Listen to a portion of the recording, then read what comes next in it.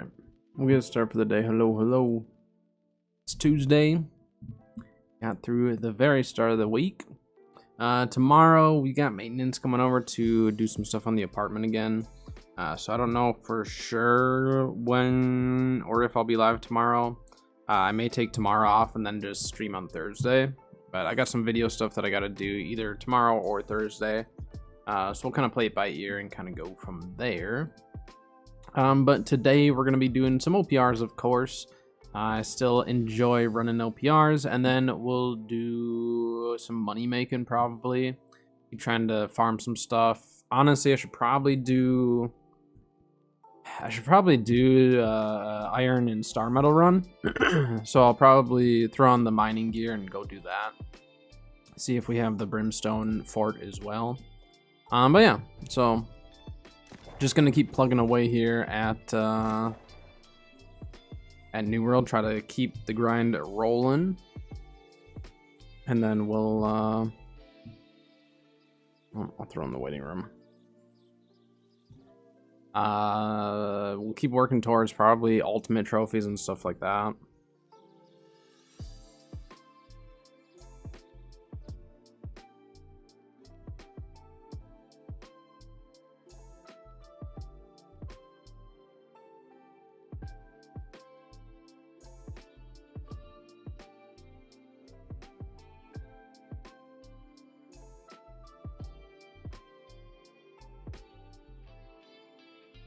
Hello.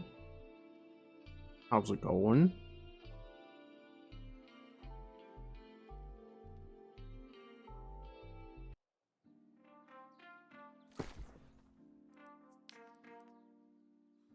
I need to see how much iron and star metal and all that I've got.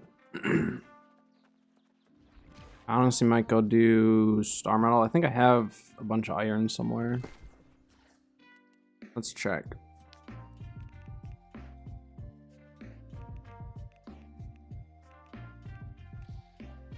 This is where I've got a bunch of ori, a little bit of mithril. I'm gonna have to farm more mithril.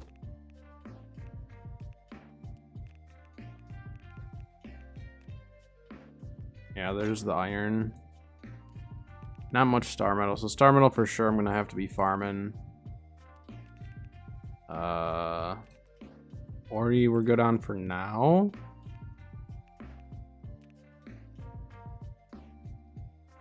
A star metal probably should do an iron run as well at some point.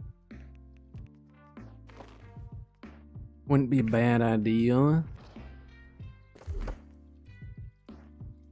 I didn't even look at this stuff yesterday.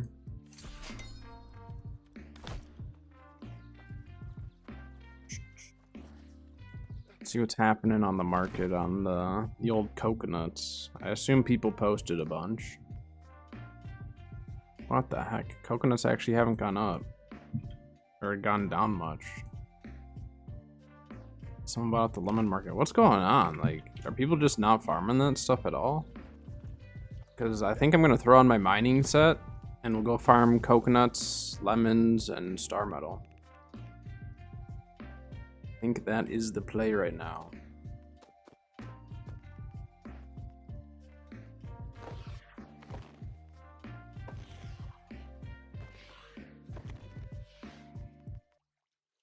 On the healer hammer, or the, yeah, essentially a healer hammer. And then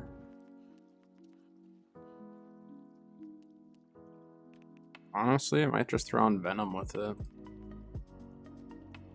That's fine.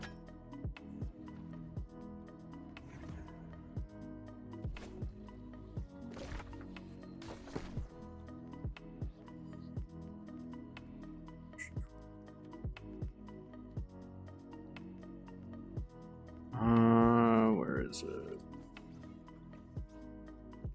Oh, we can just throw on yeah, I'll just throw on Blood Drinker. Doesn't really matter. Nothing in that zone is going to bother us anyways.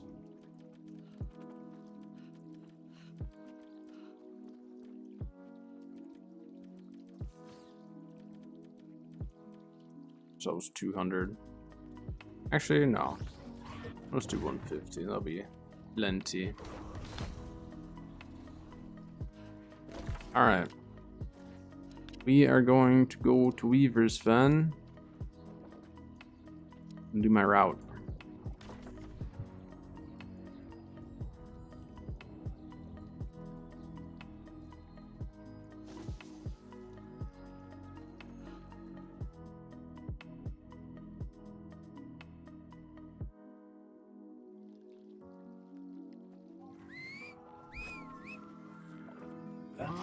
Yeah, we'll farm up star metal. Actually, do we have brimstone? We don't have brimstone fort, which is fine. But we're gonna play a quick Windsword in here.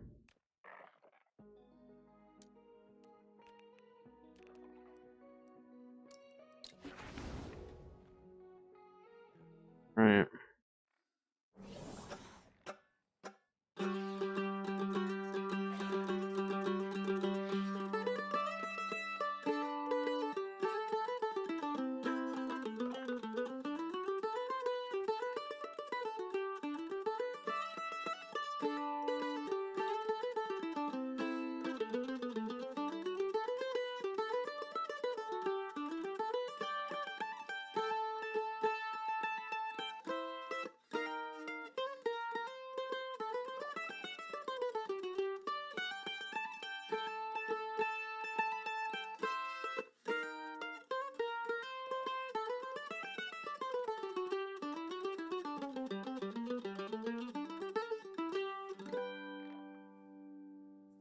Crushing it. Absolutely crushing it. We're insane.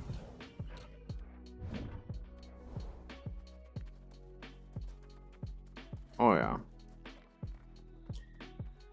I refuse to actually work on my music, but since I've been farming more, I've actually been getting it leveled up a little bit here and there. I really should have dropped off a bunch of my junk. I'm gonna go drop off some junk quick. I wasn't thinking. Come back. I missed about 30 notes on that one. That is by far my most played song. I spammed it in order to get my levels in it. And everyone got so sick of it because that's what a lot of people played. And I just keep playing it. Keep it alive. Let's see. Let's drop off some junk. I can't drop my fishing stuff. That's essentials. I have so much random junk on me.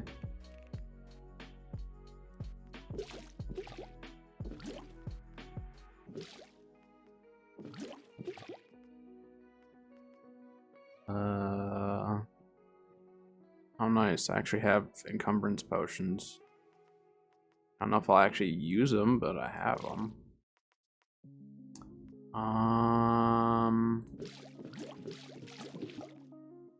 suppose the ward potions I'll just grab as I need. I don't need to be carrying those around with me at all times. Any of the resistance potions, drop all that. What else? Gear actually doesn't weigh a whole lot. Fishing gear weighs a lot, but again, those are essential. I can't drop those. They're very important. Let's do that.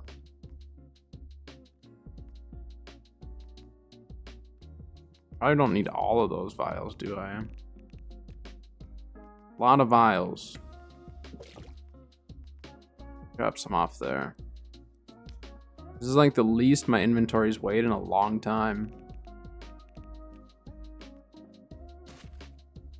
Alright.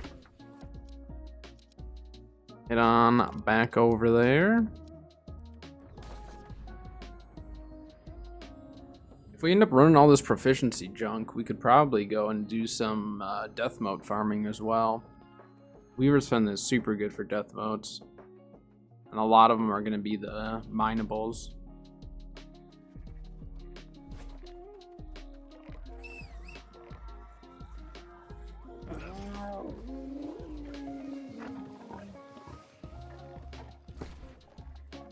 I'll pop one of these, why not?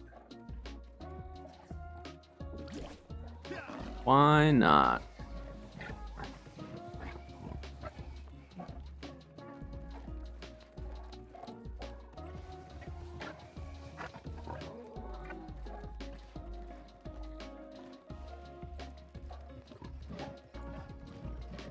Got a couple ideas for some videos coming up that will actually pertain to the quieter servers and stuff, so I'm excited to get those rolling.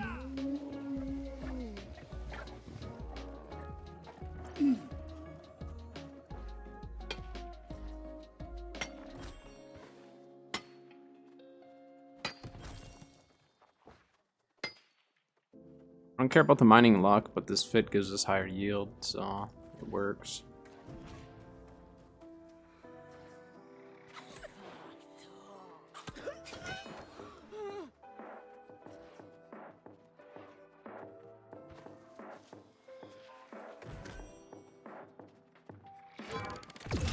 Honk.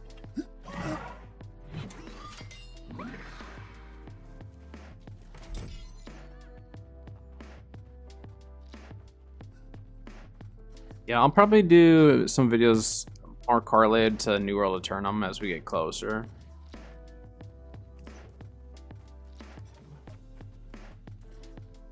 As we get a little bit closer to the actual launch, I'll probably do more of that.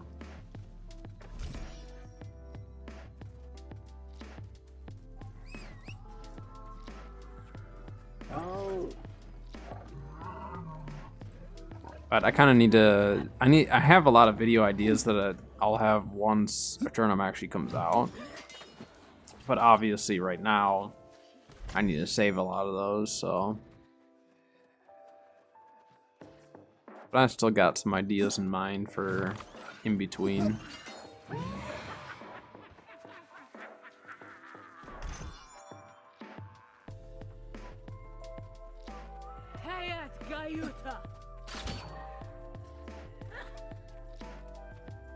Yeah. Yeah, I mean, for a new player, there's so much in the game. It's just, it's tough when a new player looks into it and sees the current player base upset. You know what I mean? That's the toughest part.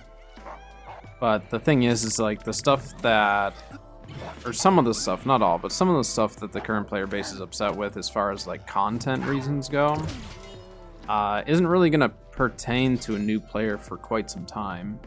And in that time, the hope is that AGS steps it up on the endgame content. That's kind of the direction I see it going, is like, whoops. I more or less can see like now that they're done with the MSQ and some of that early game, like there's really no excuse for them to not do any of that stuff. So now it's like, all right, they need to realize that and just step it up.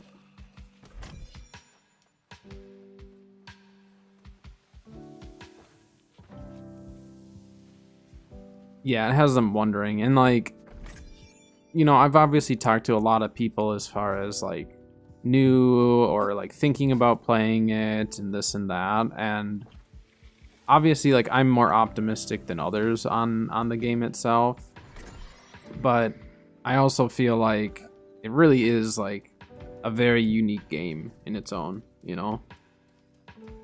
Like, I still love the combat. I've been playing a decent amount of ESO over the last week, and the combat's fine, but this is just, I mean, New World combat is just so much fun.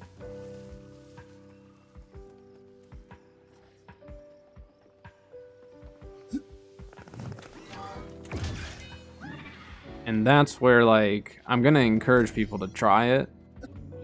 You know, obviously I'll be streaming it, but, like, try it and see, because although there's like a lot of reviews out there, like paying attention to what those reviews are saying is really important.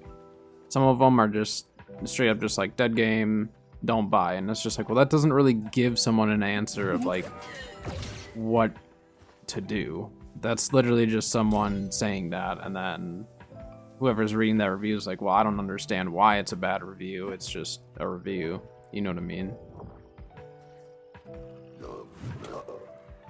Yeah, and I mean, like, a lot of people are like, well, it doesn't really match the ARPG genre, and it's like, well, it also didn't really match the MMO genre if you compare it to some of the other MMOs. So at that point, what genre should it be in, and does it even matter what genre it's in? Like, from a marketing standpoint, it matters a lot more than someone enjoying the feeling of the game, you know?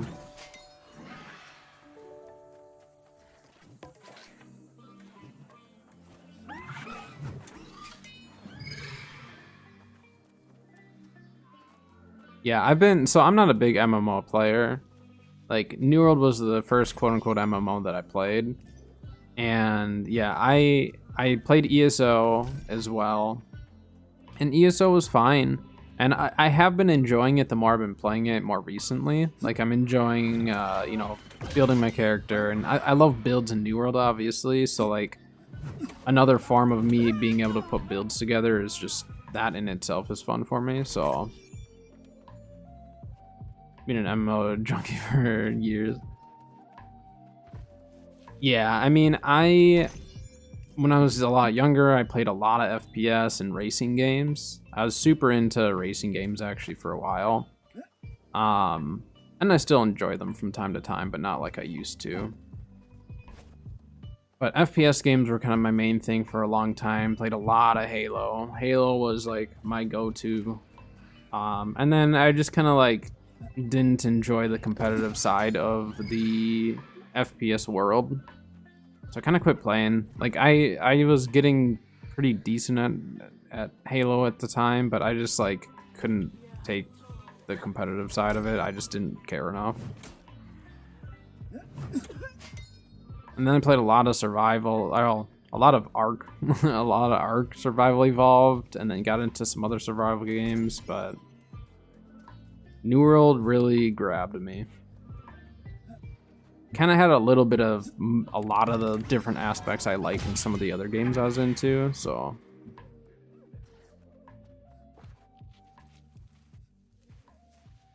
Yeah, well, and like, I'm a car guy. I love cars. I grew up around cars. Grew up going to the racetrack and stuff like that. So, like, for me, like, the car side of it was just kind of a given that I was gonna enjoy that, you know? I played Forza 1 with my dad on our old Xbox and stuff, you know? Like, he's not a gamer, but he likes racing and stuff, so for me, that's really, really fun. You know, I play a little bit of, like, Star Citizen and some other games as well, and I do enjoy those, but New World's the only one that really, like, has held my interest for this long, other than Ark. Ark actually did hold my interest for a long time, but AGS are like saints compared to Wildcard. Well, I don't like Wildcard as a developer. Yeah, they haven't been great. Yeah. Yeah, exactly. Like, my buddy, and I think I would like WoW, just because, like, I love, like, the exploration, and I love all that stuff, so I think I really would like WoW. But I can't do subscriptions. Subscription models just, it turns me off of games really bad. Like, I do not want to play them. But I know I would probably enjoy it. But yeah, I mean, New World's very simplistic compared to that. Like, being able to just have your 2 weapons, 3 abilities per weapon. And again, I've been enjoying ESO. So I have been enjoying ESO. I already owned it, so that helped. Again, I didn't have to pay the subscription. Obviously you can, but I didn't have to. And there's a lot of free content that I have to work through still, so. Someone already farmed all the star metal. Might have to do a loop back once we finish. Let's check over here though.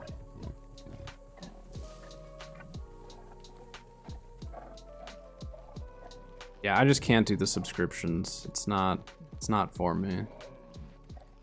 Someone else is running star metal at the moment. So we'll head up over to Navarro's kitchen and farm that up quick.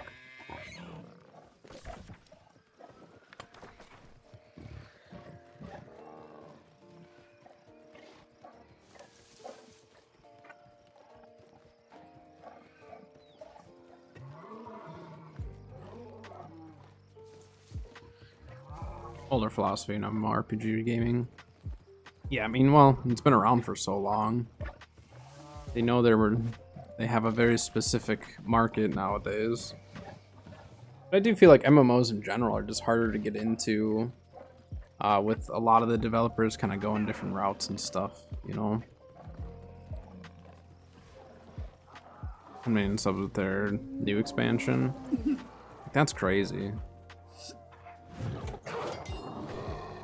But that's where, like, you have stuff like that, and like again, I don't know WoW, but some of the things I've heard, like, definitely seems like they go for the money grab on some stuff, and they definitely make it. Like, for me, I don't know. It's just like, I can't pay a subscription, pay for DLCs, want to pay for skins, and like all of that. Like, that's just, for me, too much. But I understand if that's like your main game, like, yeah, you know, it's a hobby or job or whatever it is for people. So I get it in that aspect, but it's just like amazing that like there's games like that, right? And that many players playing it, and then New World is trying to go to console and people are trying to claim it's a money grab, and I'm just like, I don't think you fully understand that. It's like, there's games making way more for way less content than what they're trying to get. Not saying WoW, but just games in general, you know? Yeah, they milk people. I mean, Overwatch did the same thing under Blizzard, you know? They now finally made all the heroes free in Overwatch too. They were making people pay for them and stuff, and like that was a huge turnoff for me, because I was just like, well, people just have like these other characters that I can't use, and I have no choice. I can't really like counter certain stuff, and it was just getting annoying, and I just never really played Overwatch 2 a whole lot. I loved Overwatch 1. But like it was a money grab with a lot of that stuff, and even like the hardcore players were just like, yeah, they need to just make them free. And they finally did it.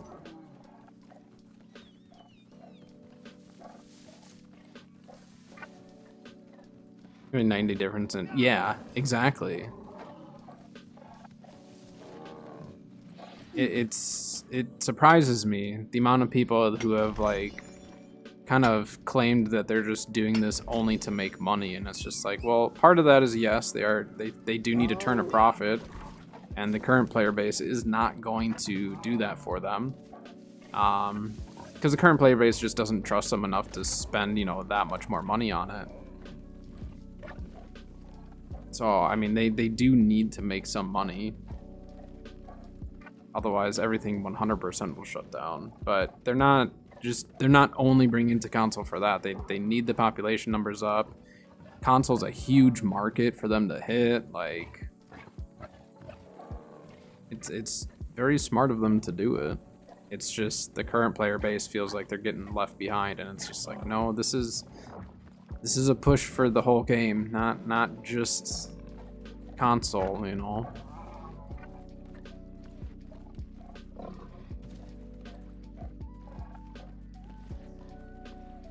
Yeah, because then they force the microtransactions on people.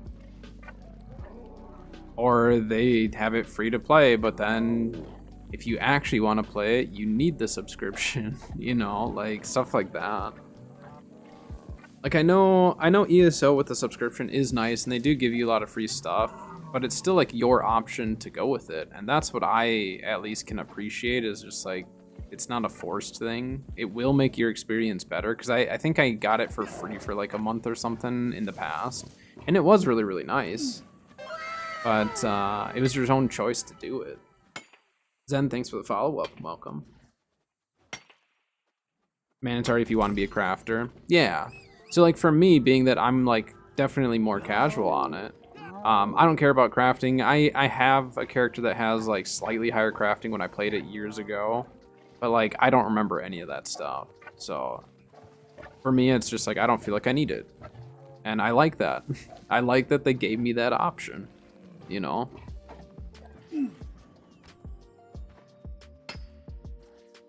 Yo.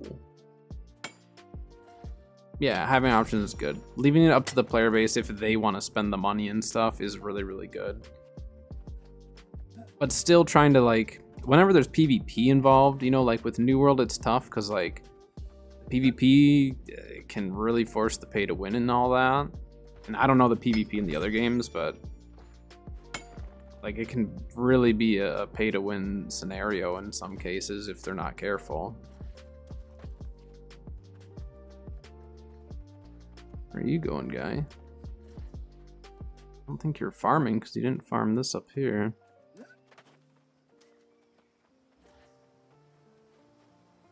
Unless you're a bot. Yeah, you're a bot.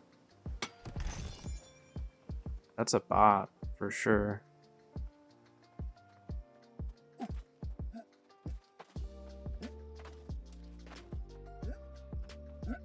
Watch, they're gonna run up to these nodes and stand there.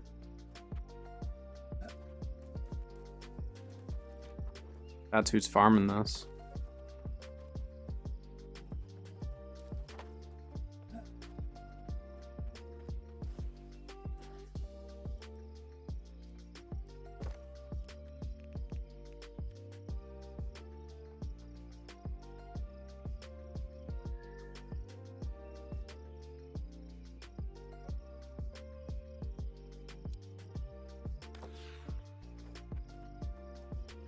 They're behind. They don't have their timing set correctly.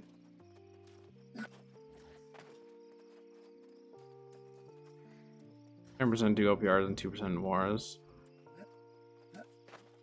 Yeah, I mean, PvP, the nice thing with PvP is it just like, it gives you something to do, obviously, but like people like the competitive side. They like showing off their gear, you know what I mean? Like different builds. And you can still do that in PvE, but in PvP, it's just, I don't know, people like the competitive side of it. And like for me, I love the PvP of New World. I don't really care about wars. Wars really, I think the majority of the player base doesn't probably care about wars because, yeah, like 2% or a very small percentage are playing it. But, I mean, the PvP in New World, again, because of the combat and stuff, is really, really fun.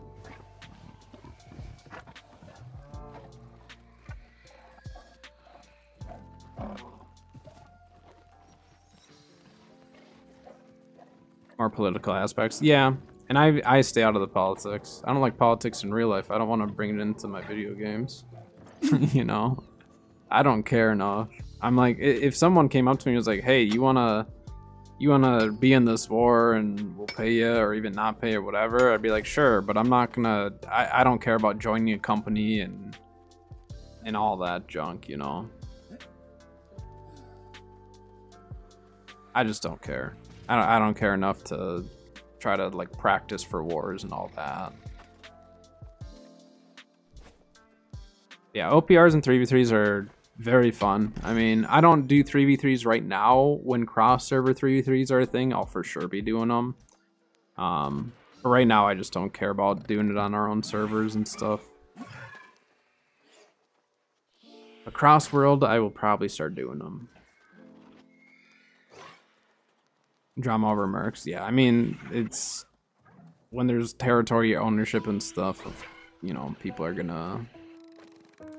I mean, some people just like drama too, and that's the other thing.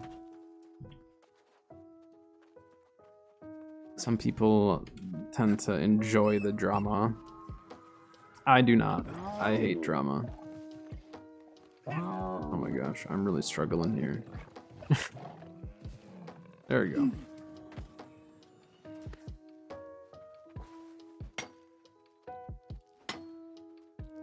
Scared me. There's someone in the hallway. They're like talking right outside our door.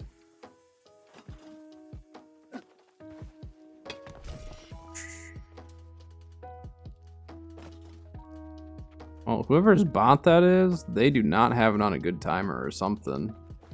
Because they are not getting any of this. They had it all farmed, but I don't know. I'm gonna make the most of it.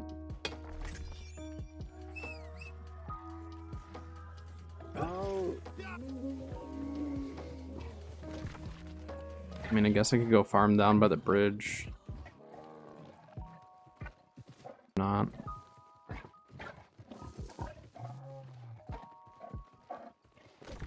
I need to remember now. I haven't farmed over here in forever. I think it's further down, isn't it? It's like up over there. I don't know. Let's go check. Still have like a half hour left on my proficiency. Southwest. I know there's some down there, but there's... I thought there was some up here too. Or southwest of where I'm at. I need to go... I'm gonna go back up top. I rarely farm star metal. Star metal is the one that I typically will buy because I hate farming it. Iron I'm fine with, Ori I'm fine with, Mithril I'm fine with. Star metal is the one that I hate.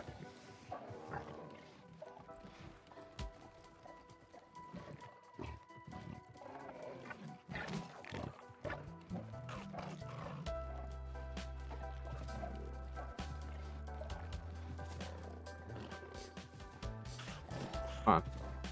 Dang it, you stupid lion.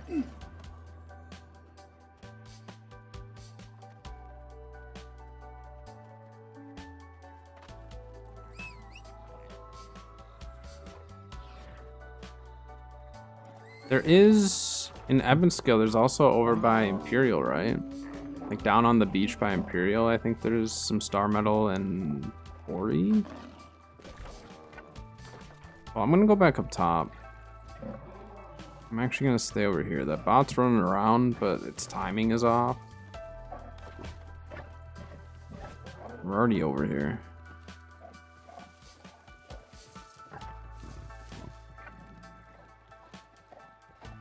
Yeah, iron, I've got an iron route that's easy enough to run. Ori, I've got plenty right now, and that's, I mean, I'll just go farm the trophy mat.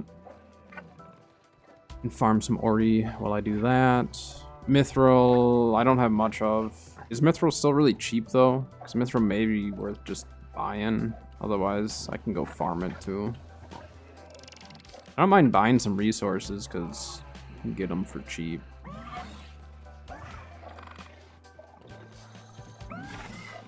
Get off your mount, guy.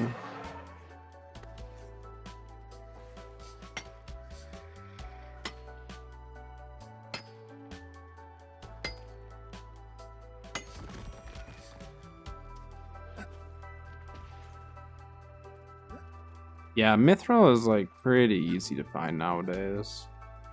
I think Ori is still the most expensive, isn't it? I think it's usually Ori and Star Metal are the two most expensive. But I know they did say that they're waiting to change the Mithril nodes again because so many people have so much excess that like they don't know for sure if like the node changes have made a big enough difference or not. And that makes sense. Definitely makes sense.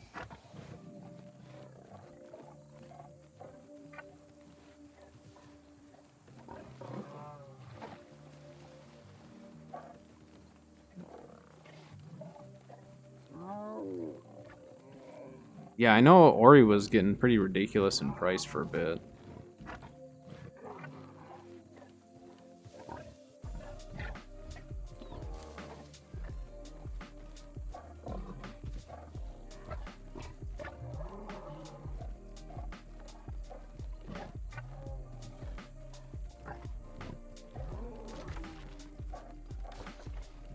I think there's technically... I don't need to think. Over that way, there's Ori and Star Metal.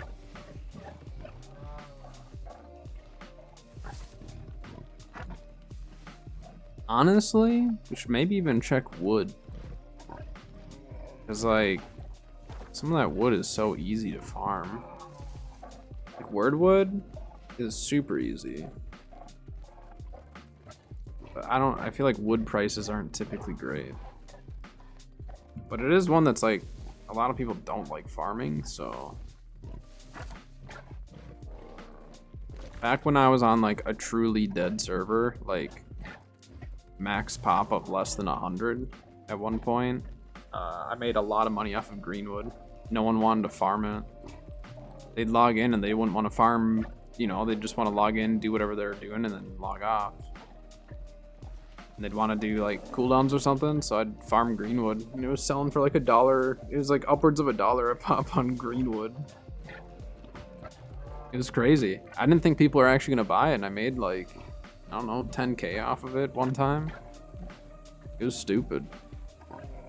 I couldn't believe people were actually buying it. Like, I posted it and I'm like, there's no way someone will buy this. And sure enough, someone did. But that's where it's like, although the servers are quiet, like, make the most of it. Because come October, farming and stuff is going to be a pain. Is that the bot up there?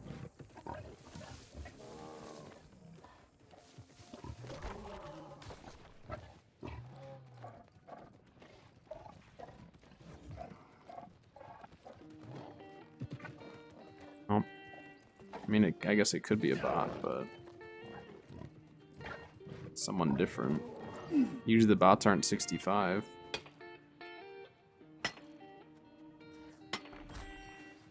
Banana trees? Oh, that's true. Sell the bananas.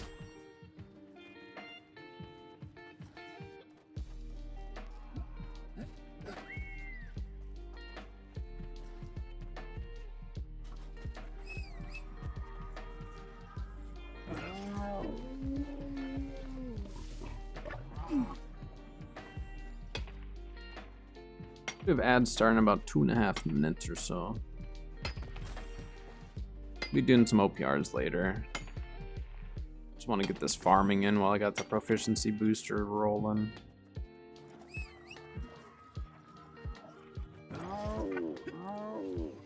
Yeah, the moat farming, like the changes they made to the tools for moat farming is so nice. Like that was like one of the greatest things that they gave us for farming and stuff. I hate farming moats, so if I can just farm even just like, you know, 50 to 100 here and there, it's great. Especially for like harvesting, just go farm up a bunch of herbs and then you can just collect tons of moats. So you can just farm the herbs so fast. Or if I'm farming the aloe gel, it's great.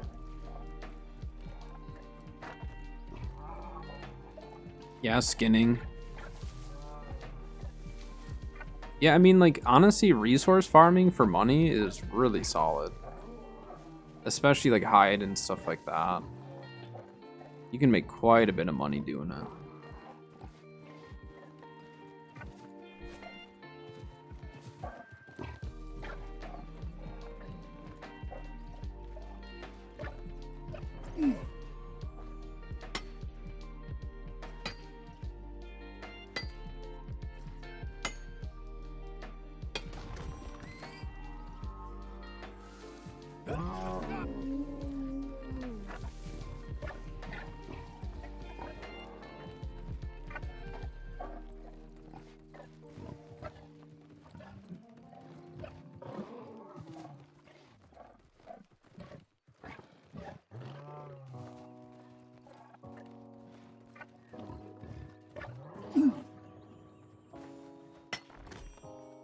Yeah, as far as making money off of like resources and stuff, yeah, skinning is probably it's probably the best way.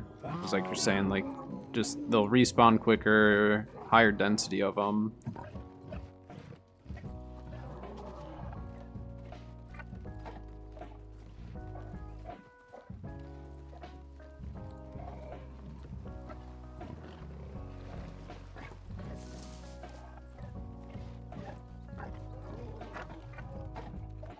I know I've done the mammoths.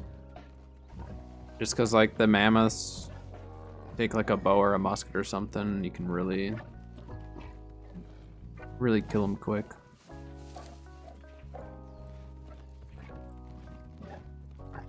Apparently I was not the only one with the same idea here.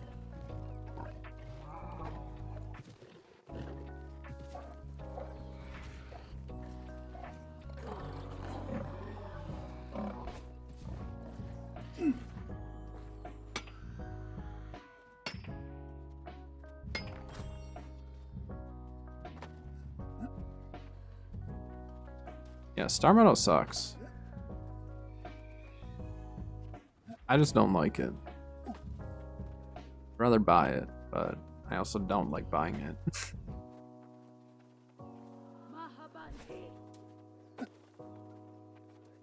There's a tiny bit of Star Metal in Morningdale along one of my routes.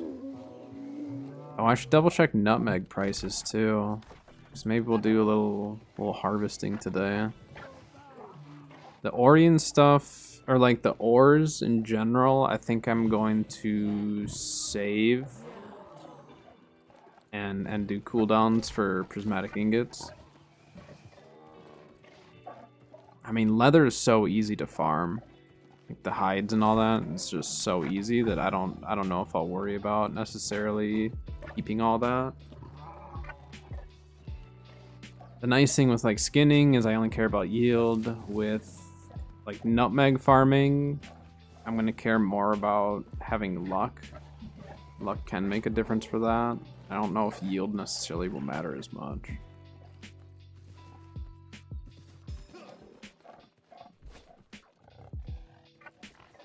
Yeah, I would assume as well.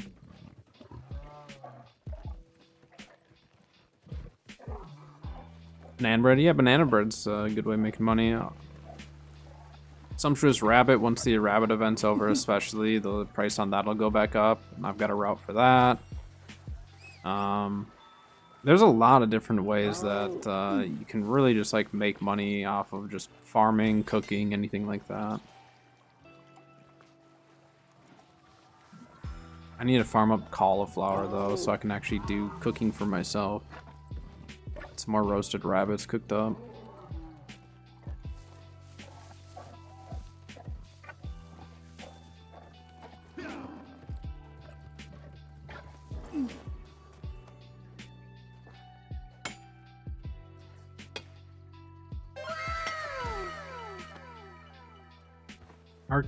Is it Arkies? Thank you for the follow. Welcome, welcome.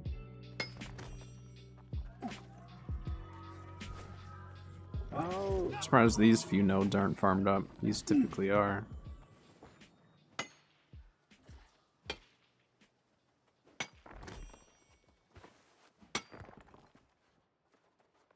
Alright, I mean, we got like 1,000. It's not bad.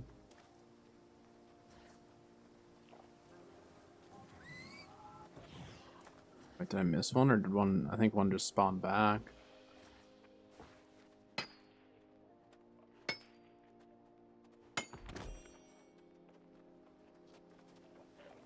How's the grind going? Grind's going good. Gotta make the most of the quiet servers.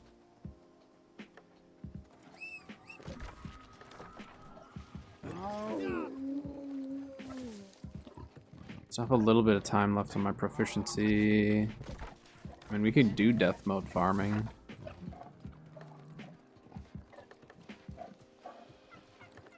We'll see. Let's at least run along the wall here, or the bridge, and get all this.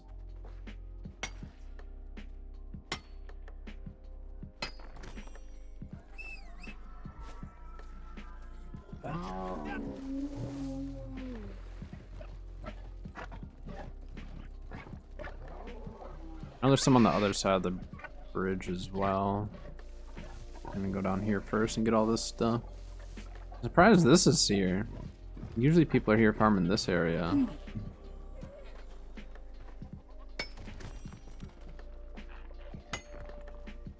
I like that. Back-to-back one taps.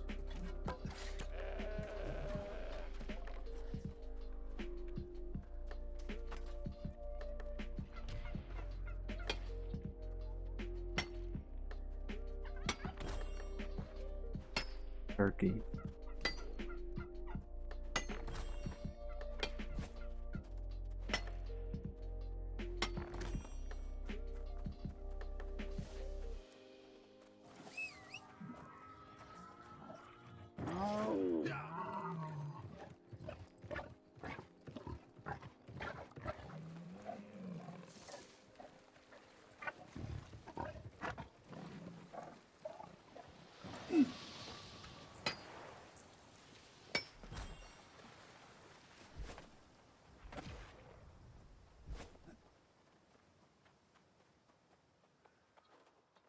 windy outside today. I wonder if it's gonna rain. I should probably check that.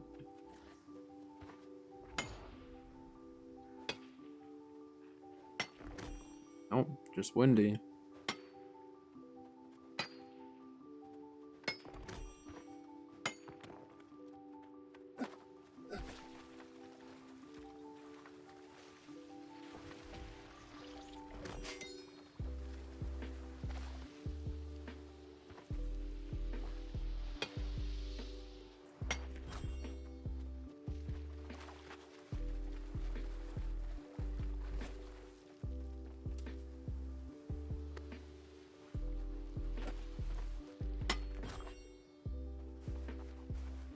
Make the buff music? What do you mean?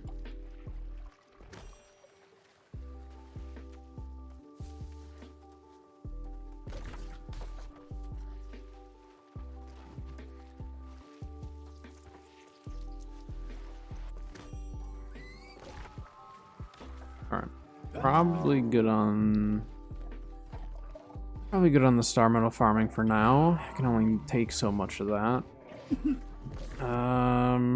Actually, we're really close to where I farm my death motes. How much gold do I have? I don't have much right now. I haven't really focused making any recently. So today I'm just gonna be farming a bunch of stuff. Some stuff I'll keep, some I'll sell. I need to double check the market too and see what the trading post is looking like on the server today for some stuff.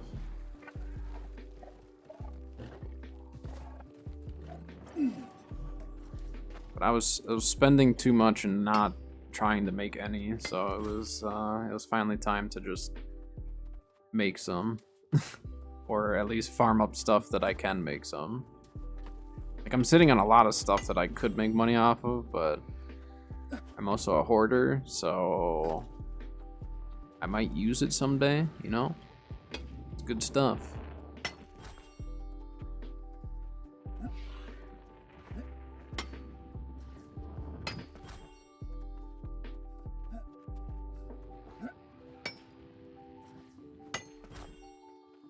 Yeah, I need to double check nutmeg prices. For like, nutmeg was really expensive the other day.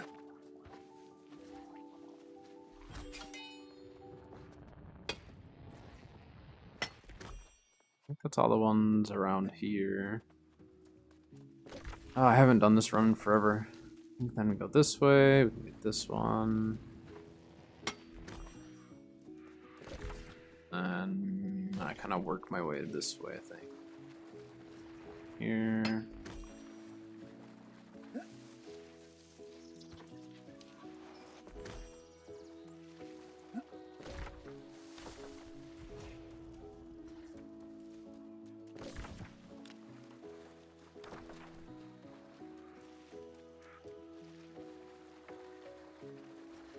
No. I'll turn around. It's towards Pestilence. That's where I go.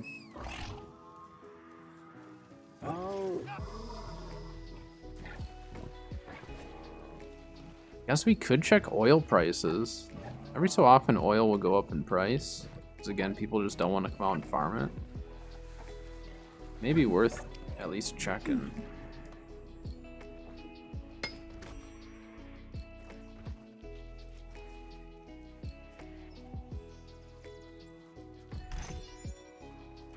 Bunch of junk.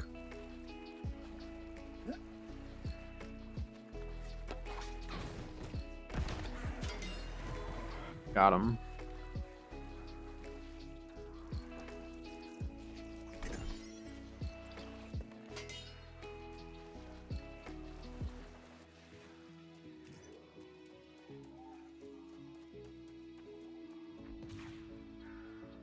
He's over, yeah.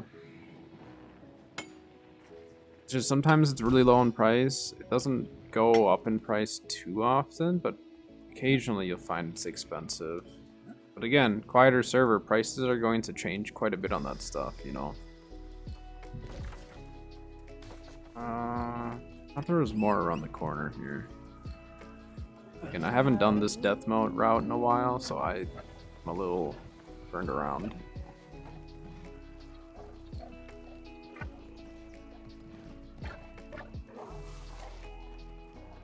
But I mean, oil is something that's super easy to farm, you know?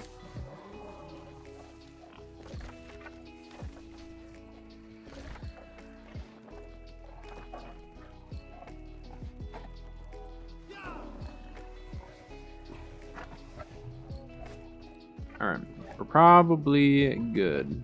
Run through most of our proficiency junk.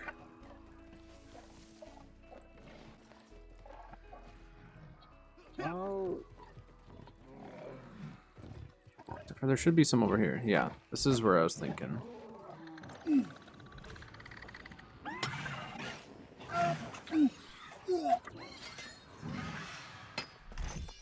Yeah, Weaver's is just littered with oil everywhere.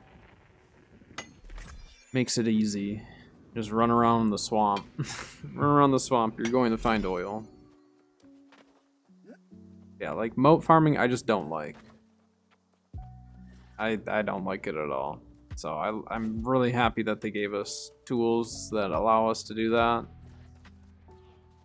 I do not enjoy moat farming. For the amount that I'd normally need or want, it's just, it would take me too long.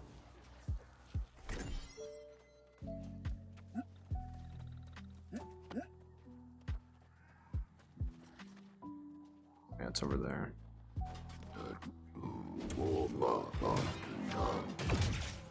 You stupid thing.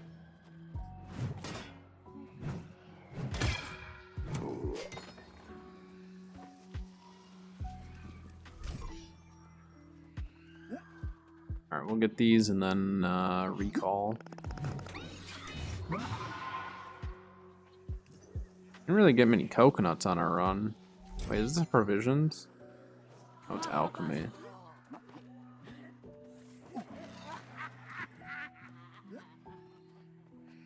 These stupid things are gonna come after me, aren't they?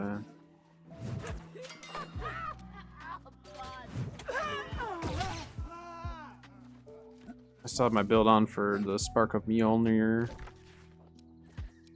Alright.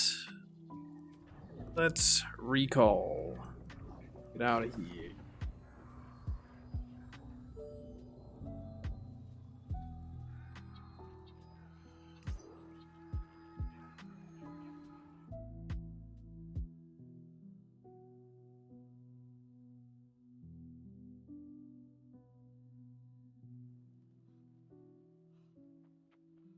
To have some caffeine now too.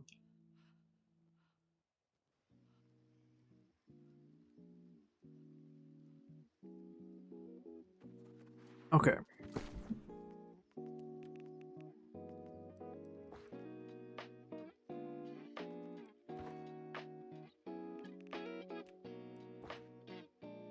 So we're probably gonna do the coconut run multiple times today. Because they are very spendy right now.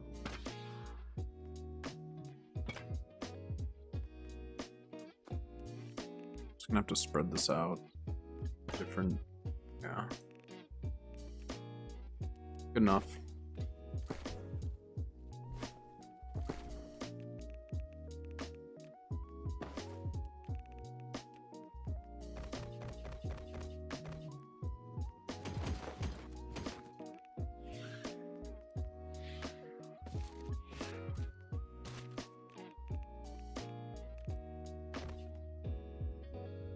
Let's go check the market, see what's happening. I don't think glyph zones are gonna be worth selling. Most of that will just be to keep.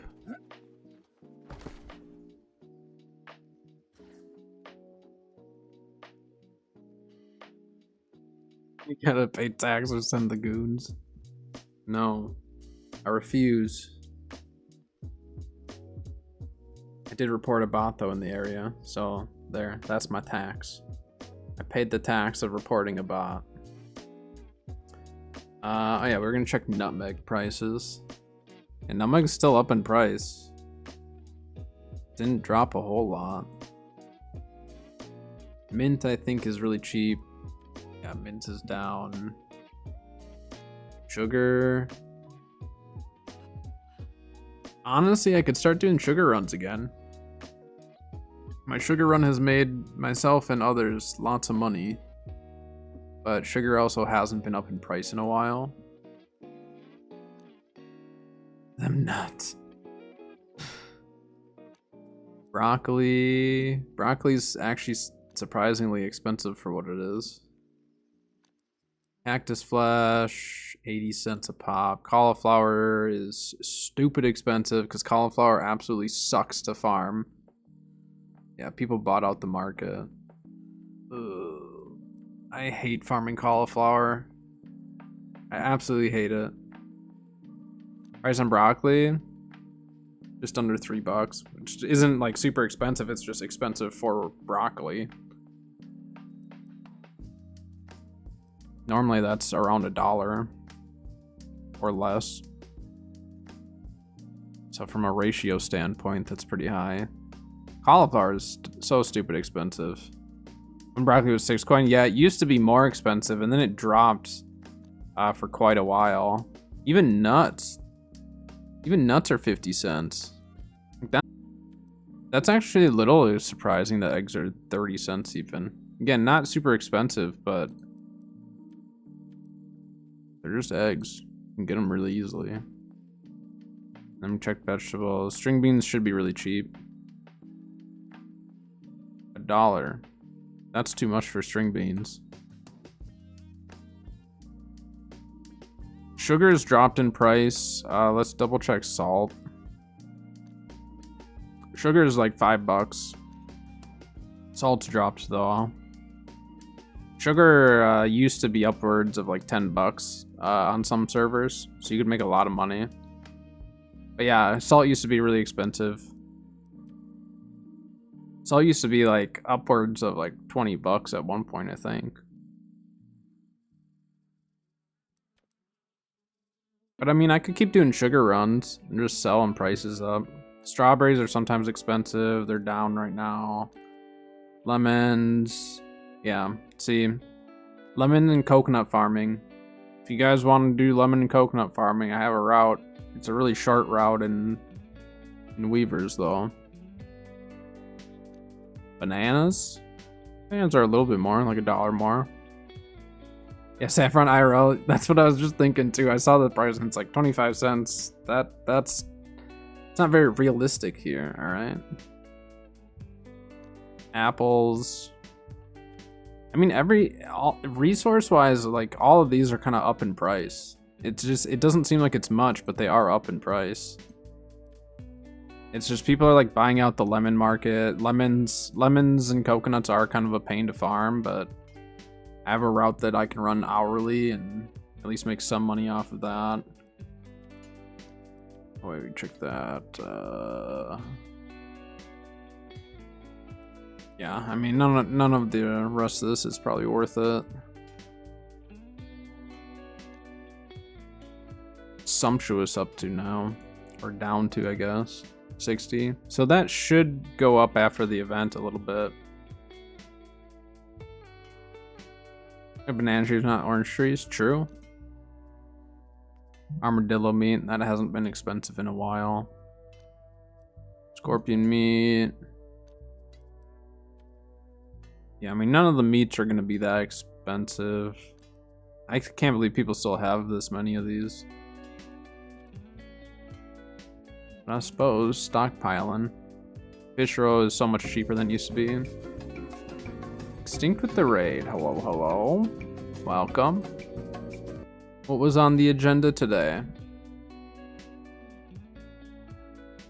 Give Extinct a little shout out here. We're just checking on the market right now, trying to make a little money on the day, or see what's worth trying to make money on.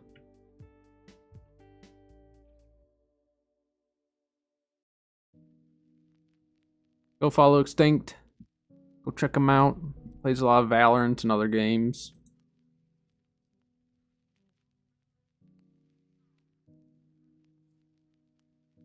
Playing Still Wakes the Deep. I don't even know what that is. How was it?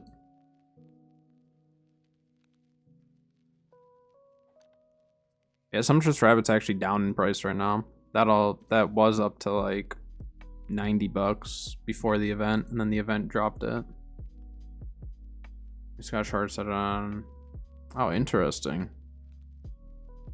If you stream it again, I'll have to check it out. Poultry thigh? What does poultry thigh go into? That might be worth farming turkeys, you know. I don't normally care about farming turkeys, but at $20 a pop for a poultry thigh, it's easy money if they actually sell. Poultry breast. Oh my gosh, poultry breast is up. So are turkeys like worth it again? Hold on, I need to look this up on the database. What does this stuff go into? That's like crazy that it's that expensive.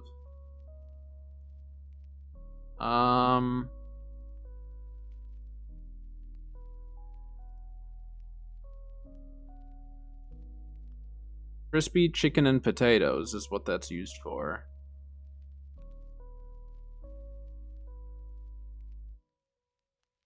What does that make?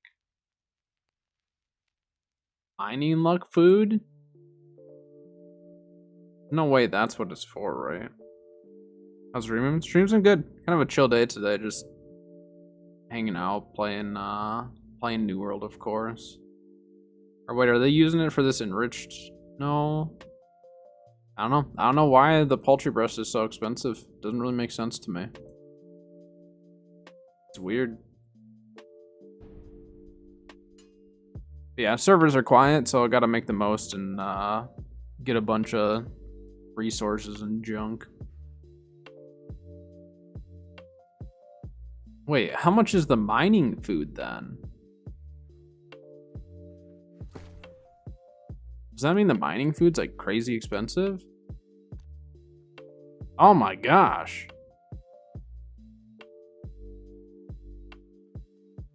What the heck? Is this just like... Is there someone else on another server that can check this and see if this is expensive on their server? I mean, I can check Lilith and I can check Nissa over on EU. But is this something that's like consistent? Or is this just like a weird someone bought out the market situation? Because I never look at this stuff.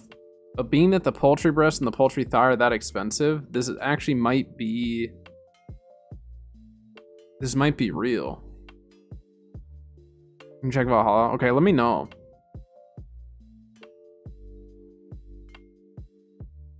Make money with weaving. Yeah, I feel like there's a lot of resources. Like any resource that is in like high abundance, you know, like you know, fibers or hide or anything like that is really, really easy money.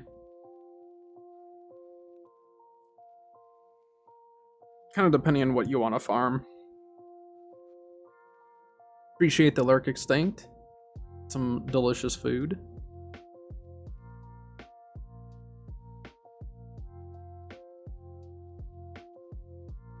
It's true. Yeah, farming fibers is pretty mindless. Just run around, hit E on some weeds, and you're good.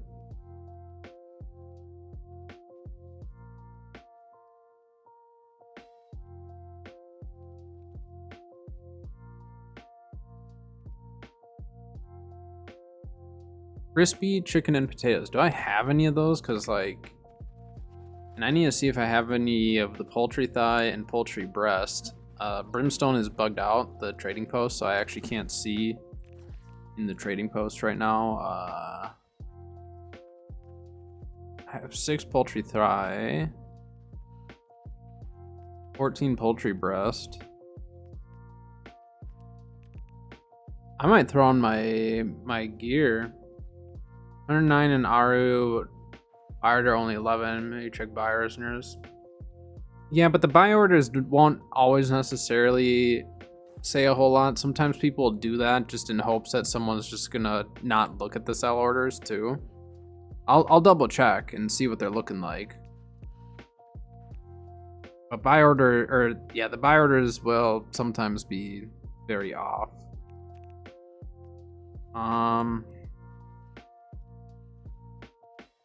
Wait, how much are... I need to check just the regular ones. There's no way those are going for that much, right?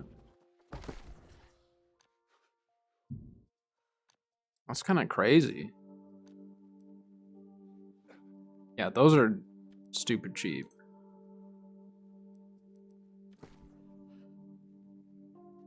Yeah, there's only one buy order at 35. But being that both the poultry breast and poultry thigh are significantly higher priced than I feel like they should be, that tells me that this pricing might still be a little high, but I mean, poultry breast is going for like 80 bucks. Well, looks like we're going skinning. I need to go throw up my last skinning trophy. How much are the poultry breasts? Like, maybe Marama is just really high right now, which I'd believe. We tend to get some higher prices compared to other servers, I've noticed. But even at 100 bucks, that's still a good deal. Like, that's easy money.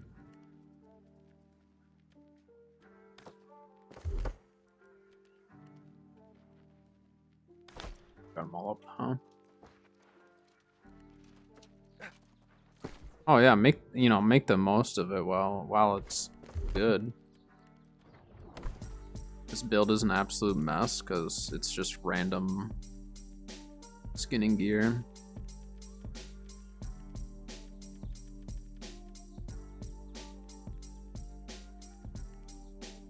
There's 20 thighs, 9ers.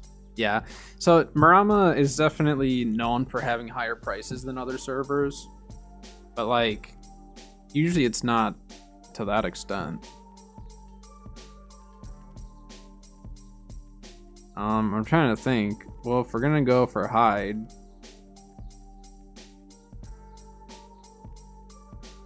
honestly, I'm gonna go for higher encumbrance. Why not? Sure. Yeah, our population is decent here, which helps.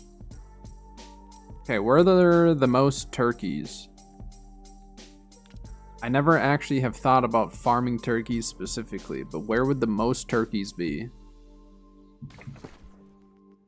I'll also do I have my skinning food on me? Yeah, I got skinning foods on me.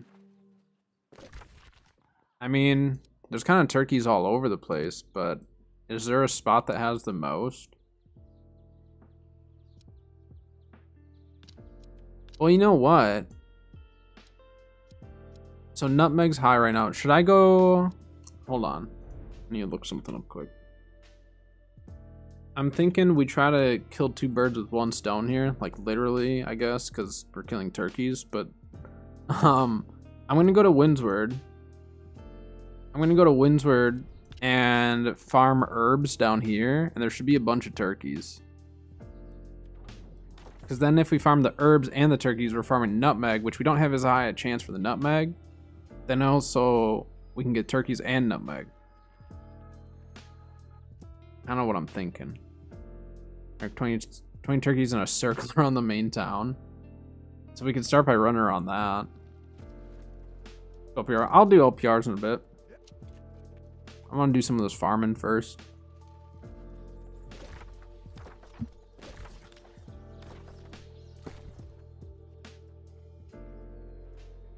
Them nuts.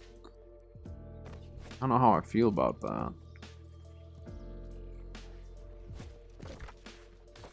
Wait, I want to go this way.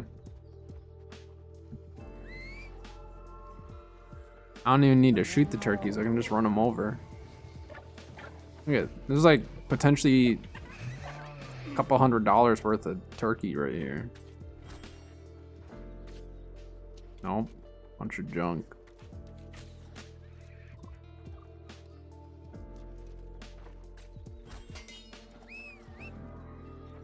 Also in Reekwater, there's a decent amount too. But I want to see if there's a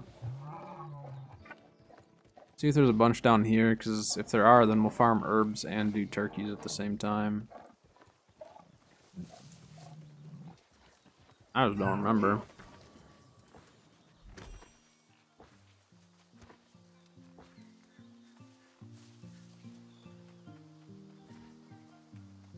This might be mainly pigs, now I think about it.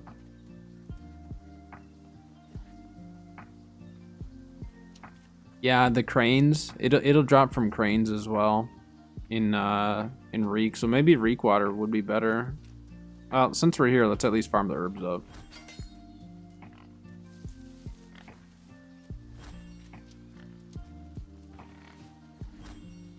Hello, little piggies.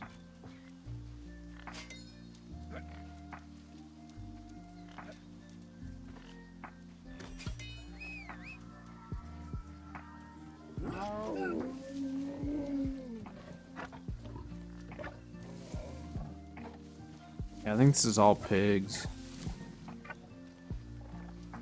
We'll go to Reek water.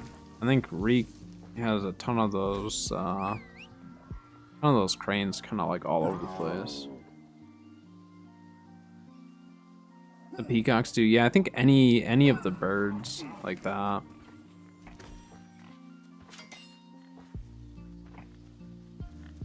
A little bit of nutmeg.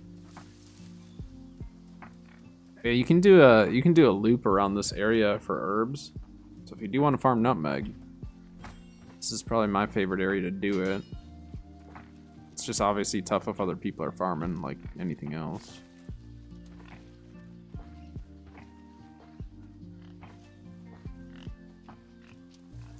All right. Let's head back to town quick, and we'll go to Reek water.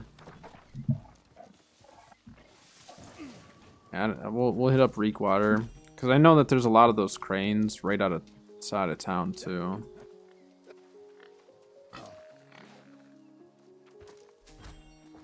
Or collect the berries as well. Hey now. Uncalled for.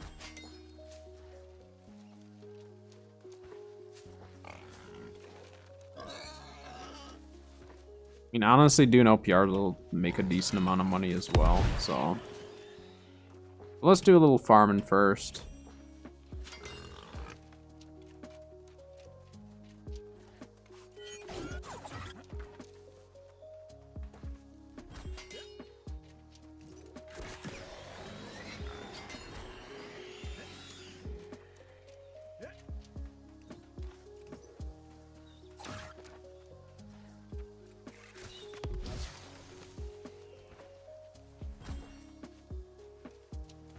A lot of time.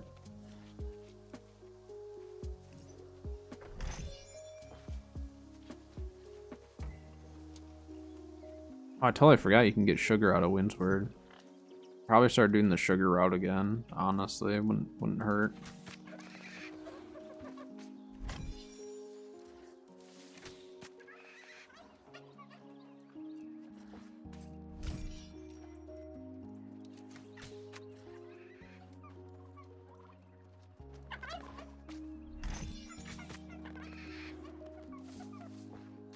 Not sure if you want to do OPR anymore.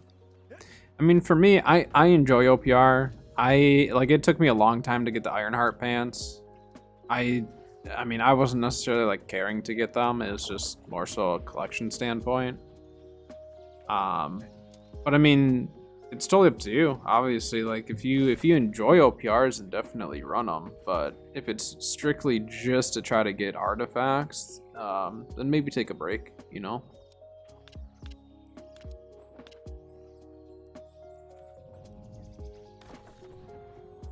Forgot I actually have my inset there. But I still really enjoy OPRs.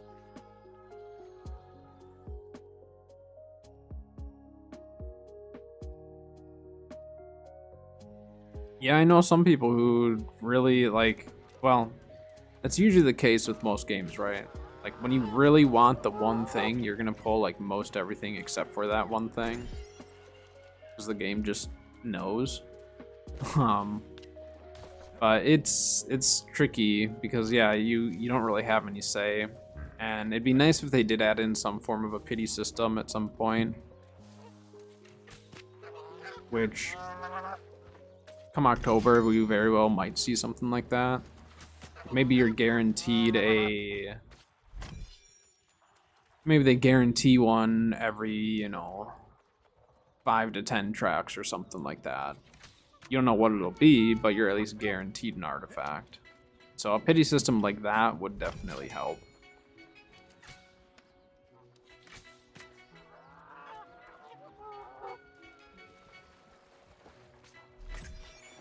That. Now we're making money here. Yeah, I'll be rolling a new character for Fresh Start. I'll still have my legacy. My legacy character will still be my main. But I'll be playing on Fresh Start.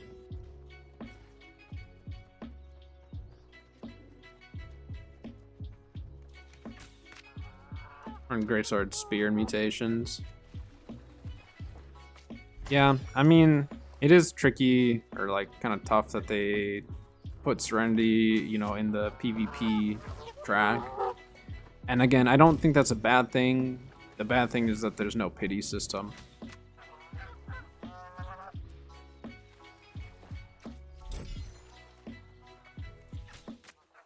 If there's like an end goal insight or whatever, where like, you know, at least you're for sure going to get something, you know, within the 5 to 10, makes it a lot easier for those who maybe don't enjoy the content.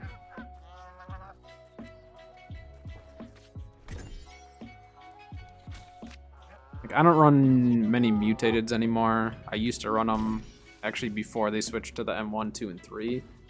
Did more when they were 1 through 10. And so some of the artifacts, like, I just don't have, like, I don't have the stopwatch because I don't like running depths, you know? But I know that eventually I'm going to have to do it. But obviously the chances of getting that specific one is higher just since it's the only artifact that drops there. But, like, for me, I think the one that took me the longest for the expeditions is probably the Butcher. I had to run Dynasty quite a few times. Which is funny because I ran Dynasty a lot because of the glowing life crystal staff back in the day.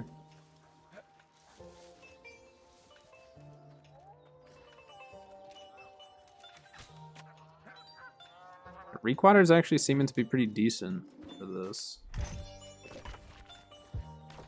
It's not too bad.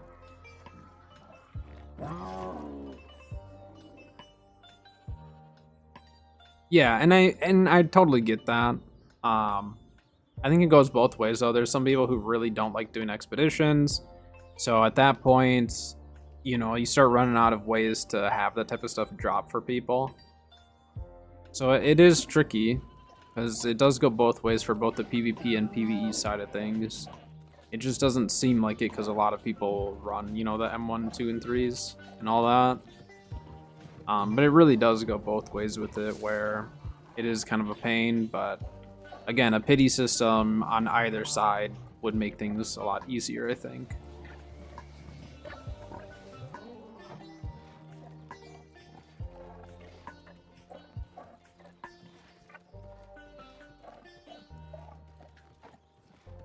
So maybe have 2 ways of it dropping. Well, I think if it's a PvP, so there's some that are like PvP specific. I think those ones are fine to just leave in PvP because, like, Pestilence, like, personally, I think Pestilence is more of that PvP weapon. Like, it's fine for PvE, but it really is more of a PvP weapon itself. So, like, maybe stuff like that, leave just PvP or not worry as much about. But stuff like Serenity, maybe have like an option of getting it for PvP, but then really hard PvE to go and get it as well.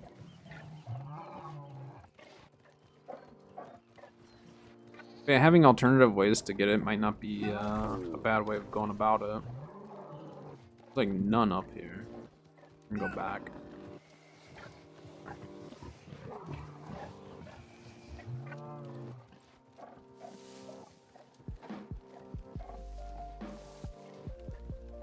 But again, we'll see in October as far as what they change. I'm sure some of that stuff will change.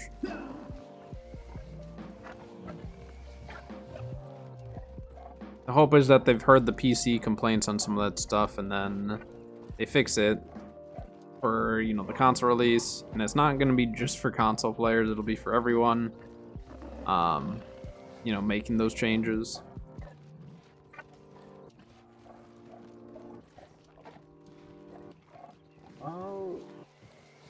So we'll see. But obviously I wouldn't anticipate anything between now and then, just because they've already told us we're not going to get any like major changes or anything like that.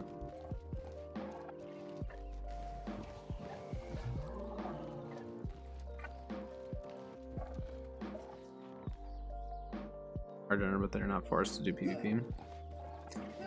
Yeah, I mean, they could definitely do something like that. And again, they might have plans to do that, or a pity system, or just something. I'm not sure.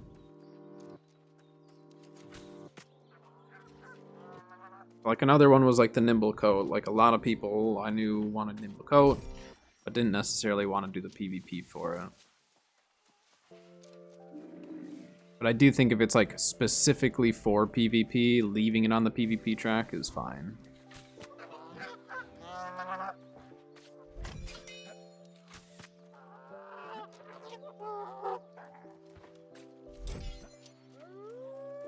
Yeah, I heal with mine, so I use mine when I'm a healer.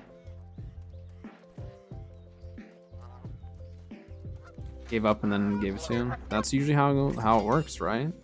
When you're looking for it, it doesn't give it to you. The second you stop looking for it, that's when you get it.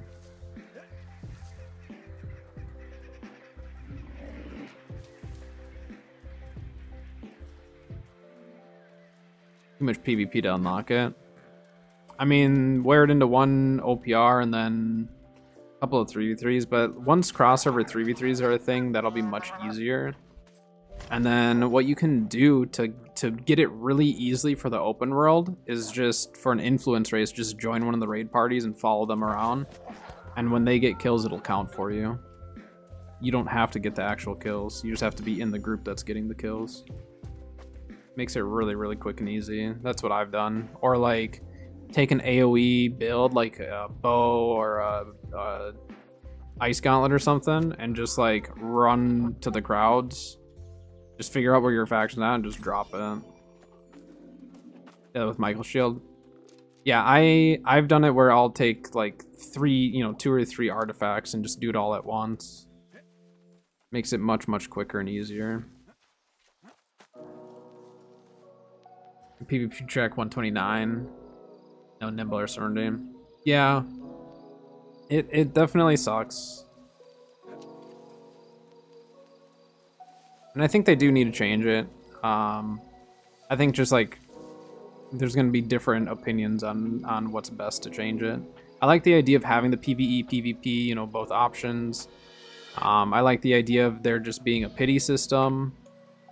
You know, I think there's various different routes they could go for it.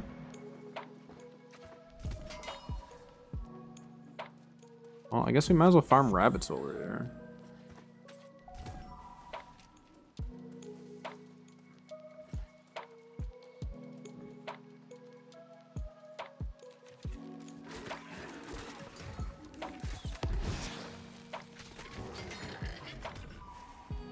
Yeah, I use the Michael shield with one of my builds. I use it with my flail void gauntlet build for PvP.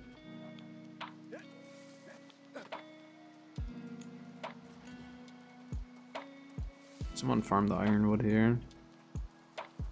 I thought there were more cranes in this area, but I guess it's just primarily rabbits.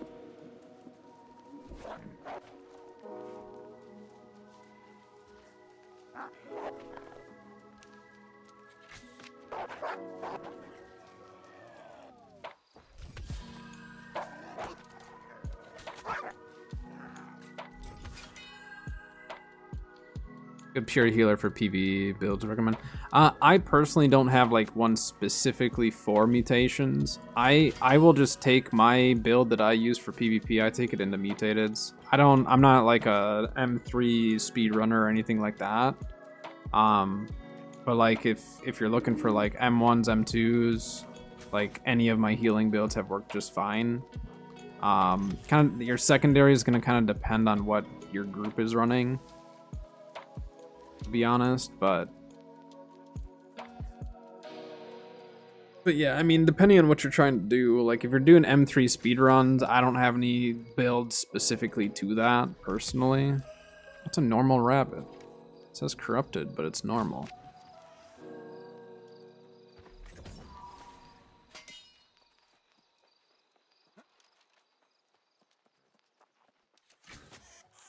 These are all like normal looking rabbits.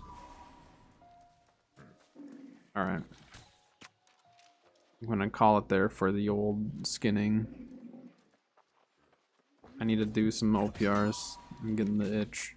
Do some OPRs and do my faction quests and all that.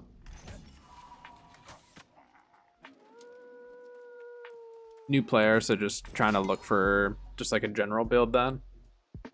Yeah, so there's different ways you can heal. So are you like in a group, or are you just like trying to like run with randoms and stuff? Like, do you have an actual group that you're running with, or are you just like solo queuing into a lot of them? What Travis Windsor? I have a different rabbit farm. I was more or less seeing if there were more of those cranes here, but I'm not gonna worry about it. I'm getting bored of farming this stuff. I farm rabbits over by the wall though. Over by the wall, you can farm probably between 10 to 15 in about 5 to 10 minutes. If you do this big loop. I have a video on it, but there's a loop that you can do that you'll probably get 10 to 15 rabbits though. Maybe even 20 if you do the whole route. Like, there's one big loop that you do that you can do a continuous loop for rabbits if no one else is farming them. And you can get just a ridiculous amount of them.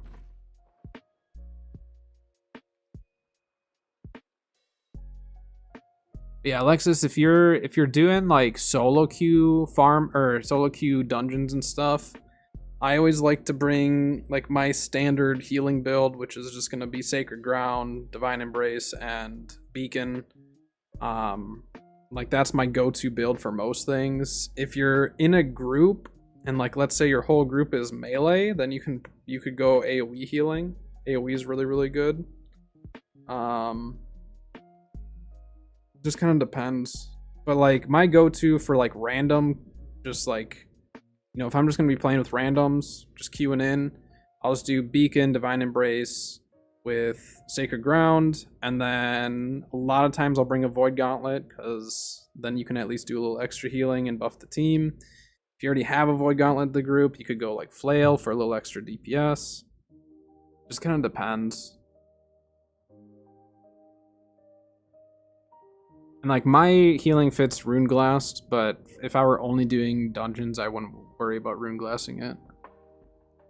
I just like the extra damage output, which is completely not necessary for a healer, but I enjoy it.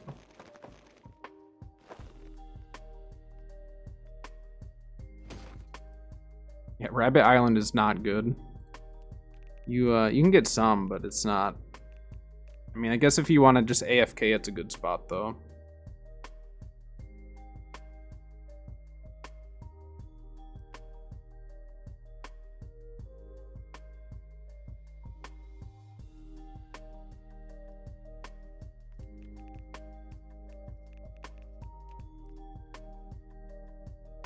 Play both in an OPR? Nice. I play, like, everything. I will play a little bit of everything. But to start today, I'm gonna play some healer. I'm gonna go healer hatchet. Whoops, wrong gloves. Little healer hatchet action. And we're gonna put on cannon blast because I feel like shooting people with a cannon.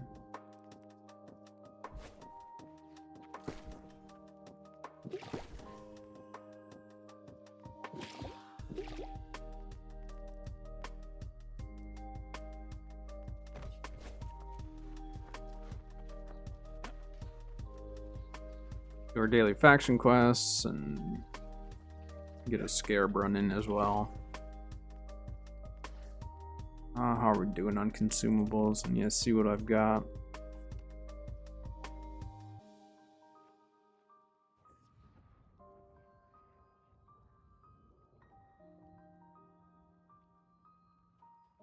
More of a support player in PvP. Have you thought about doing like a mage build? Mages are really, really nice. Like if you do like a support mage build, you can really help your team out. Maybe even get a few kills just from, you know, your AoEs and stuff. Essentially like you can play like an ice gauntlet very similar to a bow with the way that you're playing it. Where you're just kind of using your dots, but obviously with like a ice gauntlet you can use your AoEs and stuff in a similar manner, but you're doing more slowing and all that.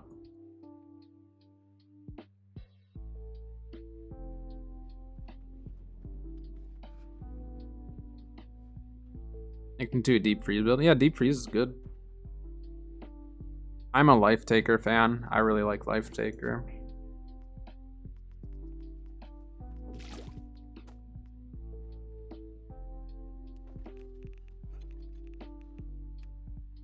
Wanted Brightwood.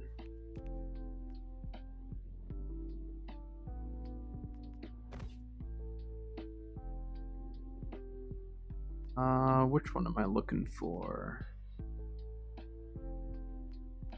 Yeah, no problem, Alexis.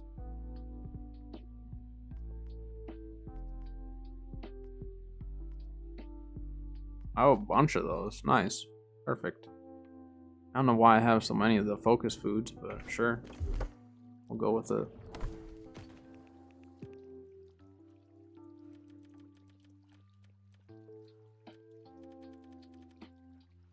Yeah, for OPR and PvP in general, I play anything from healer to DPS mage to support heavy armor, where I'm just on the point in the clumps, swinging away, applying debuffs, removing their buffs, musket, a little bit of bow, not as much bow though. I prefer musket over bow typically.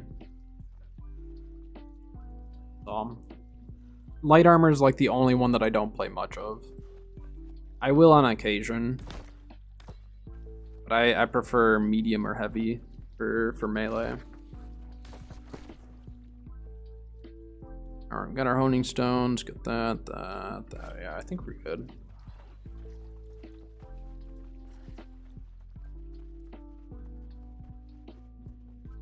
Yeah, Rain of Arrows is really good. They nerfed it slightly, but it wasn't like a big enough nerf to really like kill the ability.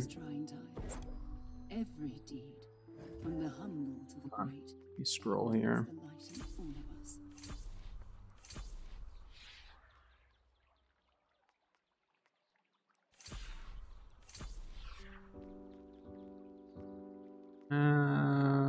Sure, we'll buy that today.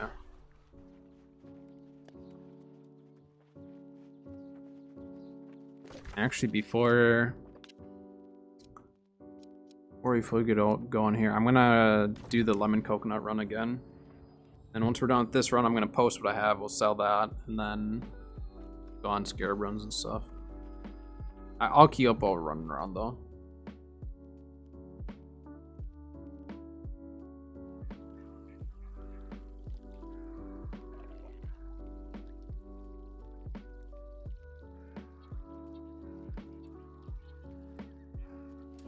You still have the perk that does more damage to structures? No. No, we do not.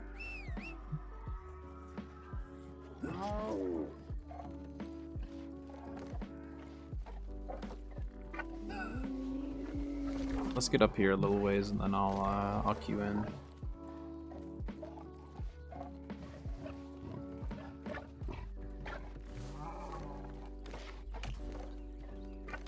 See how they are today. Oh boy. Wonder if this is gonna be a backfill or not. I hope not.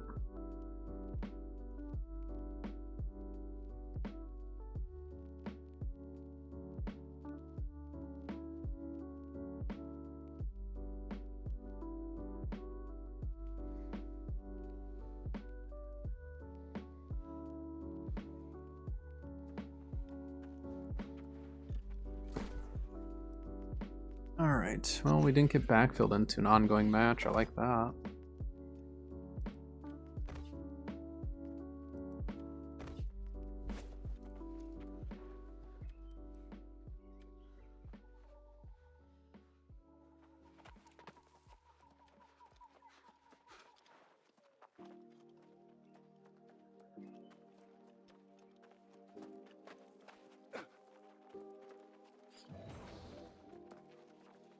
Yeah, doors are still an issue in OPR. I mean, like, surprisingly enough, they're better than they used to be, but not much.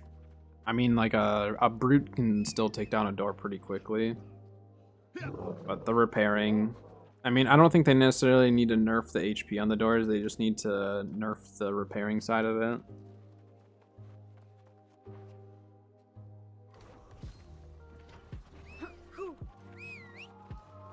Add a cooldown to it or something.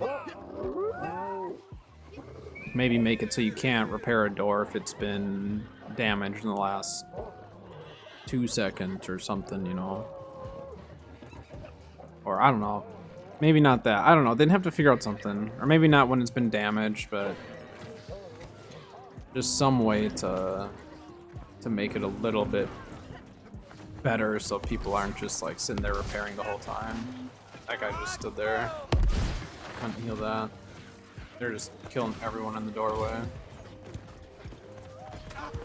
Yeah, everyone's dying before the cast can happen.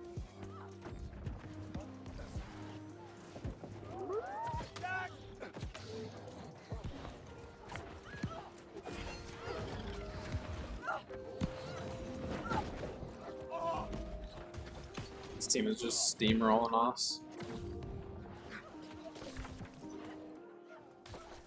I feel like we have our whole team.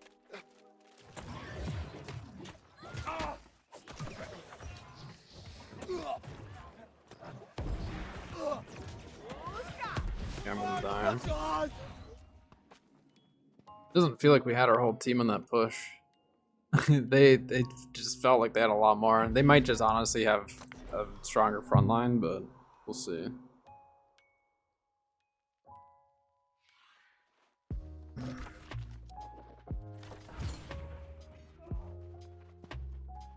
We have a full team.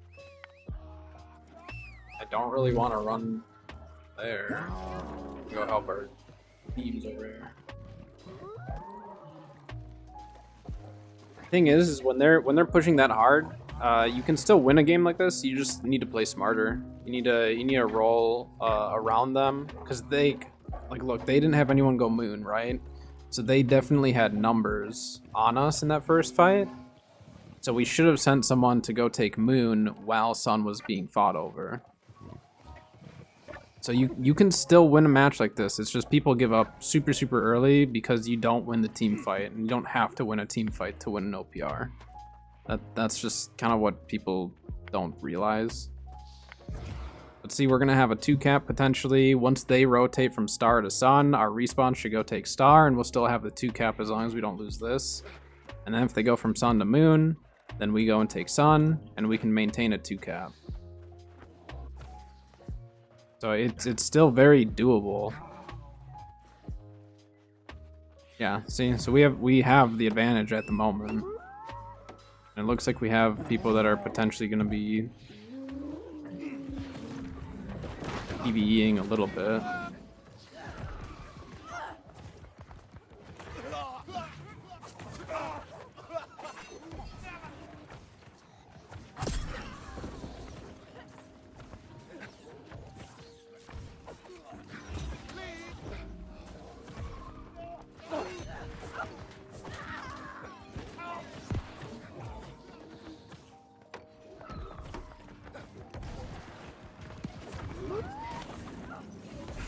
Really coming now.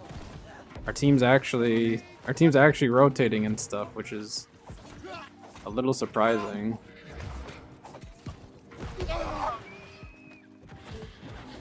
Yeah, see, we're still maintaining the 2, so now we need to hope that our team will go and take sun, because we're gonna lose this. We're for sure gonna lose this, and then we need to, well, I guess not for sure, but it's not looking great.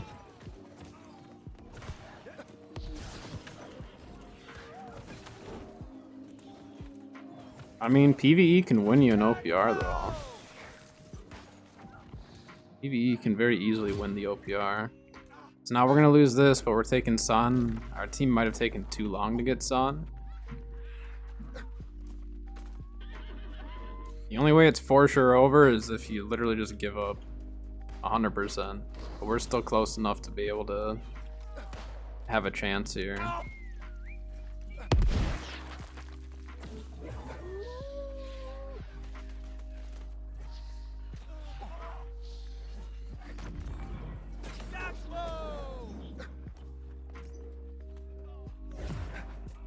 A lot of them that stayed back just for the two of us.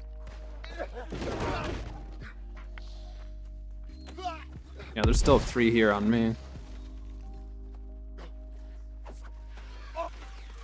There's still 4 or 5 here now. I just need to hope that my team can win that fight.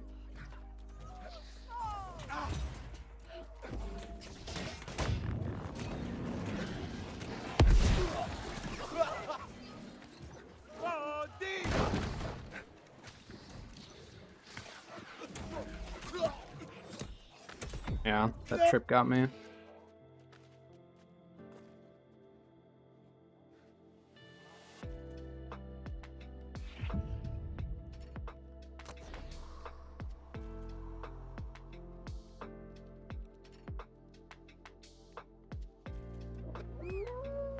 Knockdown for auto only works on auto. I don't even remember exactly how they phrase it. But it says on both. So yeah, so our team needs to literally just not worry about losing outposts and just rotate and keep taking them. That's the only way that we have a chance.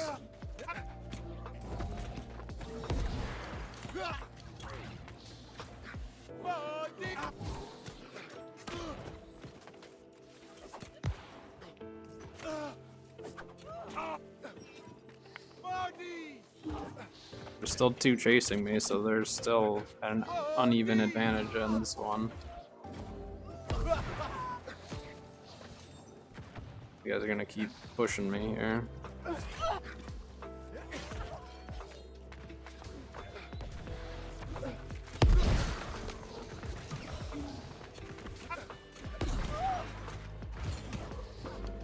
Yep, my team's taking Sun while they're on me here. That's fine. Our team got Sun. I wasn't gonna drag them onto the point. There's no point in me doing that.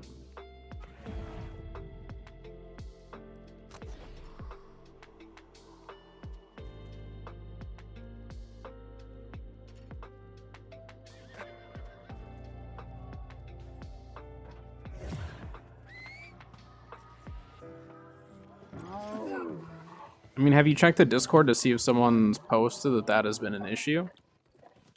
But some of that stuff, even if there's videos and all that stuff on it, it doesn't mean AGS will necessarily see it. So I would definitely check the Discord on that stuff and just report it as a bug. No one else has, or even if someone else has, still try to report it.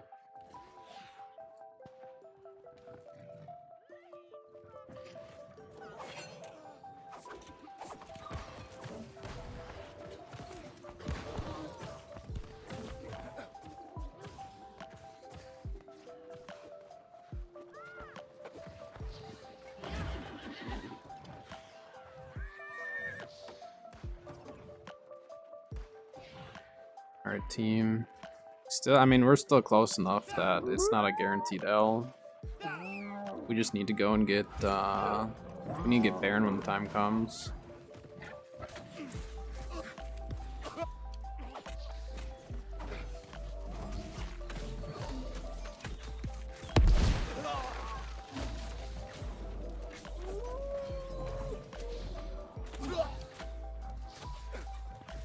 I mean, this other team is still sending however many people after just me.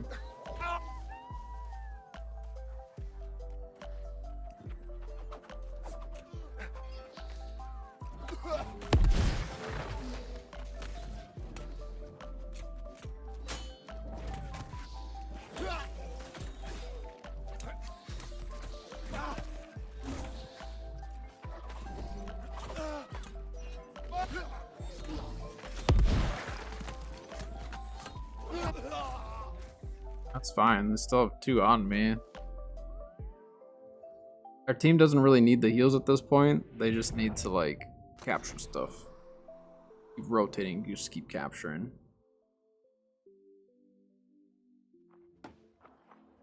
Mostly play on EU.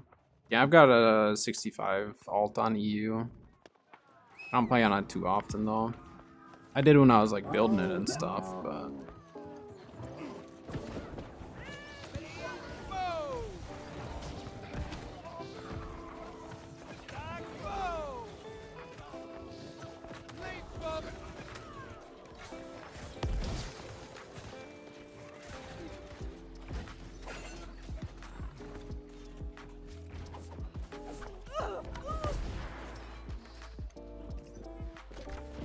Yeah, no one's going Baron.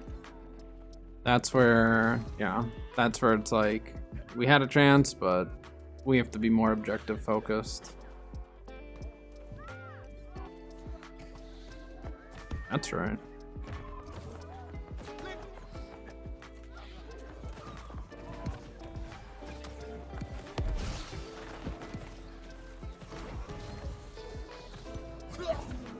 Yeah, I'll just say this. If your team isn't going to win the frontline push, don't keep trying to go for the frontline push. You have to just try other things. I'm Covenant on Marama.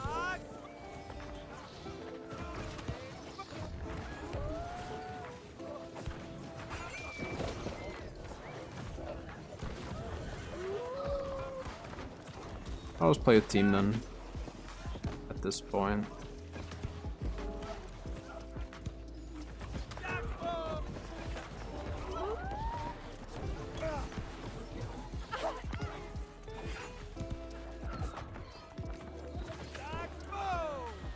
They're just rotating around us anyways.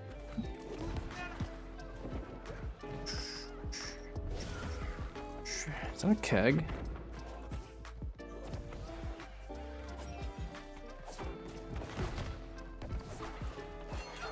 Actually dodge that, huh?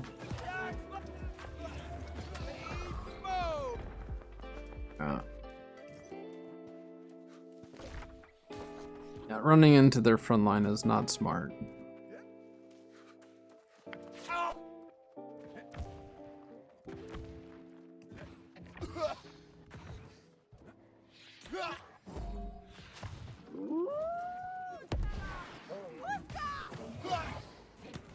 I have so many of them here.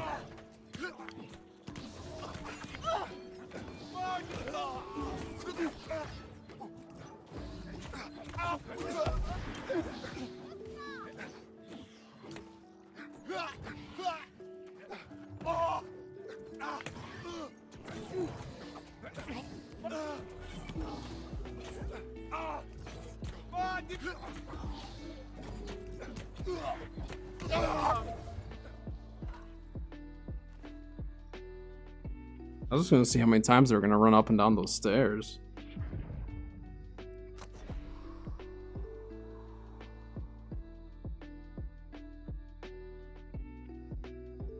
Yeah, my alt, I don't worry about any trade skills.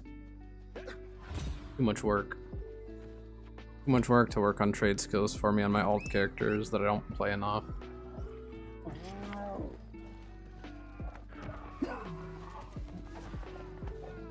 Best way to get armor or weapons you want? I mean, obviously artifacts you can specifically go and farm.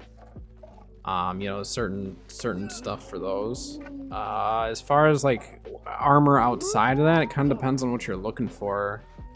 Like if you do all your faction stuff, and you can buy chromatic seals, you could do named items. If you have your crafting up, you can do crafting. It just kind of depends.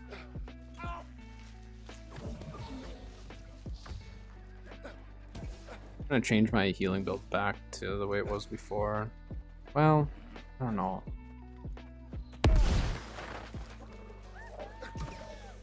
Just didn't want to keep running into that same fight over and over.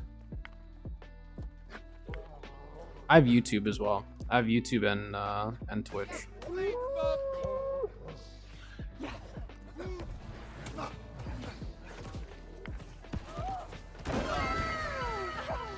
Crack, thanks for the follow. Welcome, welcome.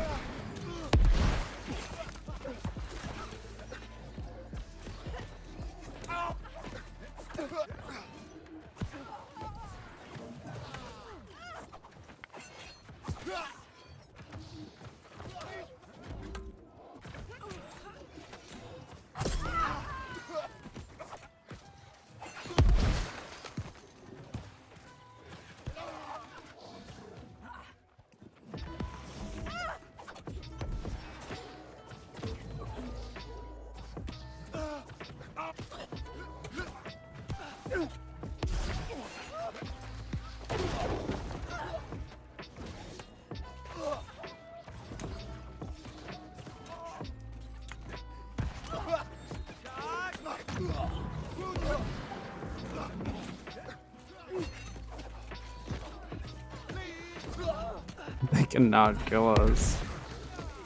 I think they figured it out though. If they all three focus me, they can kill me. I don't think they quite realized it though. Now I have another melee here.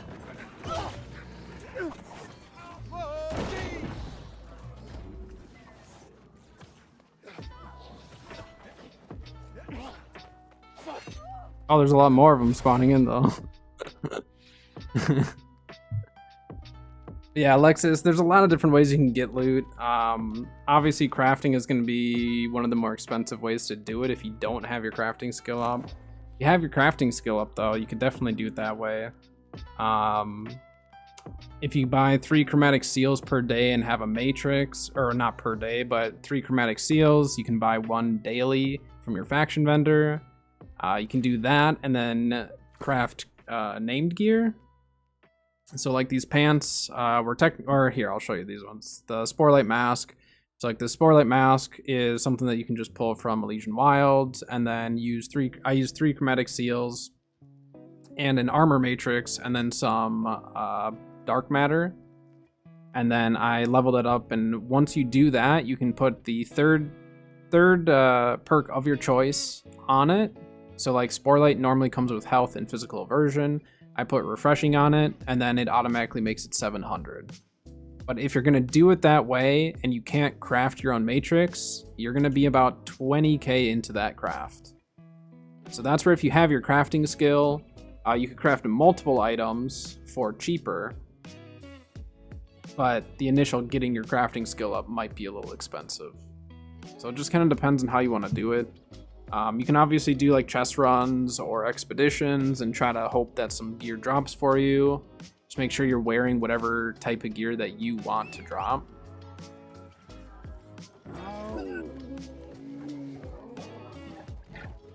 But yeah, it really just depends kind of like on where you're at with trade skills and crafting and all that stuff.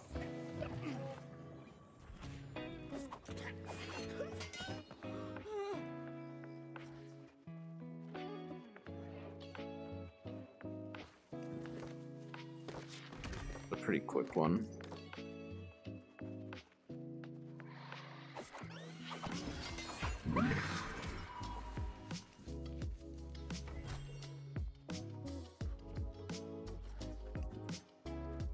Yeah, it can be very overwhelming as a new player because there's definitely a lot to go through.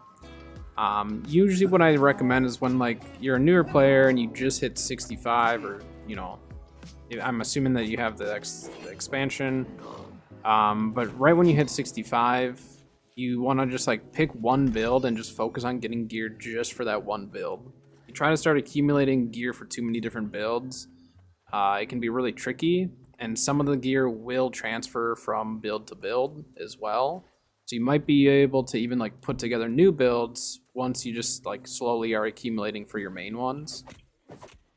But I would just pick one build, you know, if it's healer, just start with that and kind of work your way through that, getting all the gear that you want. Artifacts are also pretty important for some builds. Like my healer builds don't always use very many artifacts. Like I always have my same chest piece, but other than that, I don't always have an artifact on.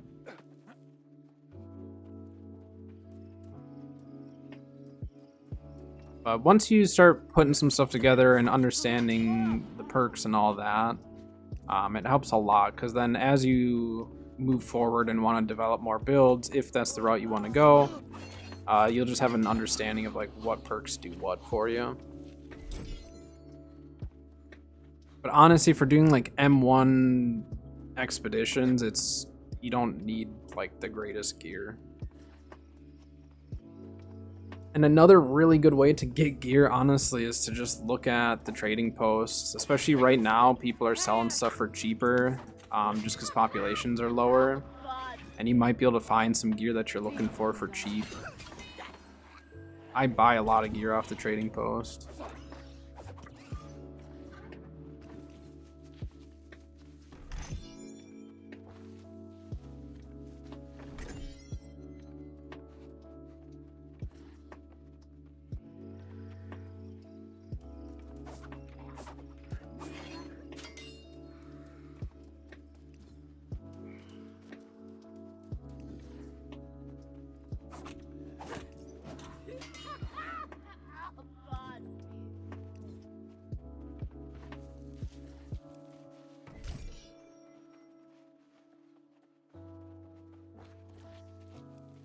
Coconuts and lemons. That's what this route is for right now. If we get a hardened crystal, then I'll probably sell it.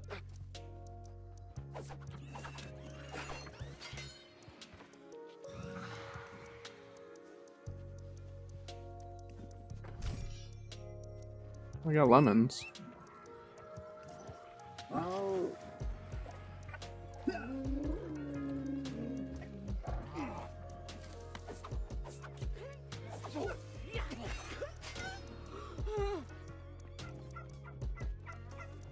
You should be able to specifically choose just the M1s. So if you go into it, I'm just gonna pick one here. So if you go into it and you hit the Q for this, it should only give you M1s. Because if you go into an M2 and Q in, so like if you, let's say, here, I'm just gonna do it really quick so you can see it. Because a lot of people have said the same thing to me, but I'm pretty positive with the queuing system, you can get into the M1s only. So let's say we queue into this M1, right? Again, we're just gonna do this just temporarily. So he has Glacial Tarn at the top, and that's all it says is Glacial Tarn, right? So then I'm gonna leave that. We're going to go into Glacial Tarn here. Mutated. Now I'm going to click on M2 and Q. Top right, it'll say 2 mutated expeditions instead of just Glacial Tarn. So to me, that's saying that it is now putting you in a queue for both M1 and M2. Whereas if you specifically choose M1, it should put you only into an M1. Because every time I've done just the M1 queue, I've never ever gotten an M2. You just do random. You could do that too. If you don't care which one you're doing. I usually will pick the specific expedition that I want though. Because then you can wear whatever gear you want. Doesn't matter.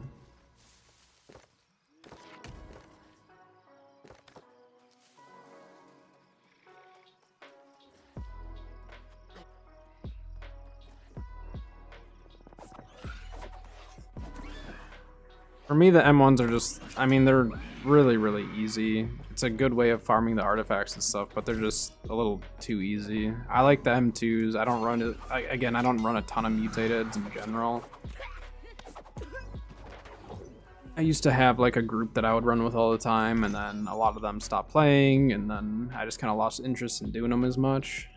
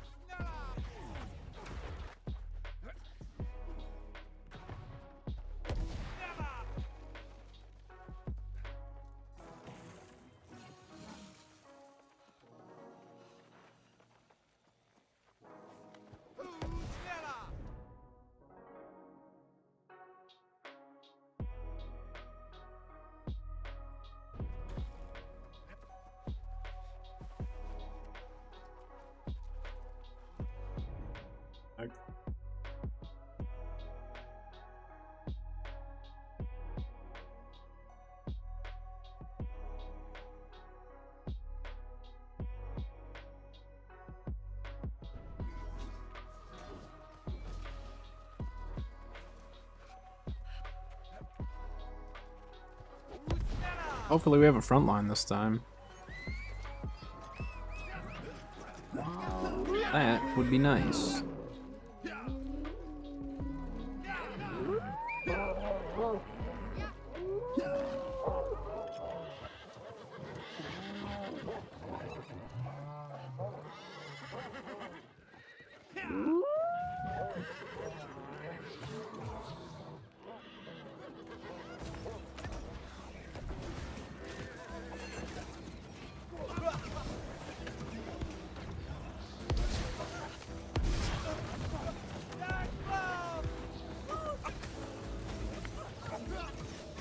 Team's just getting wiped. Ay ay ay.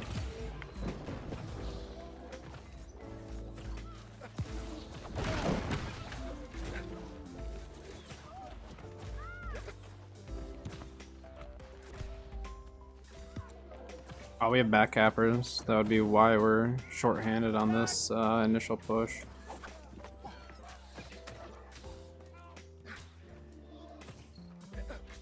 I think we just hang out here with this archer. They're gonna push up the road and then we're gonna rotate on. Yeah, we just need to play it smarter than them. There's a lot of them staying back too, which I wasn't expecting this many.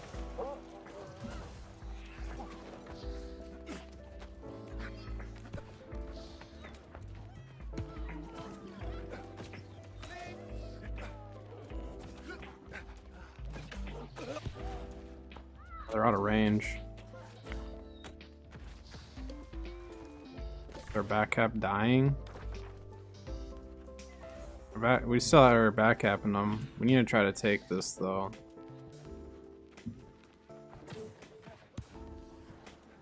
Don't die, guy.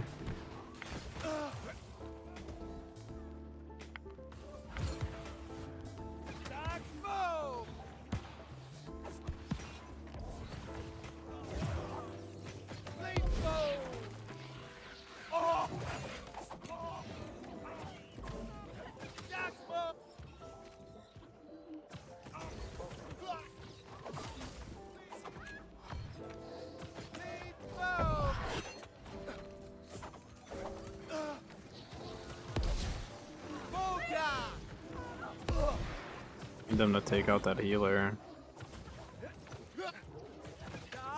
I didn't realize we had 2 healers here.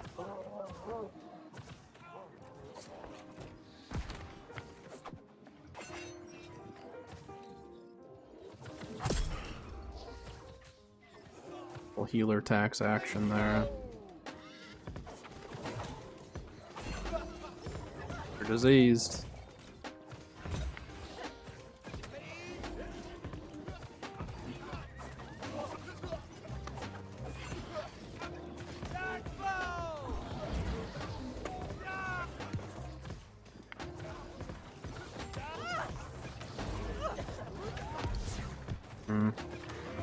He's moving around too much. Anytime you see a Void Blade user, you have to disease them. Their sustainability is really, really high.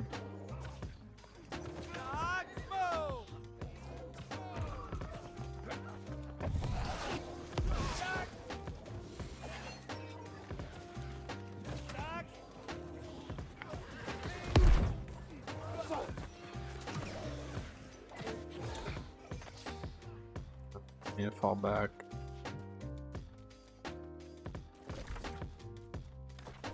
I'm gonna go help with the back cap. We have enough healers on our team that they don't need me to be with the main fights here, it seems. I'm stuck. Wait. Team died.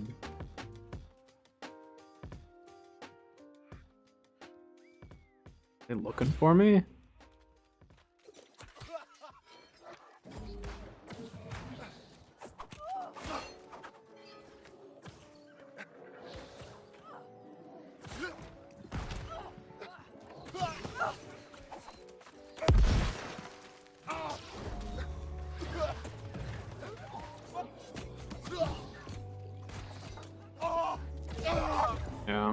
mean, having 2 rapiers, musket, bow with a spear, it's not great.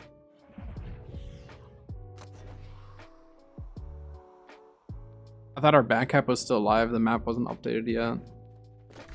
Oh, maybe they were. Oh, well, we had a teammate there.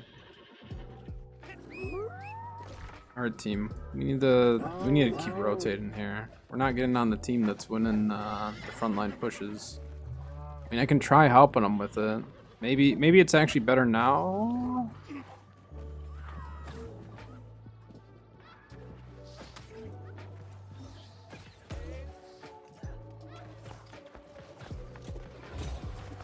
I don't think staying on the moon though is going to save us. I don't think we have the manpower to do it.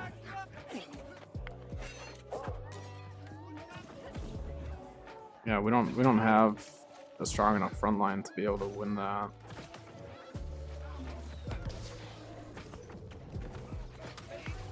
Honestly, I might switch to my haste build. I haven't ran that in a while. Yeah, fighting on moon like that is not gonna win us the match. I mean, we're slowly falling further behind. We're continuing to run into the team fight that can't be won. Whoops, I missed that. There's like 4 of them here and we're still losing moon. Like, that's what I mean is I don't think we're gonna be able to win that at all.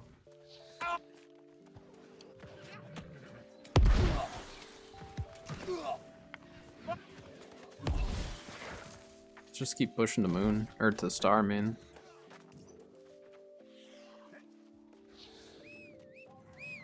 I think that is our best bet. Yeah, they don't have a respawn.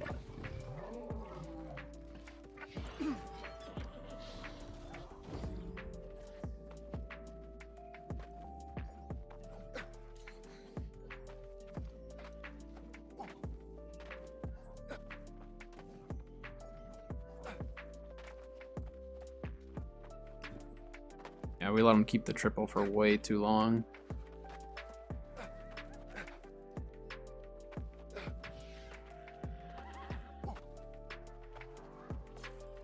They for sure have pre-mades rolling around. That much is for certain.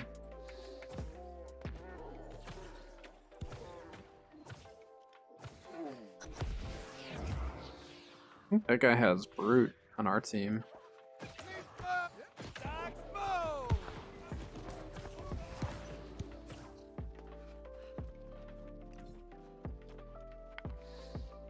Oh, they're just gonna show up here.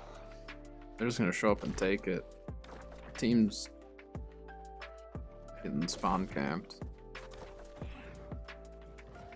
Just need a group to go Sun, really. Let's go take Sun. I mean, again, we let them have the 3 cap for a little too long now, so it's not looking great, but I've seen crazier things happen in OPR. If we get a triple and a Baron, we actually could come back quite a bit. Oh, that's a lot of them, though. They all fell back. I thought they were going to fall back maybe to Moon, but no, they fell back to Sun. I misjudged where they were going. Why is our team still in spawn, though? We almost have 2 of the other outposts and we're still in spawn. I don't... Like, don't let yourself get spawn camped. If the front door doesn't work, then go out a side door. Or run past them.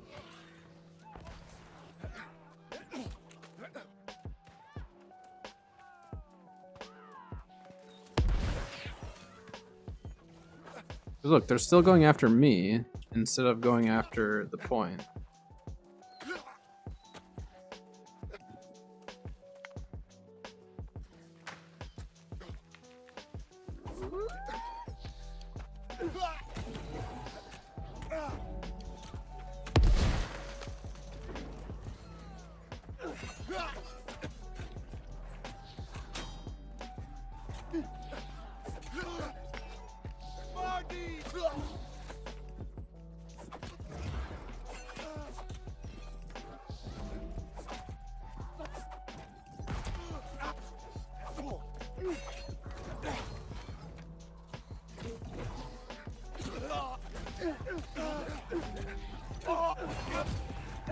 Oh, now the mage is here. No, I'm dead. The second that mage shows up, I'm dead.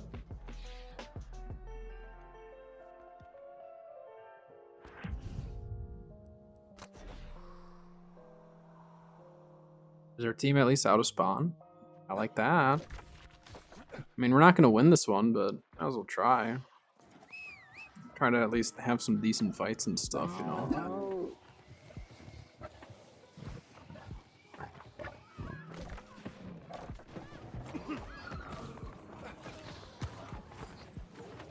I can't even tell if it's necessarily pre-mades that are the issue. I think it's just unlucky on the teams.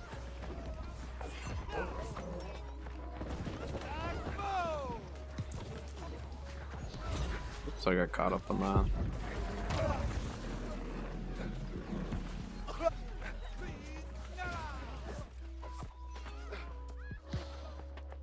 Yeah, so like just don't back up that way. Back up out down the road.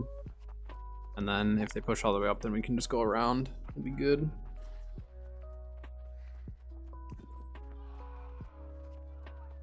Hello, hello. I want to make some ranged OPR build. I personally am a musket fan compared to bow. I'm a lot better on a musket and it just feels better to me. But I would see whichever one feels better to you. Like try them and definitely just get a feel for it. And see what's better. Everyone's gonna have like little different preferences and stuff. I'm gonna go on to the point.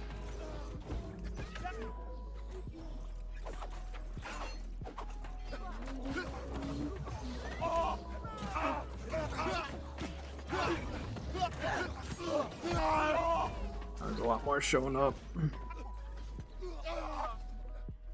Yeah, I like musket. I mean, obviously a lot of people run bow as well. Musket's just really strong right now. And with the update to it, they definitely made good changes, but they're changes that like definitely need to be balanced a little bit. Yeah, see, this is why when I say people choose to be spawn camped in OPR, this is why. Because they run out the front door. And look how easily 4 of us just left the outpost. You only get spawn camped when you choose to get spawn camped. I'm just saying.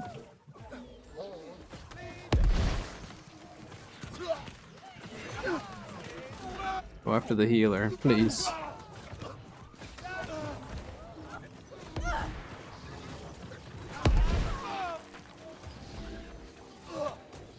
Ruh-roh.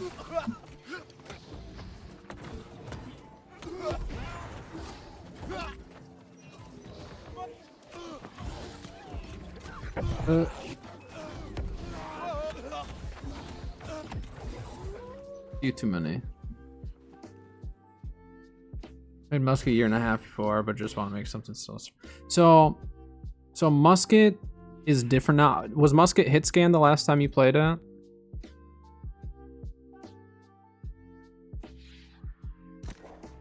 Because musket is no longer hit scan. It is projectile. So I always like to, for some people who haven't played in a while, they might not know that, so I always like to mention it. But it is projectile now. I really like it and enjoy it, so. But again, I'm a lot better with a musket than I am with a bow.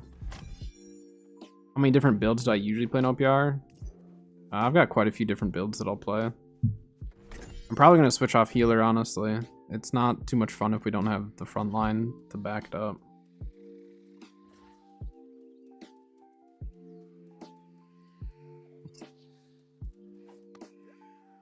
Or I'll run a different healer build.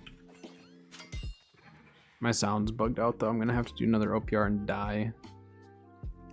But I have a lot of different builds that I'll play in OPR. I don't really have a favorite necessarily. I have a lot of builds just depending on what I want to play at that time. Like, I usually will say that I've healed the most, but mage is pretty close. Like, I started the game as a mage, and I still really love Ice Gauntlet, so I play a lot of Ice Gauntlet. my favorite build recently has been Ice Gauntlet with Scorpion Sting. It's been super fun.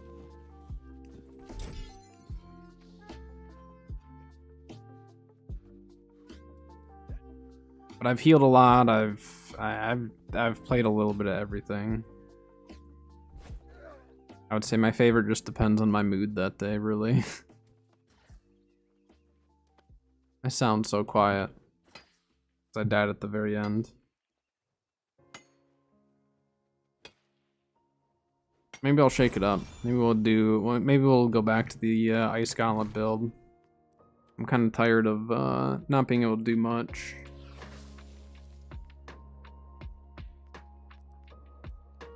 Forgot to get regen pots as well.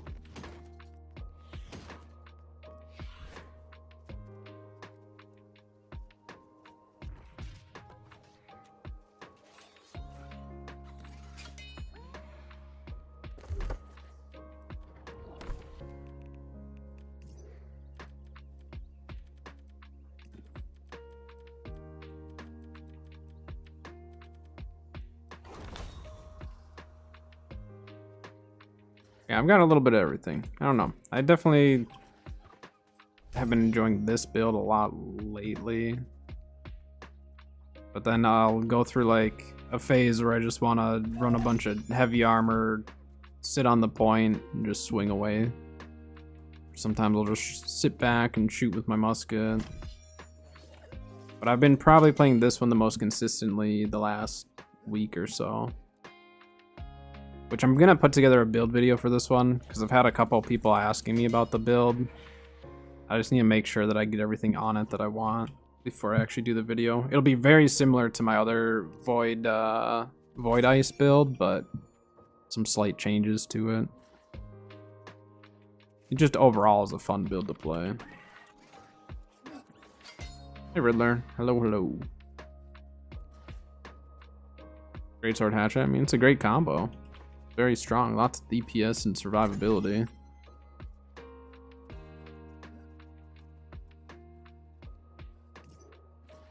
Let's go to 600 gear score. In OPR, all of your gear will scale up to 675. So even if you're using some like lower end gear, you'll still at least be able to do a little something. I mean, 675 isn't bad, but obviously once you get to 700 on all your gear, it makes a big difference, or maybe not all, but a good chunk of your gear. But at least for OPR, it does scale your gear score. Wait, does it scale it if you don't own the expansion? I actually have no idea. I would assume it still does, right? Like because if you don't own the expansion, you can hit 625 normally, but I guess I don't know if the scaling works. I would assume that they would make it work the same, but I'm not sure. It's technically you wouldn't be high enough level to equip it. I don't really have a way of testing it because I own the expansion.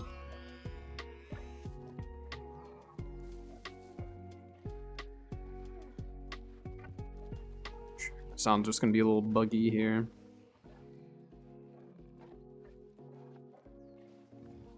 We're not gonna worry about the star medal over there. We're just gonna go straight to Navarro's kitchen and farm up the provisions. And we'll do a little DPS and shake it up a bit.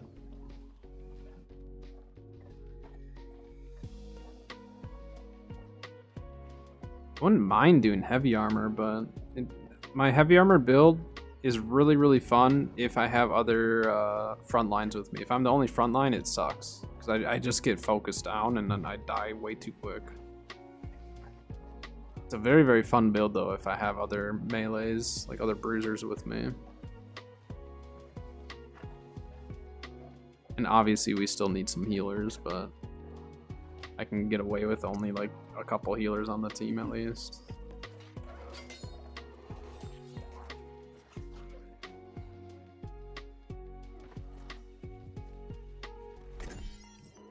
Three coconuts.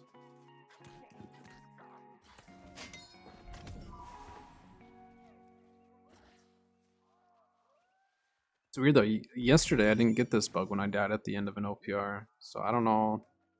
Maybe it's just a hit or miss type of a bug.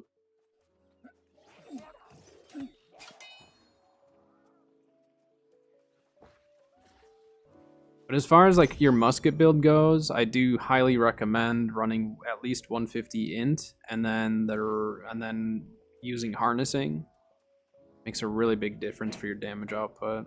But I do have a video up on my YouTube of my most recent musket build. So if you do wanna see more in depth on my musket, you can definitely check that out over on my YouTube.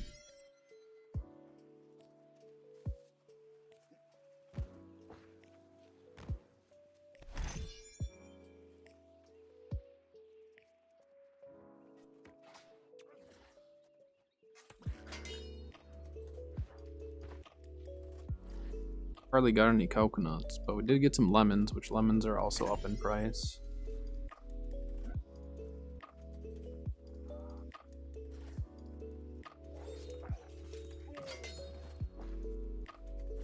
And coconuts. Yeah, we only got 7. Our runs have not been great today. Alright, I'm gonna recall, and then we're gonna do faction quests as well as some scarab running. But I need to run to the bathroom and get my water and stuff, so I'm just gonna be a little bit. Found a build called Flame Reaper and dropped that Jinn head wrap.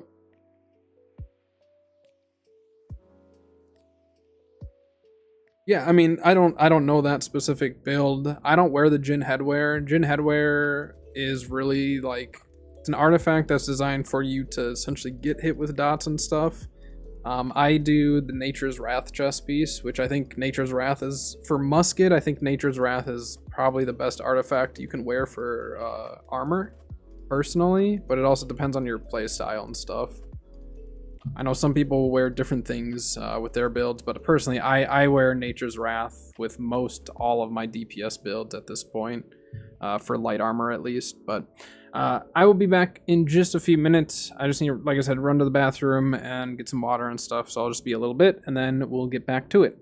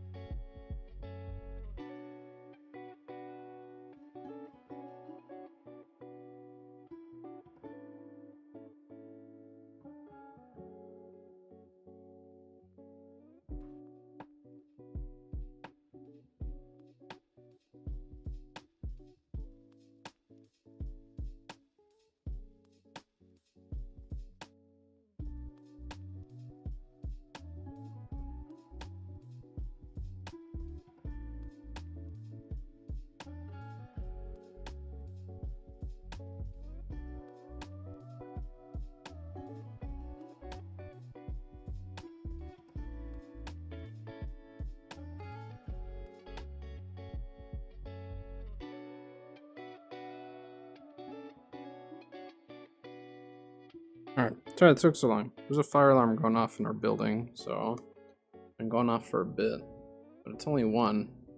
The last time our whole building fire alarm went off, you could hear like multiple fire alarms, so I don't know. Someone's probably cooking or something, would be my guess.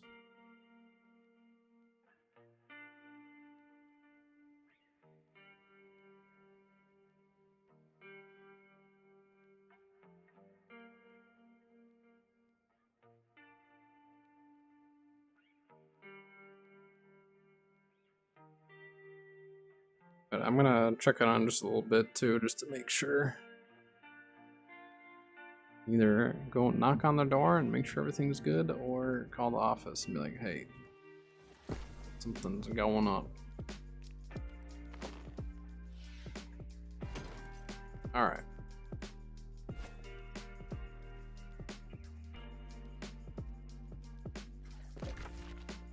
What action quests do I have?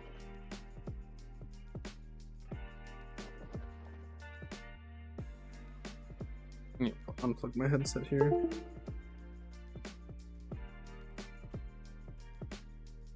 Let's start with scarabs then. We'll get that rolling.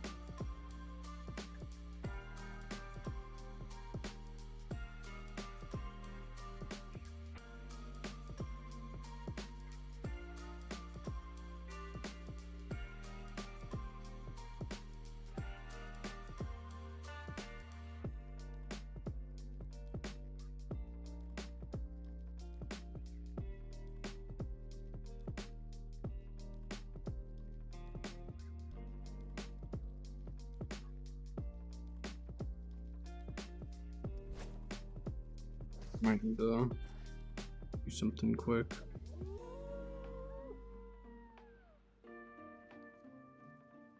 Get this area, and then I'm gonna check and see if it's still going off. And, either go up there or call our office and be like, "Hey, are they doing?" I heard maintenance people as well, so there's a chance that they're doing something with it.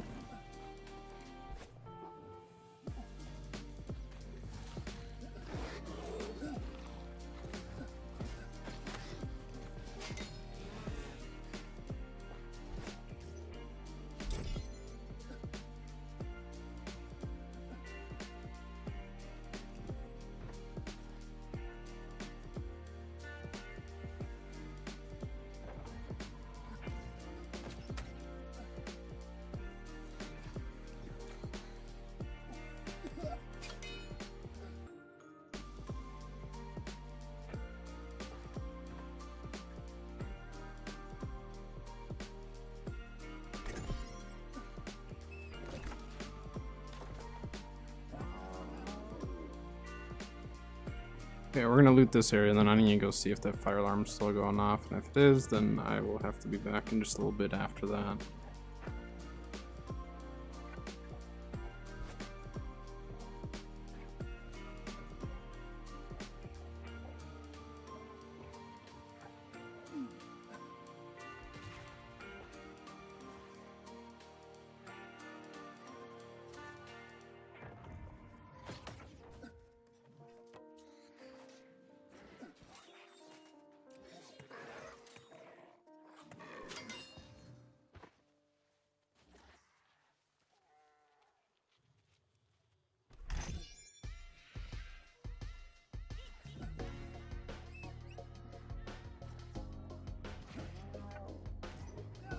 As far as for musket goes, I use powder burn, power shot, and stopping power instead of shooter stance. The only issue with PvP and shooter stance is you're a very easy target.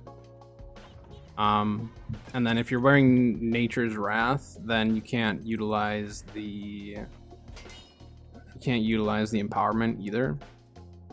So it kind of depends on your build and how you're using it, though. Alright, let me go check on that fire alarm really quick and see if it's still going off. I'll be right back.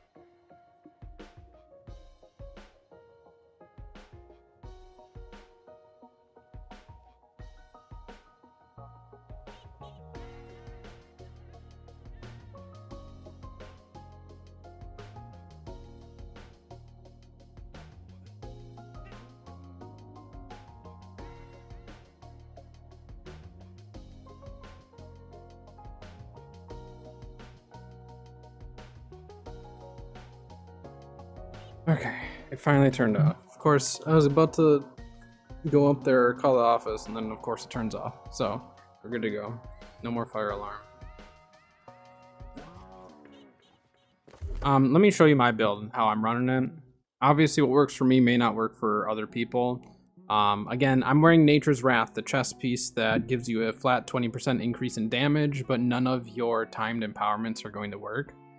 But instead, what you can do is run stuff like this, which is just a flat, increases your base damage depending on how far away they are. Nature's Wrath doesn't affect that. Kick them when they're down. That also is just a flat 10% increase in damage if they're CC'd. So this build really works. Let me find my video really quick. I'll just post it in chat for anyone who does want to see it.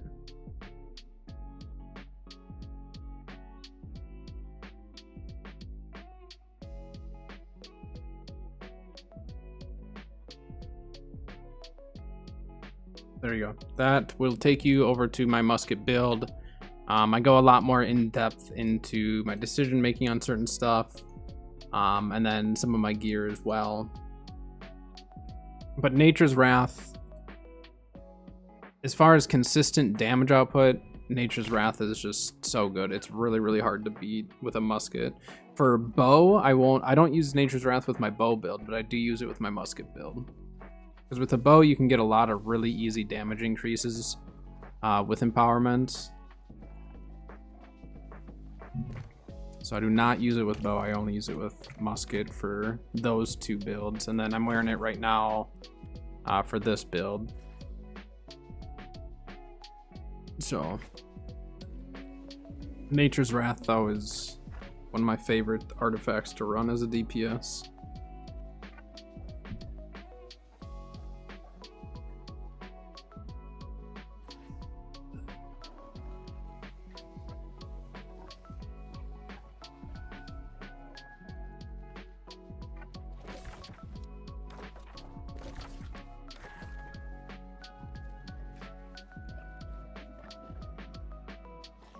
So I need to die in this next OPR to fix my sound. I'm gonna be bugged out until then.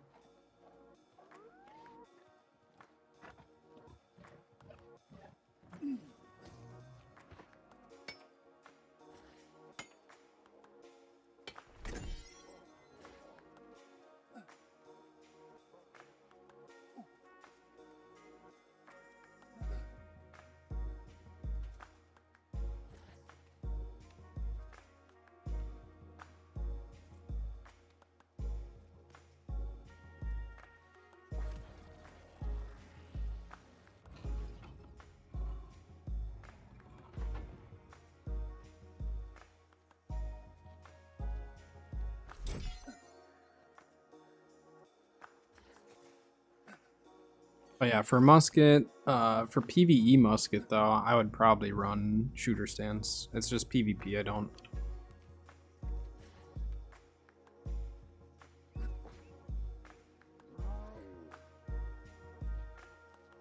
Too squishy in PvP to run a shooter stance, and I know I can die in just a really quick combo, so.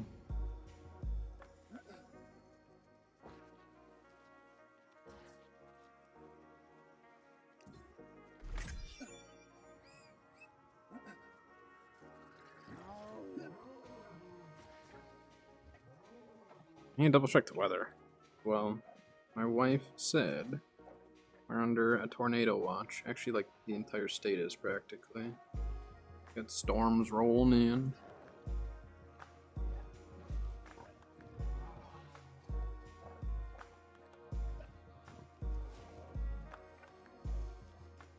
I haven't been playing musket as much lately. I may play some today, we'll see.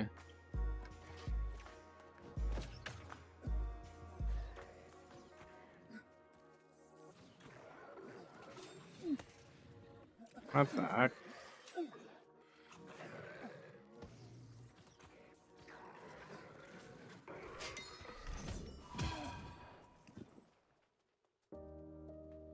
Probably should be farming this sulfur when I'm doing these runs. Been a little low on the sulfur lately.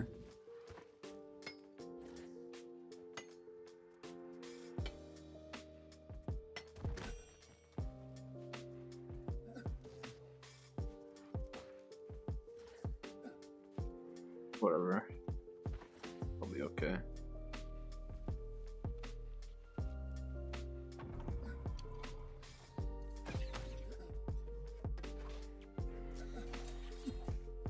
And I'm just like missing every single vault kick right now.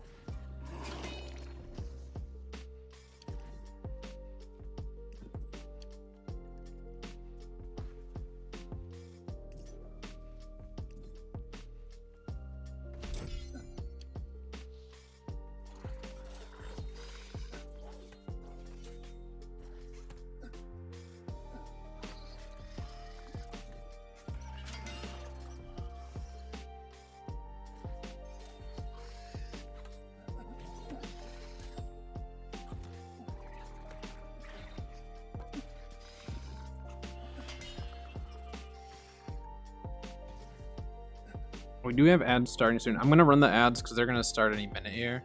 So we'll run ads so then you guys don't get caught in them for OPR.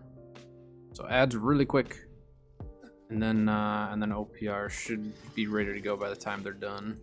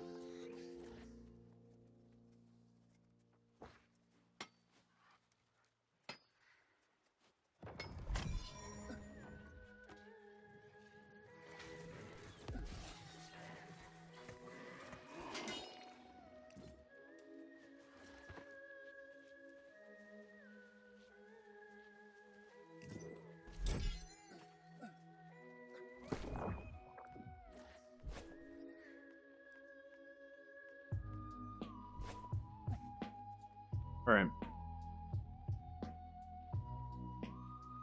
Should I keep running Bile Bomb? That's the real question here. Or should I run Cannon Blast and try to go for some Javelin Cannon Blast? We do that.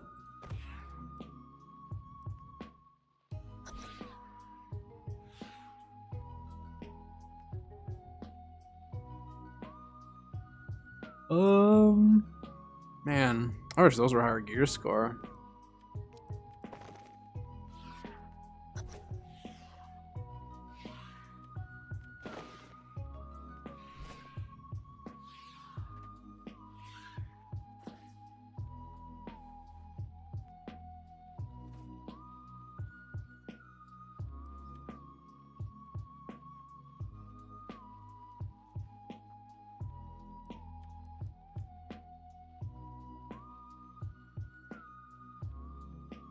Yep, Serenity drops from PvP track. I've gotten all the PvP weapons, or all the PvP artifacts, I should say. That's my Serenity right there. I was tanking with it last.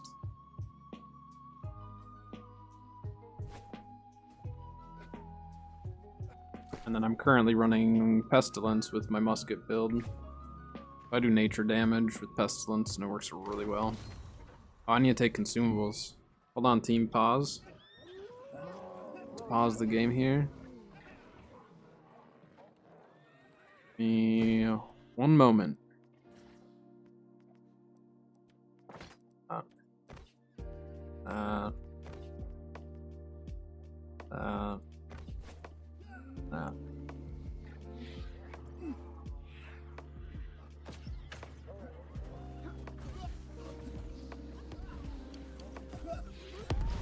Oi, oi.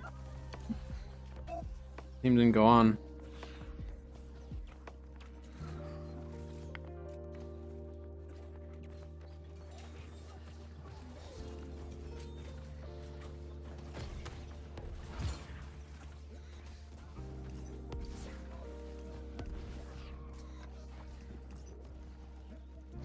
Lifted on that one, huh?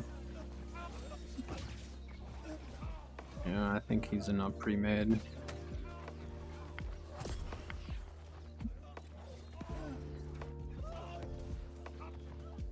Uh-oh.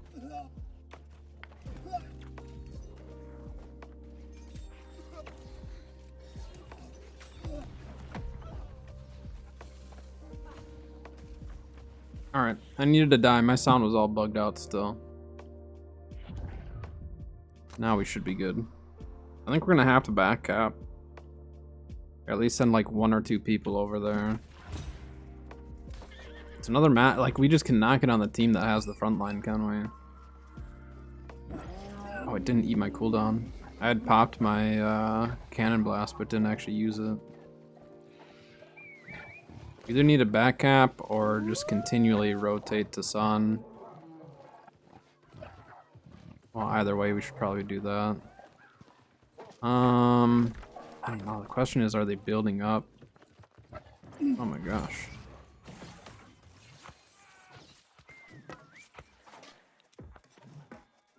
They did not care about me one bit. They're just chasing them. I don't know what to do.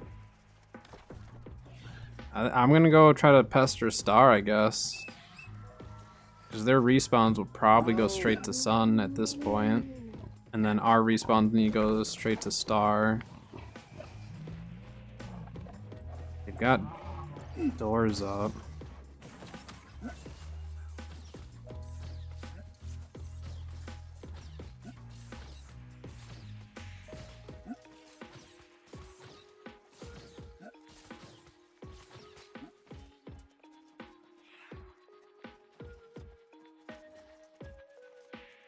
Matter of, do they have a PvE? I mean, the wood's there.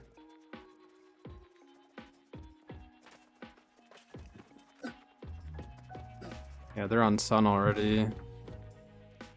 Our team is already given up, unfortunately.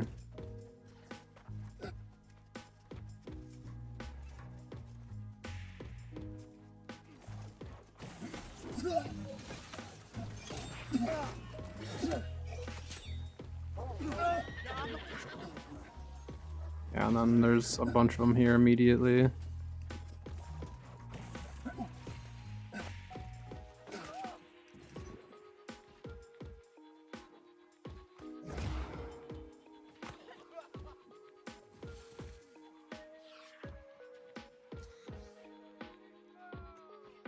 Oh, we have a teammate here.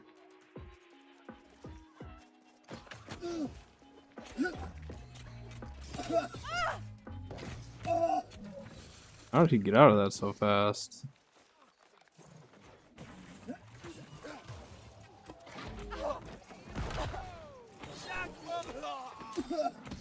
I have another healer here.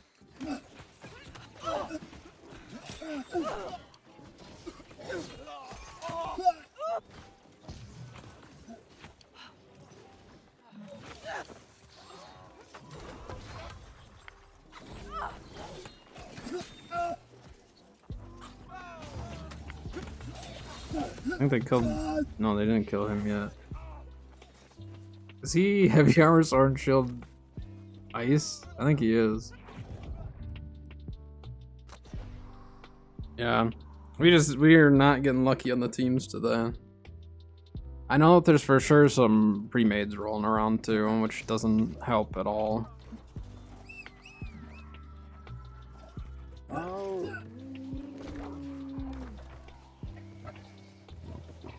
Well, does not help that we're all kind of fighting right here.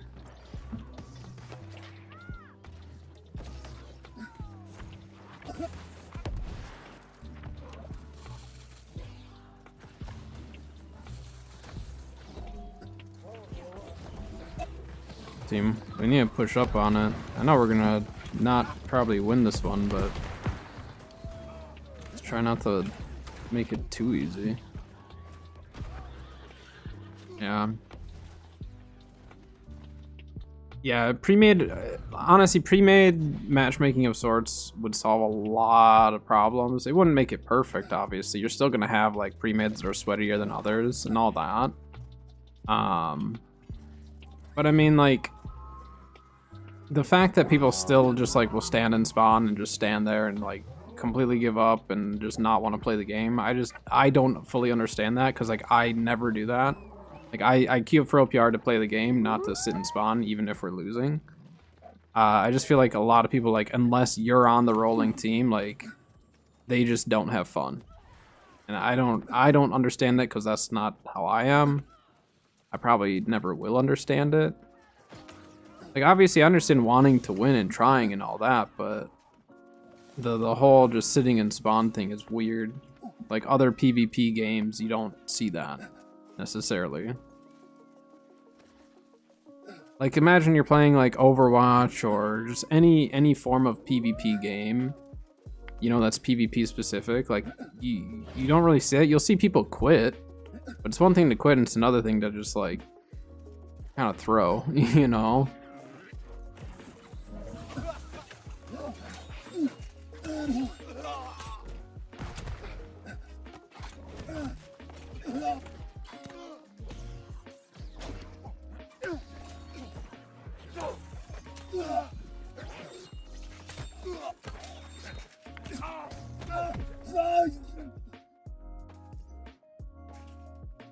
He was not having fun on any build but his main. He'll switch to his main. He was playing mage last match, and I could tell he wasn't enjoying it. So even try if you get rolled. Well, how, like, I don't get how you expect to ever get better in the game if you just straight up don't play it.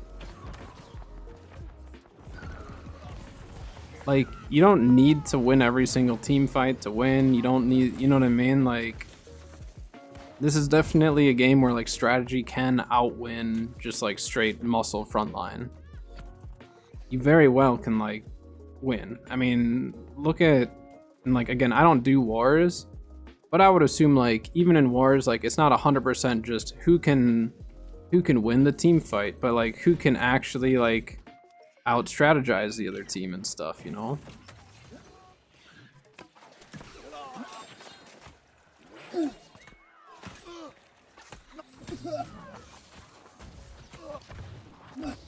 Oh, that's not fair. You had a teammate show up. Teammates, get him. Showed up a little late, but you still got him. I'll take it. But yeah, I mean, I just don't get it. And again, I don't get it because like that's not how I play, so I never will. It's the same thing with like trying to understand why someone cheats in the game. Like, I don't cheat in a game, so like I'm not gonna ever understand why someone enjoys doing that. You know, like, there's no way it's that satisfying. Like, I always like to bring up Tarkov, because Tarkov's very well known for cheaters, and it's just like, why, how do you get fulfillment out of just like getting the loot in that way?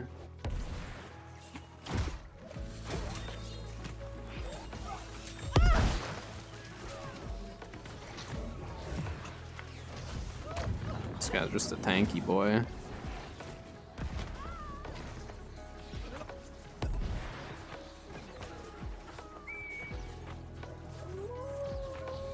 Well, that's just it. You know, like if that's not how you are, then you probably won't understand fully why someone else enjoys playing like that.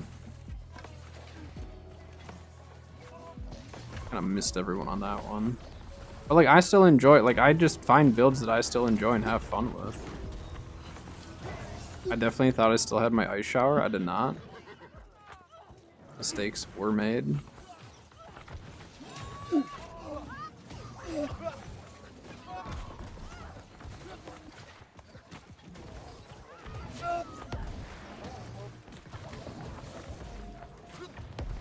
I don't know which circles are. Am I in one of our circles? I think I am. A lot happening. Let's see if we can get a javelin. Never mind. I was hoping he was gonna go at me and I'd vault kick him out of his out of his burnout.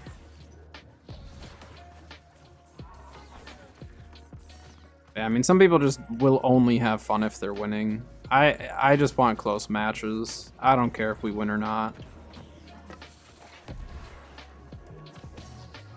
Makes no difference to me if we win. Obviously, I'm gonna try to win, and I want to win. Ooh, that was a good cannon blast. I'm surprised I actually landed that. Yeah, I'm just looking for good close matches, not just rolls. Every so often, I guess it's nice to get that, but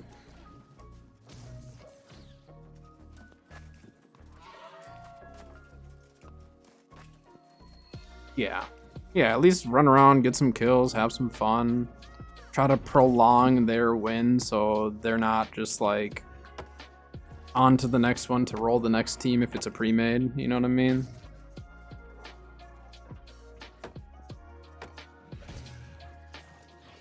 This is that tank.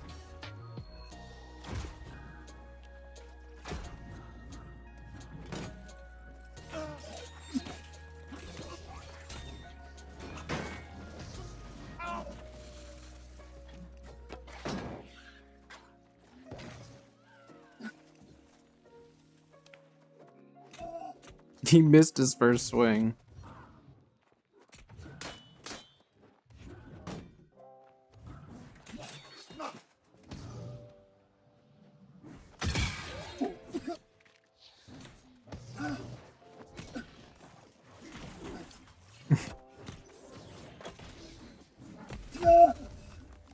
I mean, I'm not gonna try to fight a shield. You want to stand there and hold left click, or right click, that's fine. I'm not gonna sit there and fight that. I was just trying to have some fun with him, but he didn't want to sit there and emote and have fun. So some people are willing to do that, some are not. I think he might have thought I was trying to be serious, but at this point it's fun to just try to find someone who's willing to be goofy with you too. I thought that's what he was going to do.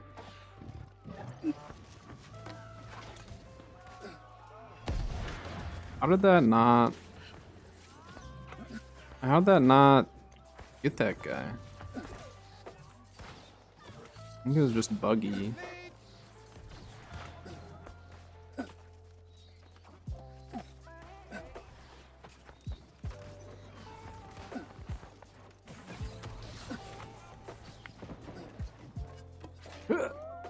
Yes.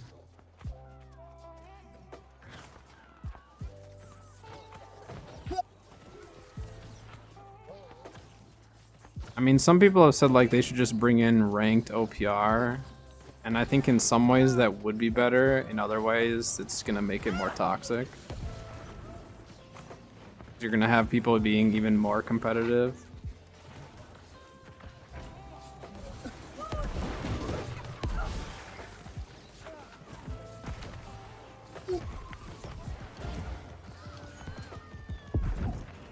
So that could definitely go either way on that. I think ranked would be fun, because then you would have like on like the more quick play side of things, you would get less of the toxicity there, which is going to be more for the people who are like more PvEers and stuff, you know.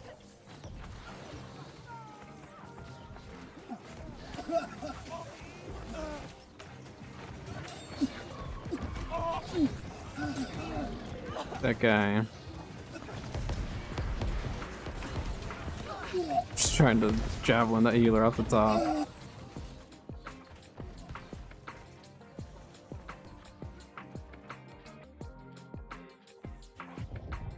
But I mean, I don't know. With the whole ranked thing, like if they did ever do ranked, I think you would definitely weed out like the super sweaty people from the people who are just kind of wanting to play. But I don't know. Any ranked game, yeah, any ranked game mode in any game can create toxicity, and that's the trouble of it.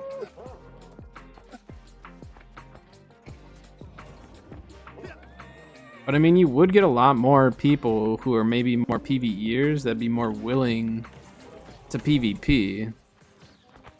That's the really big thing about that. But yeah, you would need higher pop. Because if you start splitting up the very serious people from the less serious, I have a feeling like people would only ever play ranked for the current player base. You know? I'm just gonna launch that in there and just see what it gets.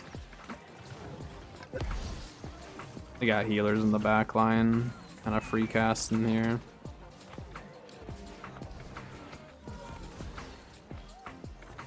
But yeah, with higher pop, you could definitely do more stuff like that and get away with it without feeling like one side is just, you know, significantly lower pop than the other. Again, queue times can really kill it. And the last thing you want is like longer queue times in a game mode like this.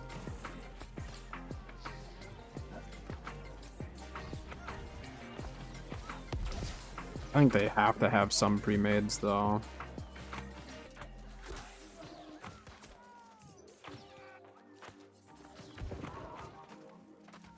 Funny thing is, whenever I'm in a pre-made, it's just whoever wants to play whatever build. We're not coordinated. We're not like, all right, we need a healer and melee and this and that. They're just like, all right, what do we want to play? Who wants to play whatever?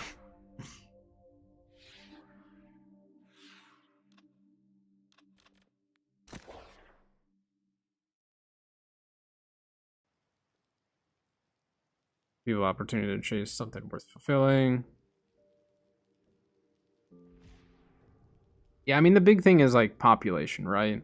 For like any form of raids, ranked PvP, just anything like that, they need to get the population higher, and they're not necessarily going to do that on just PC. And I think they realized that a while back, which is why like console is such a big deal.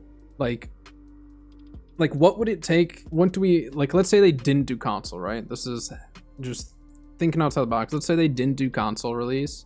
Like, what would they actually have to do in the game to bring people back? Like the majority of the people that they lost. Like, to what extent would they actually have to bring people back to the game? And for me, I honestly have no idea, because there's so many people who are really salty about it, and just like generating hype around it is just so difficult. When people kind of like left with a bad taste in their mouth for it, you know? So it's one of those things where it's just like, I think the console like had to happen, right? Because getting a new player base in and then keeping those players happy, I think is going to be easier than just only focusing on getting return players. But on the flip side, if those new players are happy and enjoying the game, that will entice return players to come back. So it's just tough though, because like we want the PC players base to be larger, but it's really difficult for them to try to get players back into it, because getting new PC players is tricky. You know, because it's hard to like push PC players to play this at this point.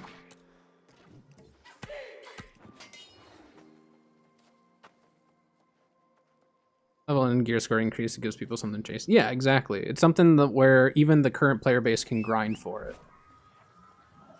Oh. Yeah, so doing like little increments now is really nice. Like maybe next year they up it to 70 and give us 750 or 800 gear score or something. You know what I mean? Like do a big update, kind of like when they gave us 700 gear score and 65. You don't need to necessarily give us big level increases, but giving us the gear score increase is huge. But the big thing is like, I don't know if it'll be worth it to them to make it so we have to redo all of our gear, or if they'll make an option where we can take our current gear. Like for example, let's take our Admiral's Claw here. Like, will they make it so I could upgrade this to 725, but just make me, you know, maybe keep the same perks, but then have a cheaper option to level that up? Because redoing all of the gear is going to be a lot for some people. Like, I don't mind it necessarily, but at the same time, I wouldn't mind just a way to just level up our current gear. So that's the part that, like, I think some people are kind of questioning is, like, am I going to have to redo all of it? Because some people will be fine with it, others won't be. But again, for a newer returning player, it won't matter because they're just going to be working towards the 725 anyways. So some of that might not necessarily be the best for the current player base. I'm not sure. 725 from PvP Island Trials and Crafting. Yeah, I don't know.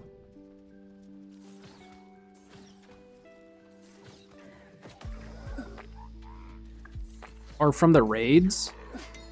What if it's from raids or maybe our daily soul trials? Maybe there's a chance of getting 725 from that to really push people to want to do those dailies and get the gear, because that would be a huge gear increase for people, or like gear chase for people, you know.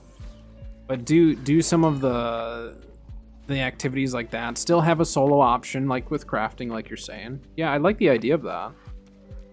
They just need to make sure that the PvP island isn't like too OP for that. You know what I mean? And hope that they don't like lock it in there. Or what they do is take the PvP island and make it so the only way to get 725 PvP gear outside of crafting is there. So not necessarily have it be PvE gear, but have PvP specific perks. So then it only pertains to those that are PvPing. Because then it doesn't really matter for the PvEers. Anyone who PvEs and doesn't want a PvP, it won't make a difference. But like if they make that the best and fastest way to get the gear, whether it's PvE or PvP, that might be a little tricky. I don't know. It'll be really interesting to see how they do it. And maybe it'll just be a flat 725 increase all around. Because like we have all the named gear, right? And I don't want the named gear to be obsolete necessarily. So maybe they do it where kind of on the same idea where it's like raids and stuff like that, but like what if they make it so there's a specific resource that you need to collect by doing those? So instead of actually getting the gear, like maybe you have a chance of getting 725 gear by doing that, but what if there's a specific resource that you can get like 1 or 2 or something per activity, and then that resource could then be used to upgrade your named gear up to 725. So then it's not necessarily guaranteeing you 725 gear, but giving you that option to upgrade your gear further. That might be kind of nice. Just have it be more of like a resource type of a thing, but just limit how much you can get per activity. I think there's a lot of different ways they could do it. I just don't know if they'll make it more intricate like that, or if they'll just make it a flat, here you go, get to 725, doing the same stuff. Because they do have some opportunity to shake it up and try something different with it. Like, I like the chromatic seal system and everything, but it's just the chromatic seals are kind of a pain to get. So it'd be nice if maybe they even add chromatic seals to some of those raids and soul trials, you know? Maybe a couple times a week or once every 3 days you can get a chromatic seal from the soul trials or something.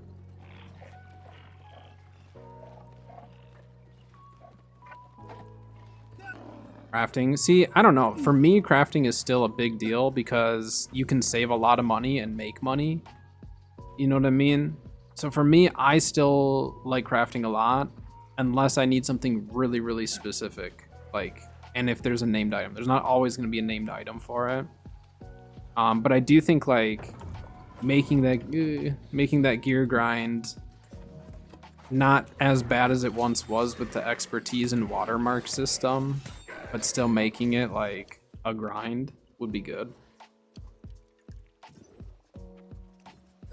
But it still needs to be available to the solo player. you know, you don't want to just lock all that gear behind stuff where like someone has to group up to get it. There's a lot of people who won't like that. But maybe just increase those chances if you do play with a group.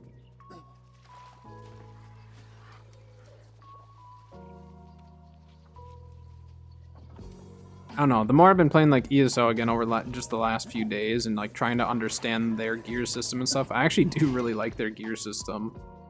Because it is a grind, it's something that I can go out and do. I can do different things to try to get it, certain dungeons, stuff like that. And like the different gear sets are kind of fun to collect. But yeah, I don't know. I don't know what direction they'll go with it.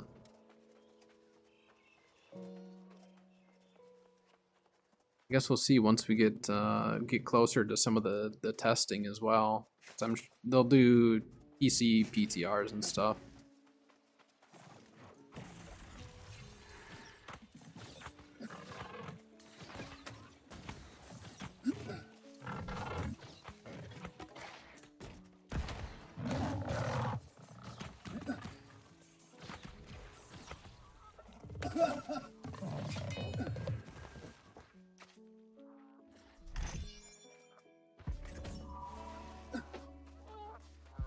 Zarbone.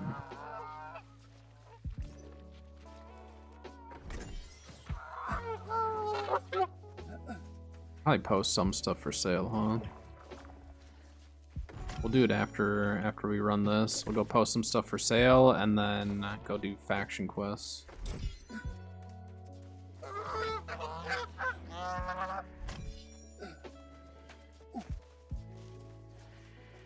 Made it too easy. The trouble was in the past, they've been told it was too hard.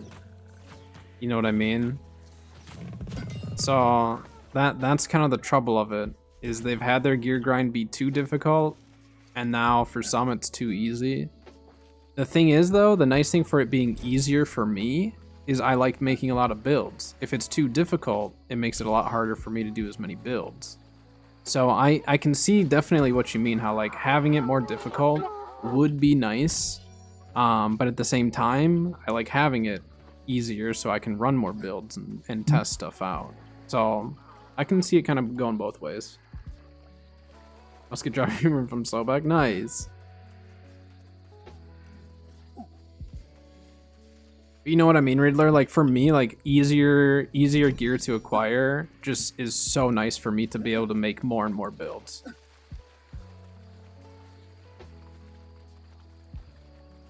But it depends. It depends on like what the difficulty is. Like if the difficulty is not as much of like a gear grind like it used to be, you know what I mean? How like you had to get your expertise up. Like if it's not to that extent, then I probably wouldn't mind it being more difficult. But again, we'll see. Obviously, everything right now is just speculation. What? Not in a group. my group canceled the queue somehow. But I think they could make it more difficult in some ways, but then make it so maybe make the gear grind, if you don't have crafting skill, make it more difficult. But then for those who do have their crafting skill, they still have easier access to kind of the random roll stuff. That would be fine with me.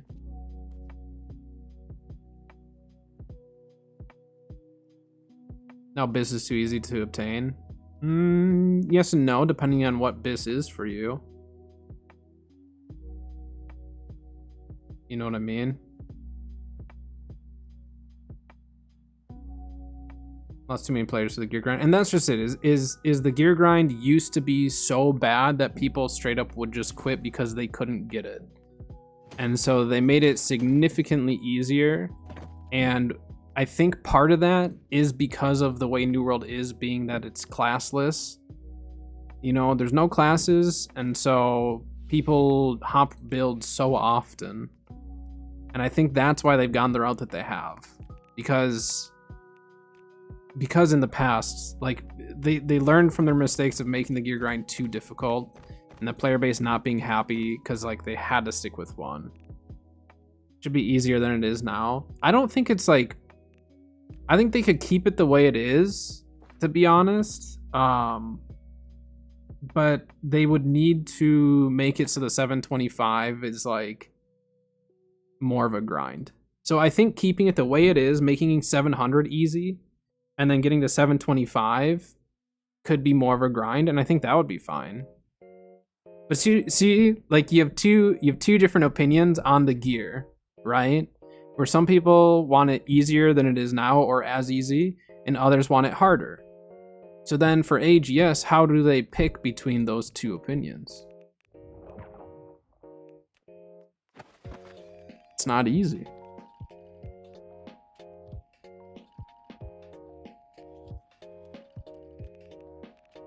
What's the point of playing an MMO? So a lot of people play MMOs for questing. I don't. I play it because I like the combat. I like just running around making builds and stuff like that. Right?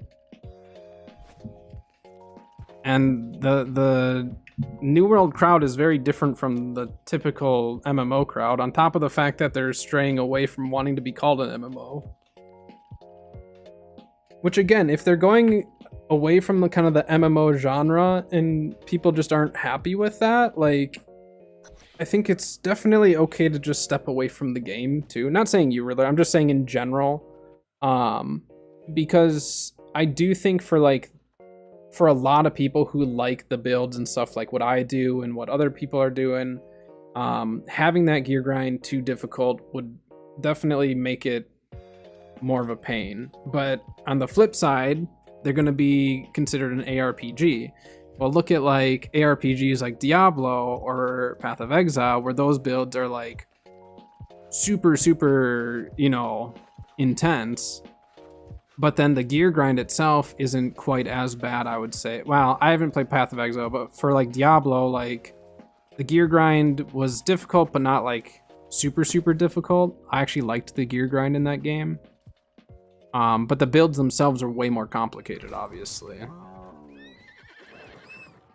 So I don't, again, it's really tricky because you are gonna get different crowds wanting different things, and you know, they made the gear grind easier because the majority of the player base did not want it that difficult.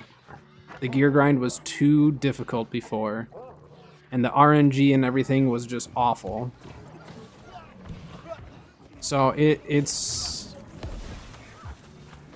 tricky. It's really tricky because again, they're going based off of what people have been upset with in the past, and that was the gear grind being significantly harder than it is now. But again, I don't think, like, maybe making part of the gear grind harder, like the 725 side of it, may not be as bad. You dropped off here.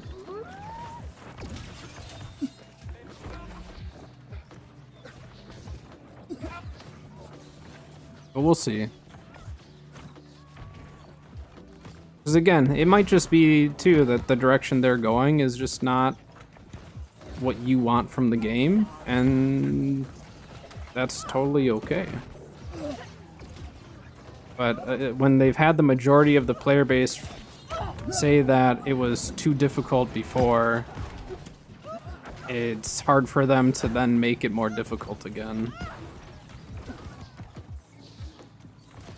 But maybe they just make certain aspects more difficult. Because, like, although, yes, getting some of the gear is easier in some ways.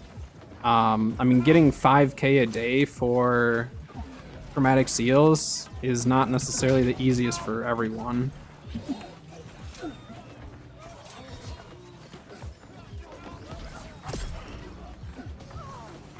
I'm gonna just rip that guy into my pylon burst.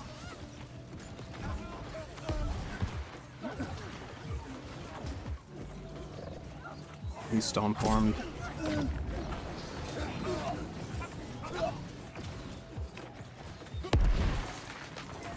Ah, that healer stopped moving.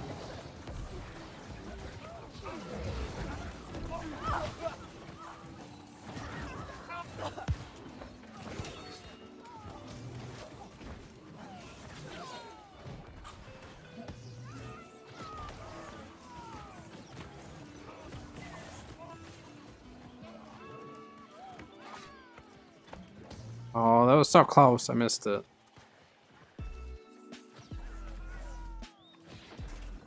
But again, different opinions on what people do or don't like in the game, so it's tough because they're not, you know, if they were to go one way, then you'd have, you know, half the crowd upset. If they go the other way, you have the other half upset. So they're gonna go with whatever they think is best for the long term of the game. I can't please everyone, unfortunately.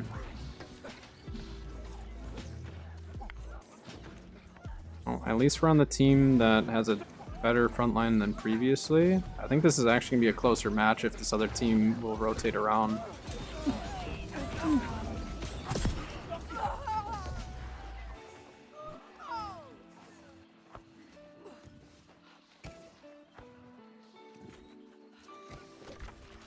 The other team's going to have to pressure our other points, though, if they want a chance. Nice, they are. I was hoping they would.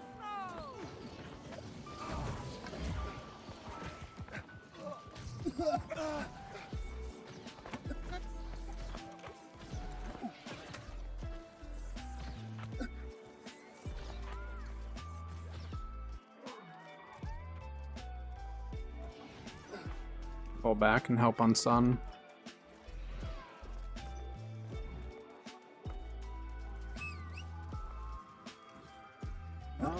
Not enough endgame, but that's the whole point of after the console release is they need to focus on the endgame.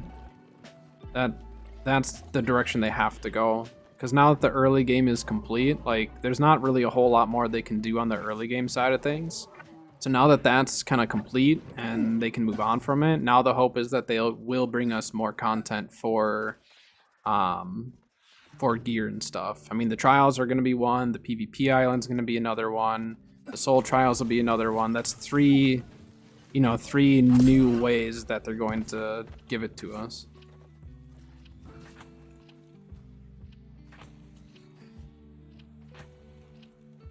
I didn't even see this guy.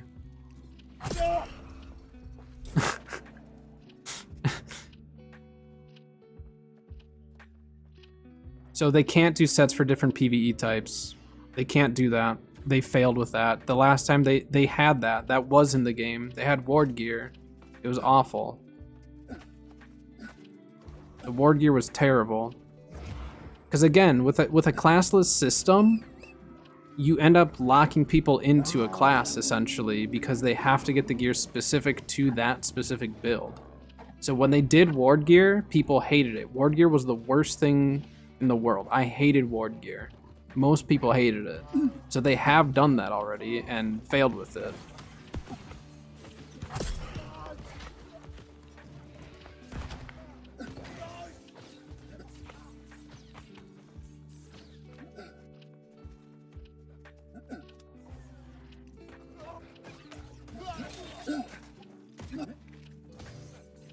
So they did the different PvE types for sets, and it just didn't work. What they'd have to do is something similar to ESO, where it's like an actual set in a way,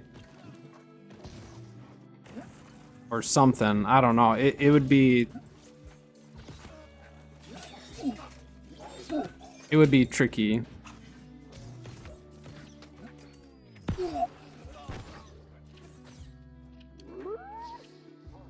They would have to come up with a completely different system for it.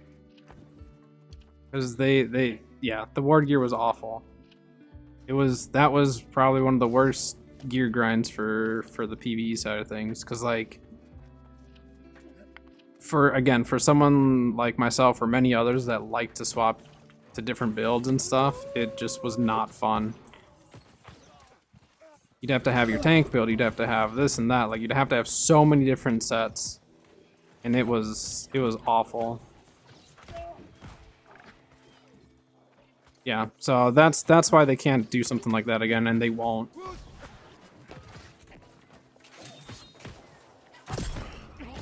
That guy got kind of destroyed. I'm lucky that I actually landed that. He just about got away.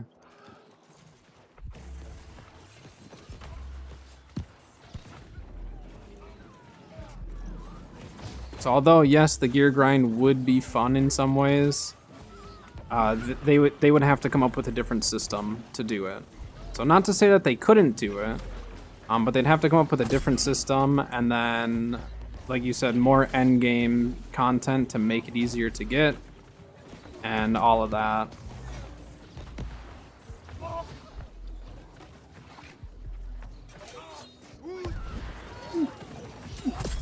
Oh, I got that sweep. That was crazy.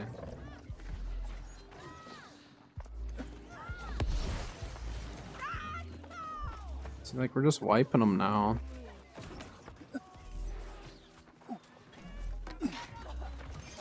Oh, that javelin though. That was actually crazy.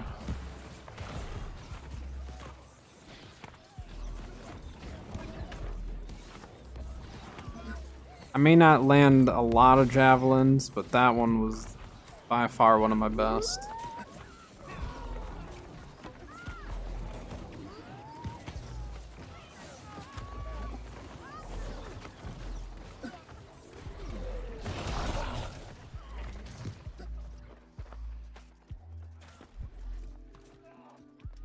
Well, I don't know. I mean, they could maybe do, I don't know, maybe not even have it be armor based, but have like a separate item or something. I don't know. I really don't know how they would do it without taking away from what we currently have and also not making it as bad as before.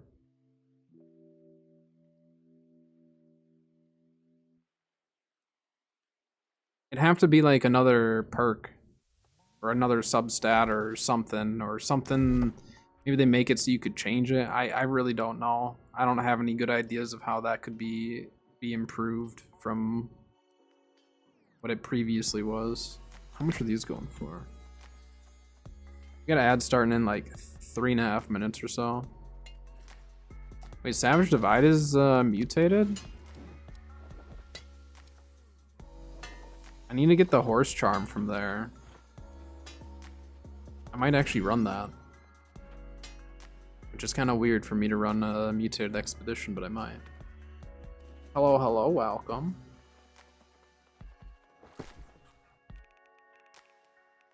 Need to get these lemons and coconuts out and sell them. Coconuts. Which nutmeg do I have? I only have 5, that's not worth. Poultry. Alright, we need to sell this stuff. Brimstone's still bugged out, so it won't let me sell. It won't let me sell from the inventory. I have to pull it out of the inventory. Alright.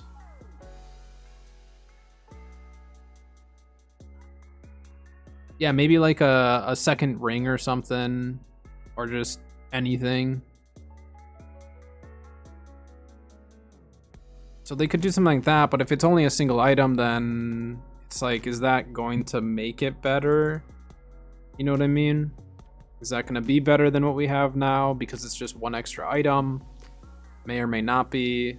But then also keeping relevance to consumables and stuff as well, so then people want to get their arcane up for that stuff. I mean, I like the thought process of like trying to bring more of a grind in there for those who want to do it, but I don't know if they could do it in a way that wouldn't be forced, because some people won't want to be forced to have to do that stuff either.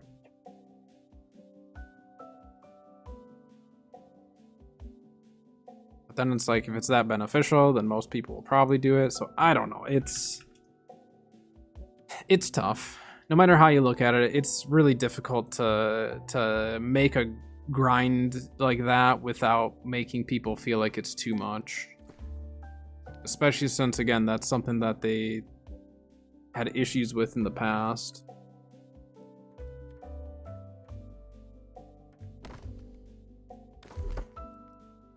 Oh yeah. Forgot.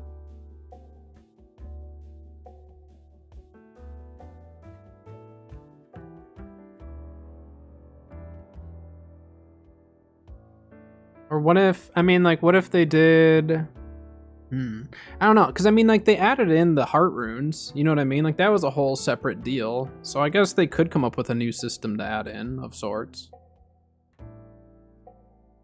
500.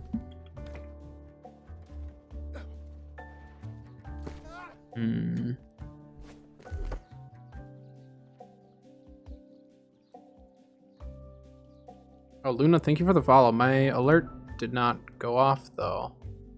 I just saw that you followed, but why is my alert not working?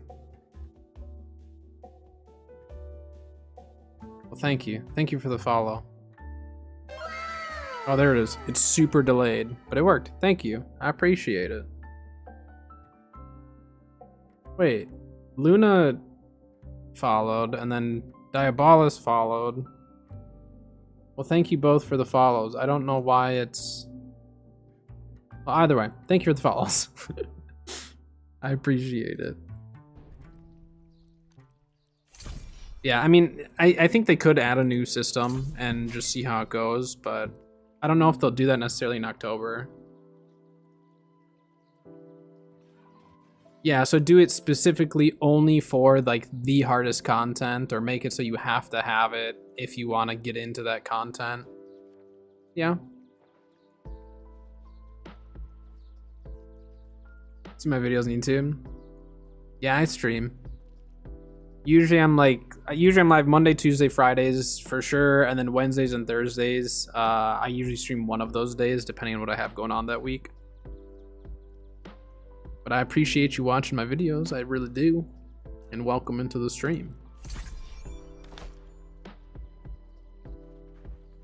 But ads, you made it just in time. The ads are starting right now, so we'll let the ads roll. And then we'll queue up again.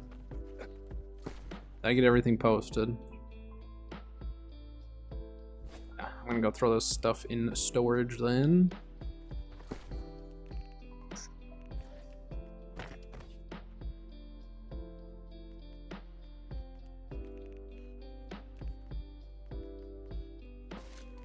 Yeah, maybe I like that idea more of like it being based around like the end game content like that. I think that would go over better. Got lodestone there. Alright, so that's where it was. Okay.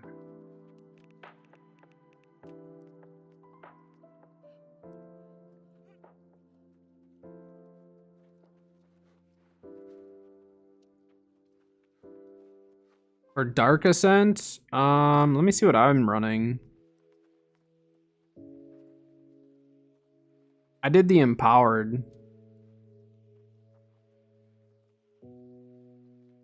But for PvP, you could do... I did the Empowered, just because I like to use it for like solo content if I need a quick heal. But otherwise, you could do... the... Crippling wouldn't be bad, probably. Oh my gosh, people are actually buying the lemons at this price. You guys are nuts. Hey, Rezi. Hello, hello. Well, I guess I'm gonna keep doing lemon farming. I didn't realize people were actually gonna buy at that price. Alright, I'm gonna run to the bathroom really quick while ads are rolling, and then we'll queue up and keep running lemons, I guess. I don't know if... I think we should be able to, but I'll be right back.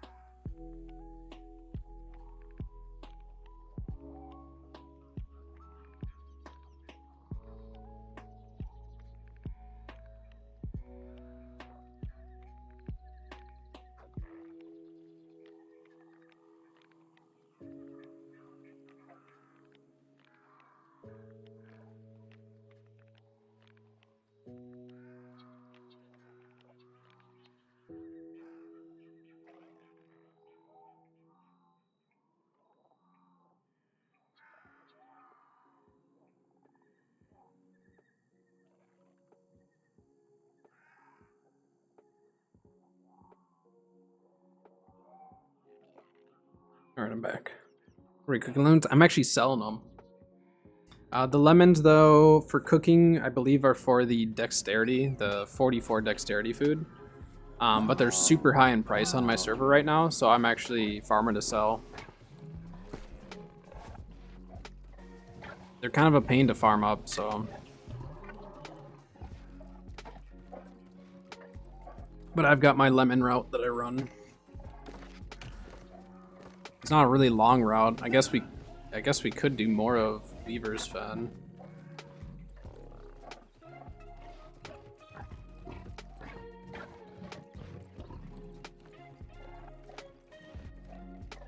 Look at my phone here. Got storms coming at some point today, so I want to make sure my phone's not like dead and then lose power. Not that we're gonna lose power anytime soon, but just in case.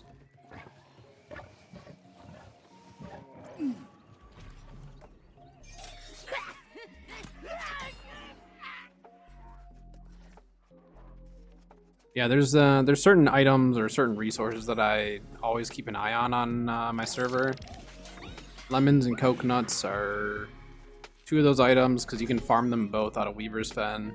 So I really like that. How much are they? They're like 50 bucks right now. I just sold a bunch for 48 a pop. Still have some still up for sale. Someone bought out the market or something. They're super expensive right now. Normally they're like $8 a pop. Maybe 10. And then coconuts are around the same price, right around 50. But on my YouTube, if you do follow my lemon and coconut route, it's the same route I'm running right now.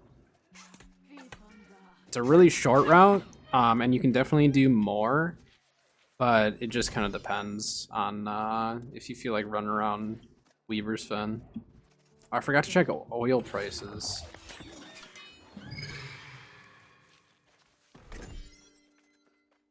Yeah, they're not normally this expensive. Like, it's extremely rare for them to be this expensive. That's why, like, I'm farming so much of it today.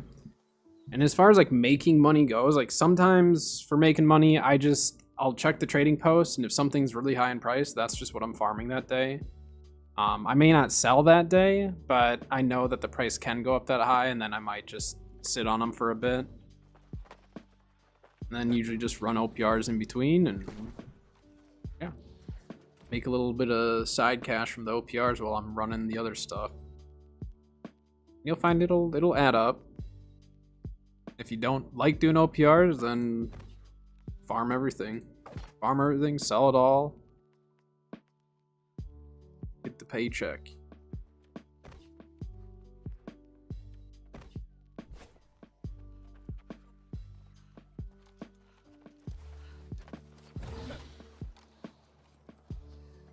So I wonder with the October release if they're gonna do like an updated Halloween event. Kind of cool.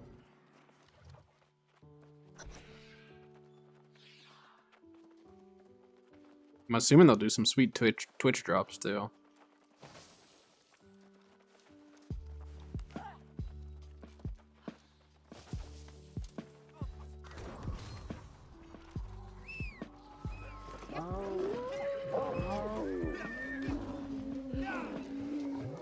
All right. Let's see what we got. We have at least one front line. We have a few muskets on our team, I saw.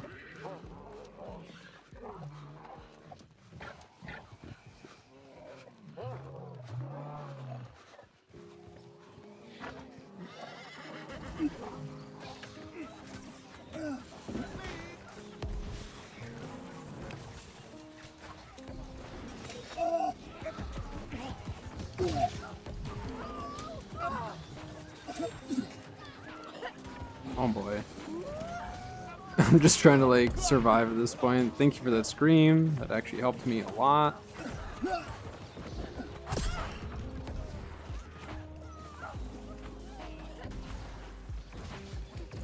There's a circle.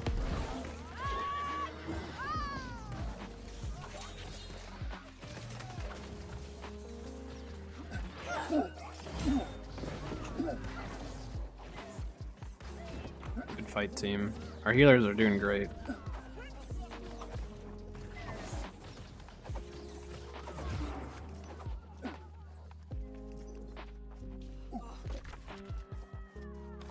Alright, we're doing good.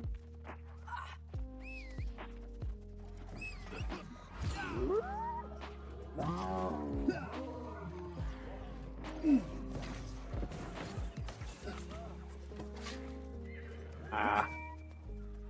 I thought they were gonna cut right more. Reset our pylon. Got that outpost up quick, but they don't have any doors to help protect it. It's a life staff musket user. I've tried that. That's like one of the few weapons with life staff that I cannot get to work well for me.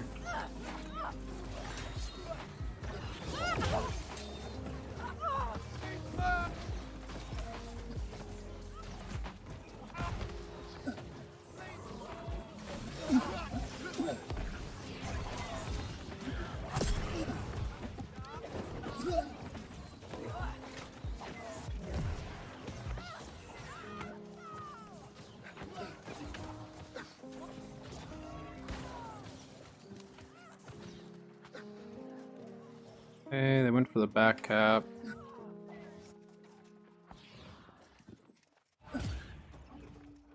Our team's rotating great.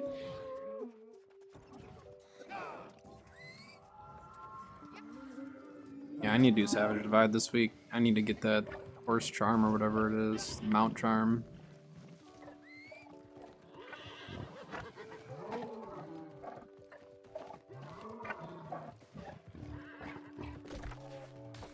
I don't have anyone on Moon at the moment. They're probably going to build it.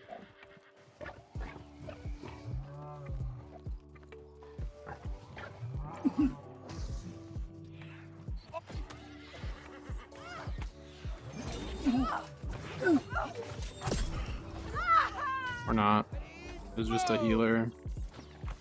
Oh no, they were just in mines. What's my YouTube? Exclamation point YouTube will bring it up.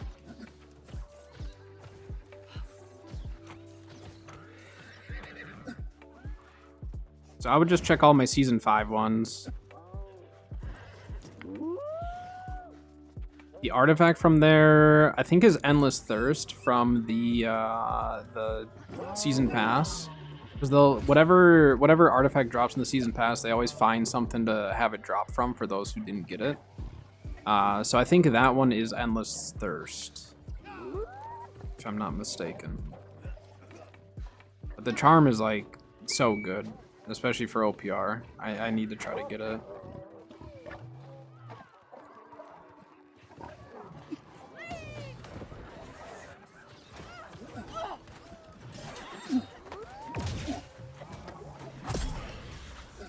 Got him with the old javelin.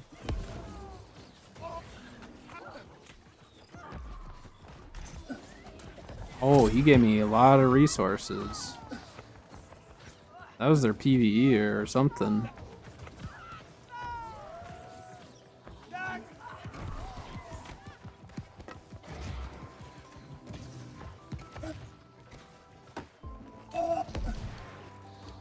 Don't let me die. Oh yeah, I'm building. I'm building here. I need more hide, team.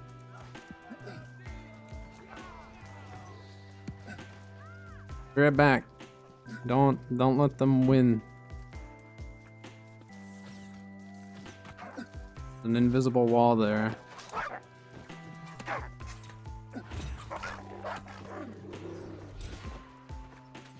Ooh, I got a keg too. Alright, I'm coming.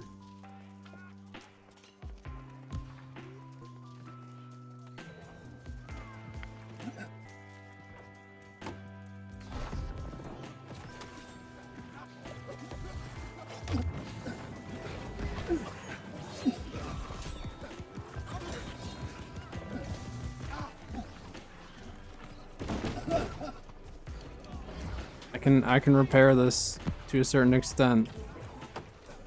I got enough stuff to repair for a little bit. To try to just keep that from fully dying.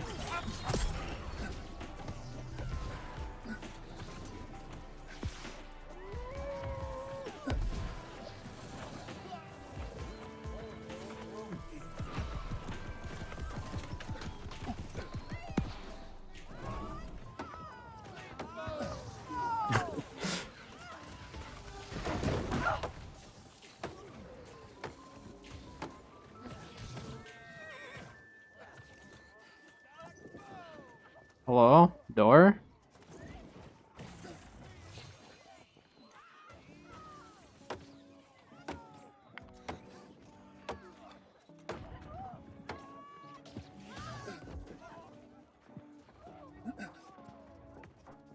Not my fault that they gave me all the resources to do this, okay? I can't let them have the resources back.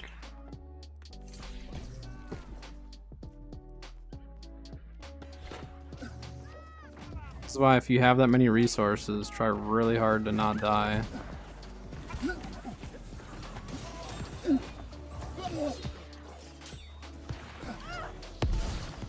Can you get more wood though? Do you think I can sneak the wood? Think they'll let me?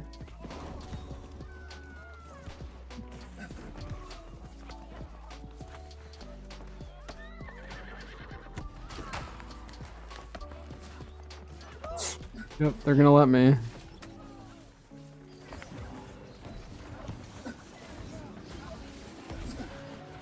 Out of here. I need to level up my other door.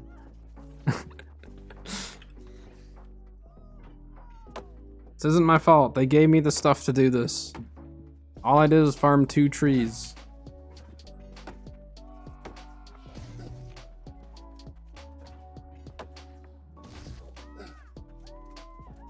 Alright.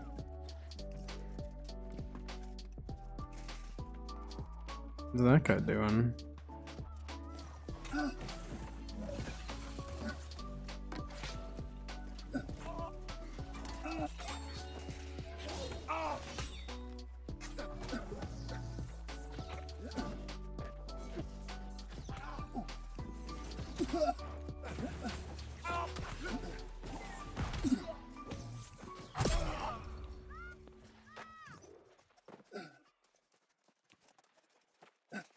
Did it. Wait, is that the PvE'er?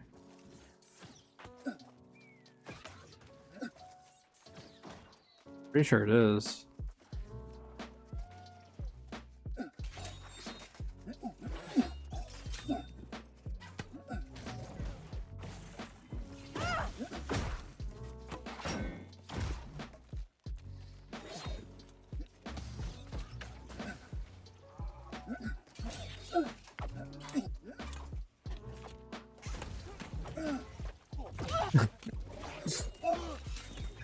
Give me your stuff. Thank you. Farmed so much more wood. Oh my gosh. Not that it matters. We're at 992. He needed to not be where he was. He gave me all of his resources, well, half his resources twice.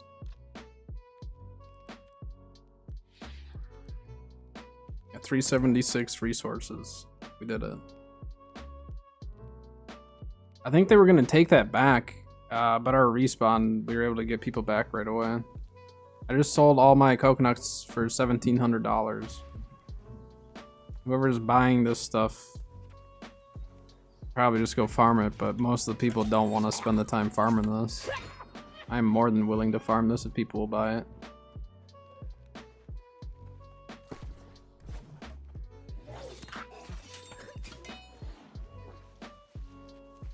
Maybe we'll get a hardened crystal just to, you know, have a little extra cash on top.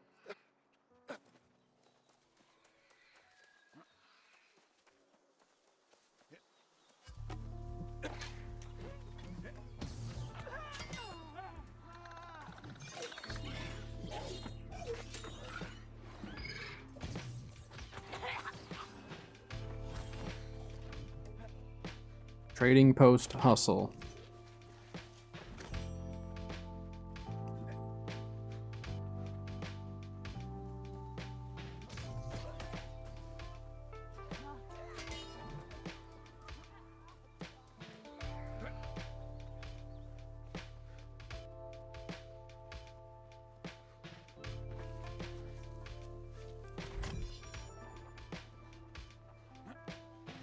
Finally won a match that was a roll, I guess. Well, wait. We win 2 in a row that were rolls? I don't know. I mean, I guess if it's gonna be a roll, I'd rather be on the winning team, but I'd still rather it be a close match. I'd rather have a close match and lose than have a roll and win.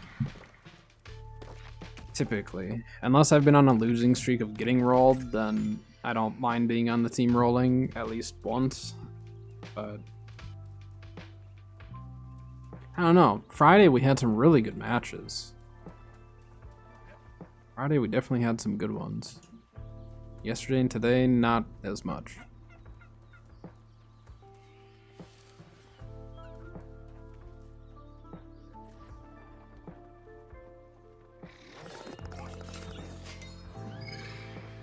Yeah, I think I'll put together a build video for this build. I've had enough people asking about it and stuff, and I've been having so much fun with it that I think this one is worth doing.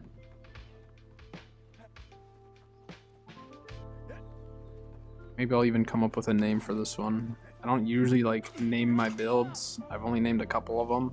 This one I might. We'll see.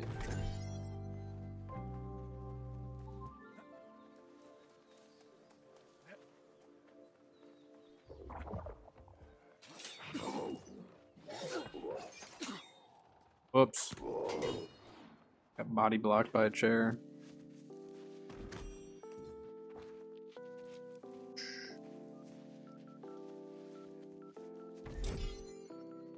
Hair in the metal painting. Let's go. Actually, I could sell some furnishing stuff. I have a lot of furnishing stuff that might be worth something. I usually keep all my furnishings though. Never know when I might need it.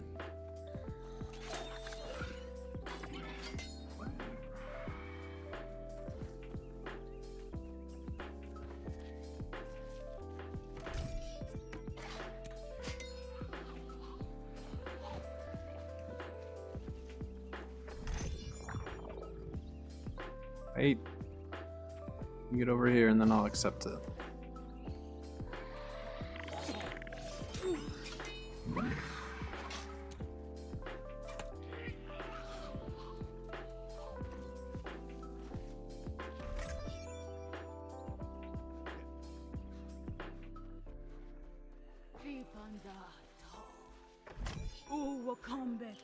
Crazy, we have 14 coconuts. If those actually are, I mean, those were selling at 50 bucks a pop. It's over $500 in coconuts. Yeah, the lemon, both the coconuts and lemons are going for 50. So I almost have $1,000 worth of coconuts and lemons. Unless like the lemons might have dropped in price because I don't think I sold all of them. Isn't that crazy though? I didn't like, whenever I see prices like that, I always question if they're actually selling, but they are.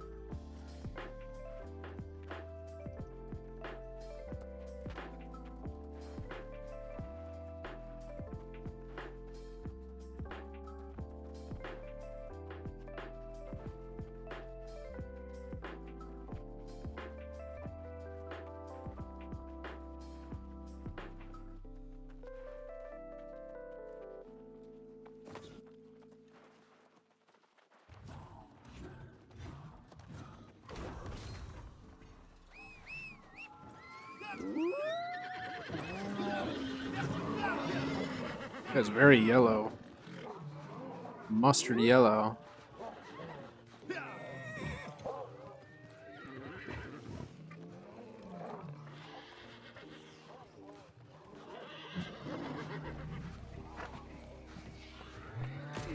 Our team's all going on to point.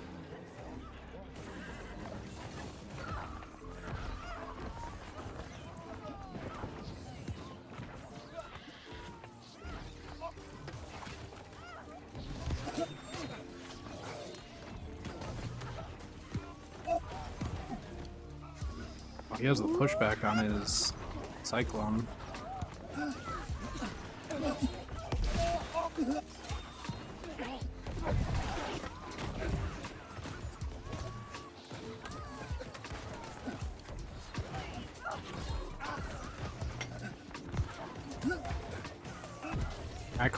I guess I could have jumped into the middle where the healing circle was, but having a spear, sword, and shield on me is not good for my health. I was hoping there'd be like a sacred around the edge of the fight. I couldn't find one. It's also sometimes hard to see them when there's like 5 circles between the enemy and your team, and then ice and everything else on top.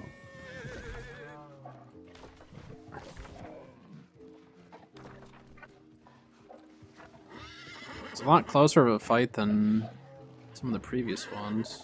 We have someone on Moon, that's good. Set that just to watch the backline a little bit.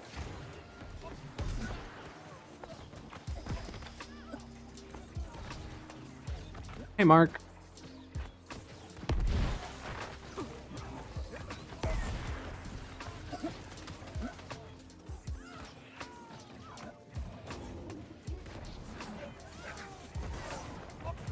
Team's coming back for this.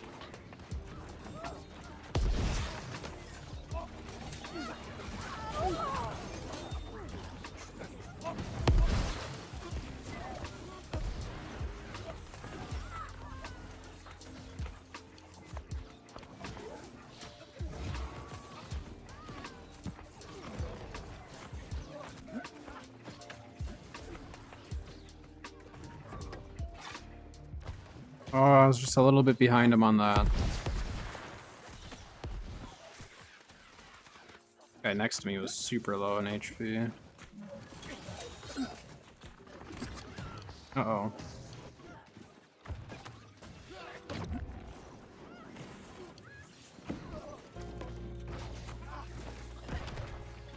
What? How did that miss? How did I just get hit with that, too?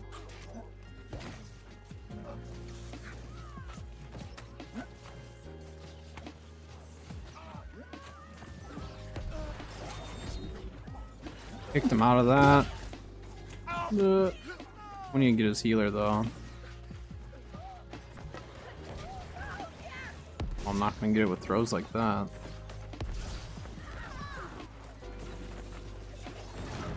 Nice. Someone's distracting his healer there.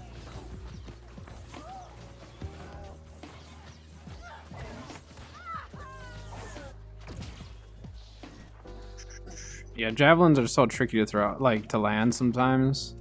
And honestly, sometimes you just have to get lucky. Ready for this? This one's gonna hit someone on the point. Let's watch. Oh, never mind. I actually don't know. I should figure out from sun. Like, how far is that? We actually tested it, and you can throw a javelin.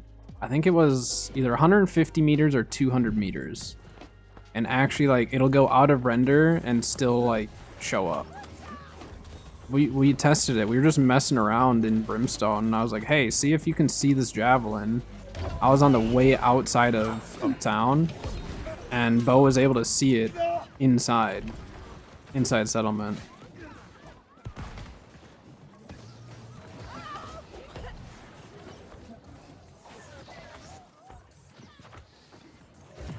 And keep Cozy Witch just constantly taking damage, so they have to decide if they want to heal themselves or the team.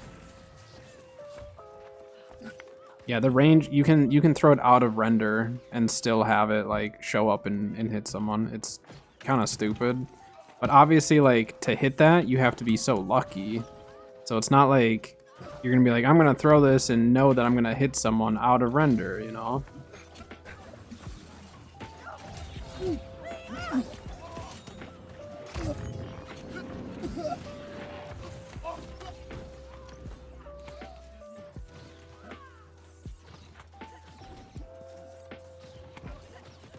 Was snatch someone? We didn't test it because you can't well, I would assume you can, but you can't do a duel and be that far away from each other.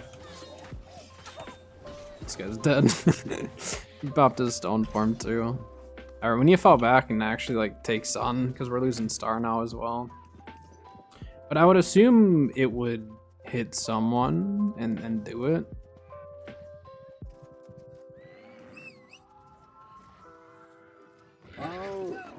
But yeah, since you can't duel and be that far apart, we actually are unable to test it. I'd have to test it with someone who's flagged.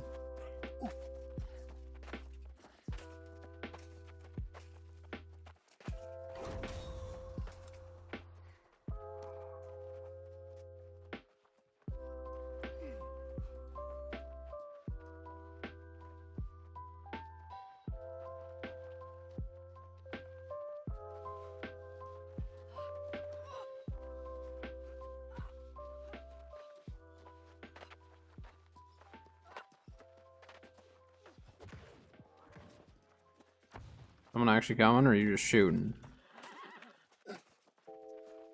I hear a horse. Who the heck is it?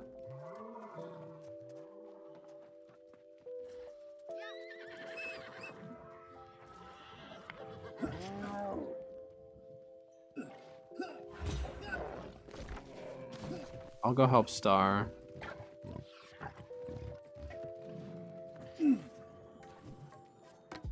This is the one right here. One of these days, I think I'm just gonna keep throwing random javelins like that until one of these days it'll land.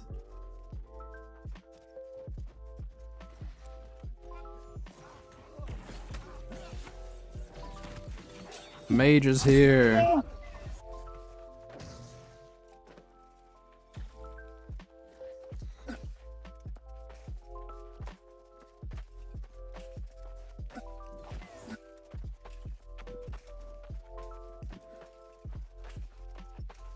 This is a fairly uneventful match.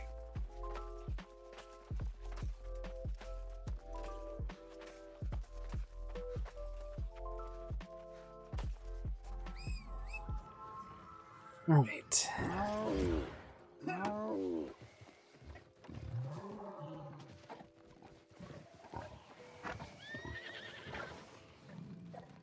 Well, now what?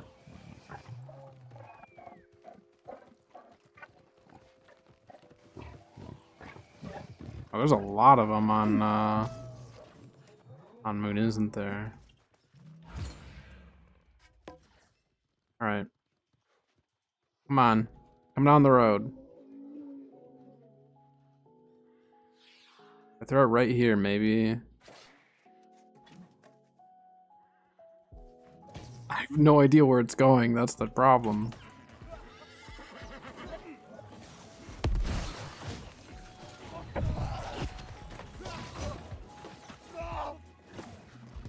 Okay. Try this again. We're out of render. Nope, I threw that too short. Can't tell, was that? Oh wait, those are my teammates. They're just wearing red. They're just in red transmog. Never mind.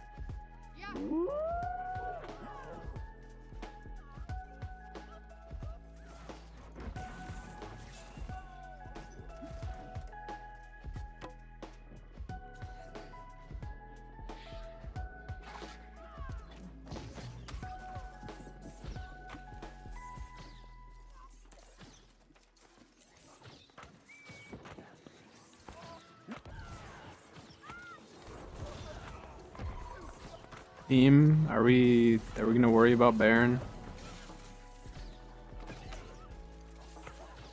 Alright, so now we're gonna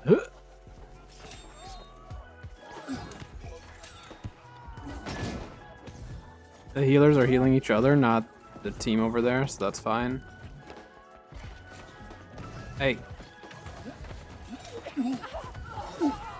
My team showed up and just obliterated the healer.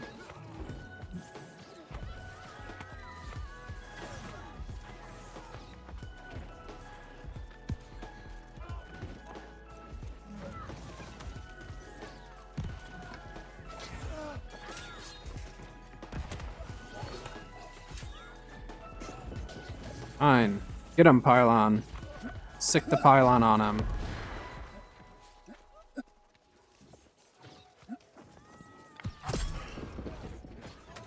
Your fast, weird movements will not be able to get away.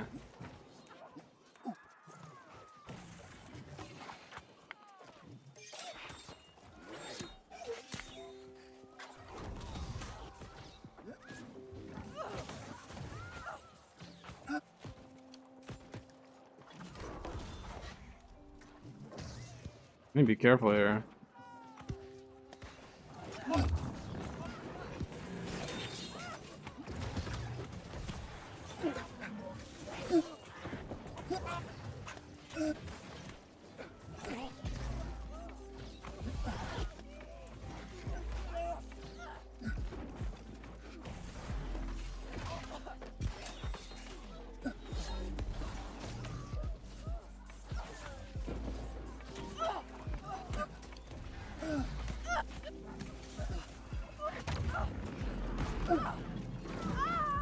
Yeah, I didn't die. Not at that exact moment, at least. Kind of realized I was speaking a little too soon there. I don't know which direction he was actually gonna turn. See, we got Baron.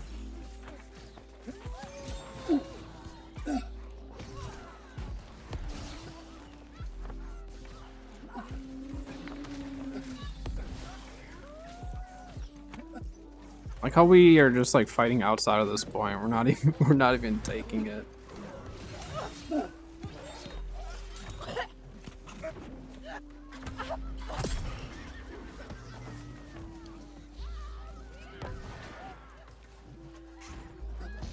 I don't really feel like chasing that right now.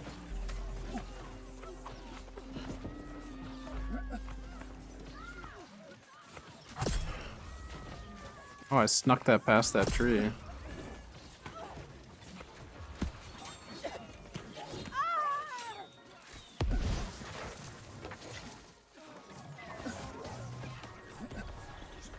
Oh, he got Scorpion stung by someone else.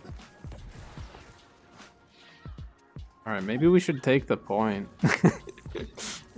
We've been fighting outside of it this whole time. Completely able to take it, we just haven't.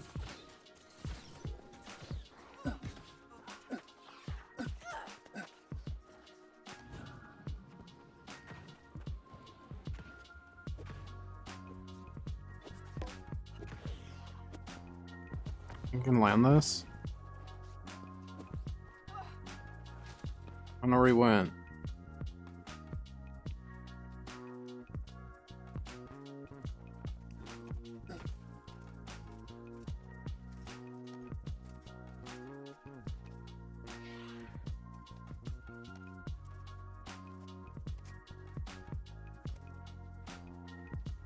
And this other team is at least rotating and stuff. I'm wondering if Star is built up. Where'd that guy go?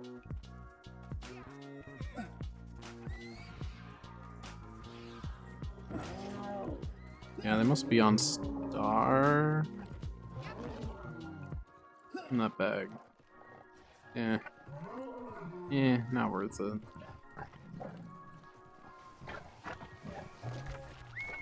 So Sun seems to be good. I'm not gonna worry about Star. Got plenty over there. We had more going over there too, it looked like. I don't know. I guess I'll just go up here.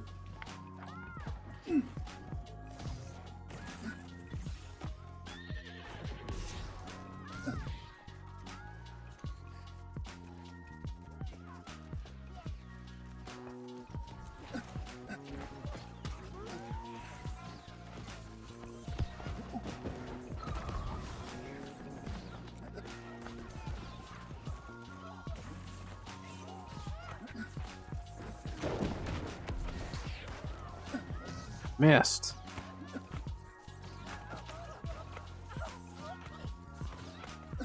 I definitely thought they were going to have their Defy Death.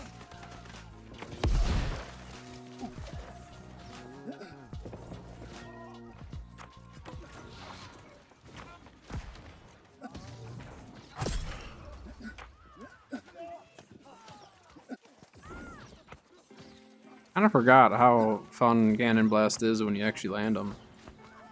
I just miss a lot.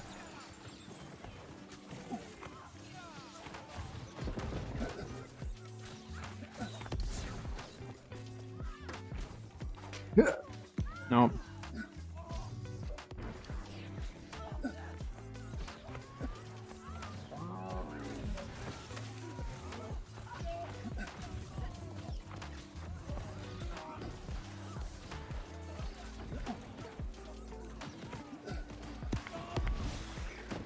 I don't really want to die and get bugged out. I'm gonna fall back a little bit here. Don't kill me, please. Not when we're this close to the game ending.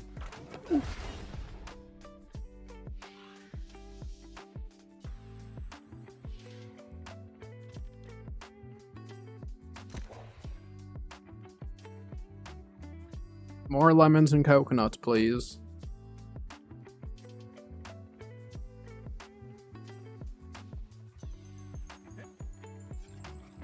Ads are starting in 5, so I'll finish up this area. We'll let ads go, and then keep going after that.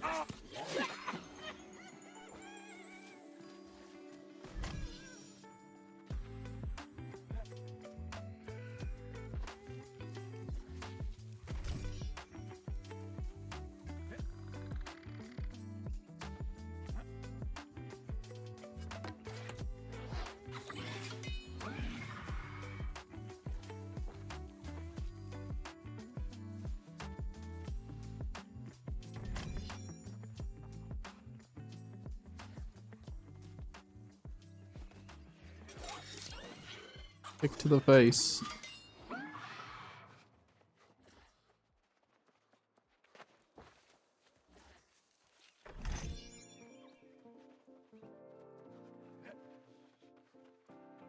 few of these houses that don't have anything in them, and I always forget which ones. Or at least not in like certain areas of the house.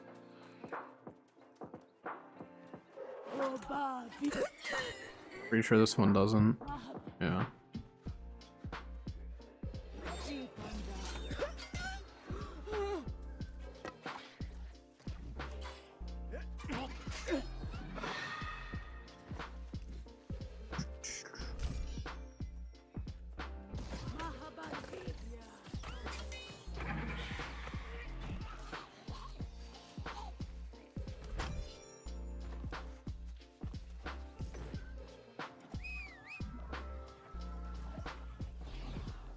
Dang it. What mutation,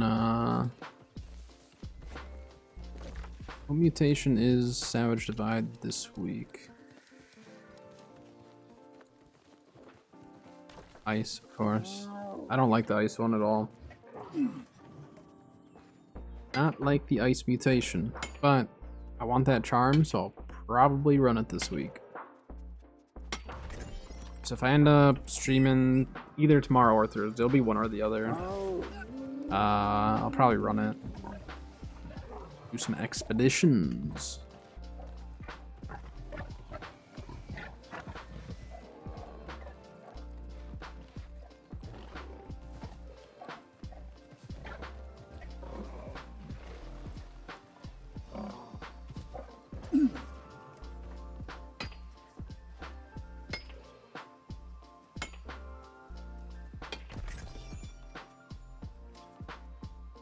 Of course there's no one out here farming this now. And we shall take it all.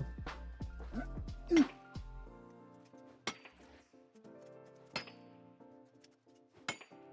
there's someone up there. We'll take these 3 and then go to our spot. See if we can get a few more lemons and coconuts.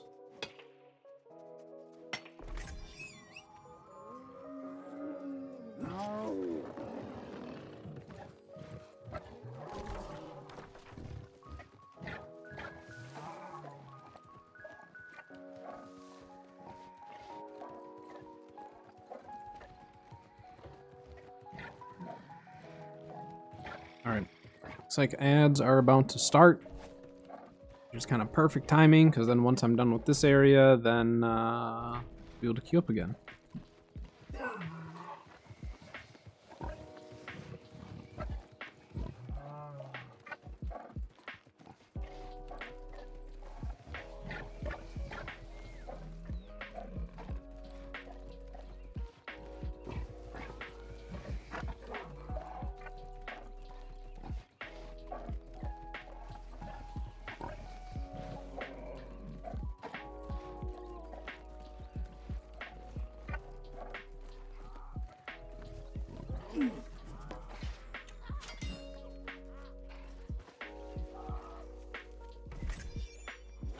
Diamonds, take it.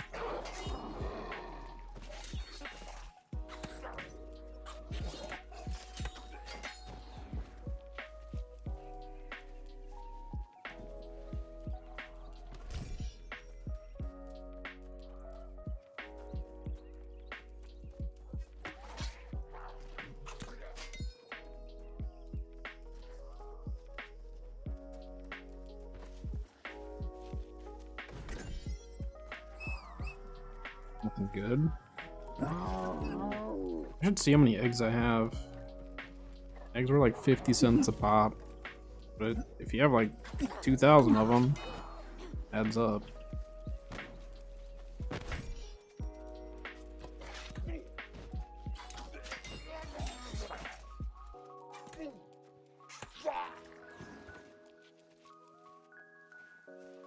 Come on, coconuts.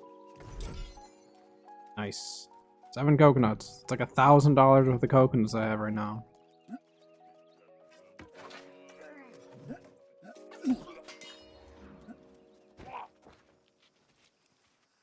Yeah, I might as well just sell right when we get back. Post them. See if they'll sell. Because there's a very high chance that that price drops quickly. I'm surprised that it's actually maintained the price as long as it has.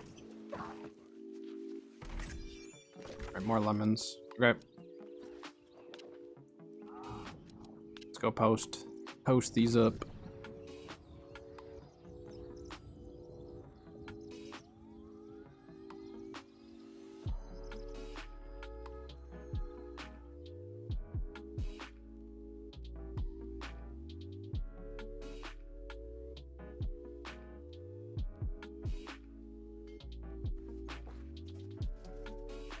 I think all my coconuts sold.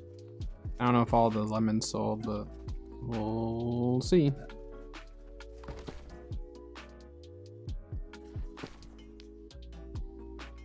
The coconuts did. Lemons we'll stockpile for now.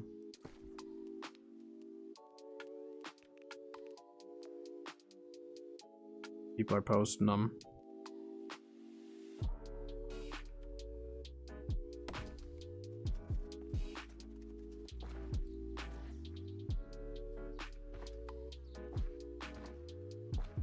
Let me take the honey. Dang it. Alright.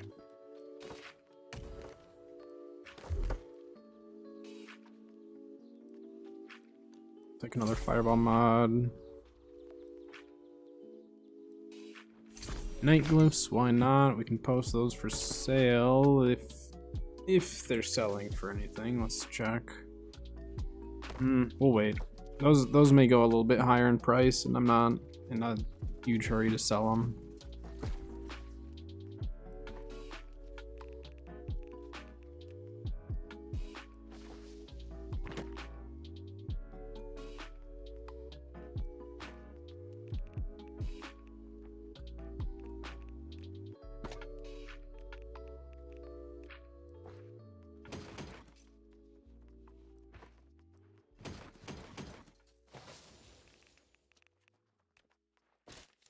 Okay. Wait, no, I put the wrong thing there. We wanted that there, those two there.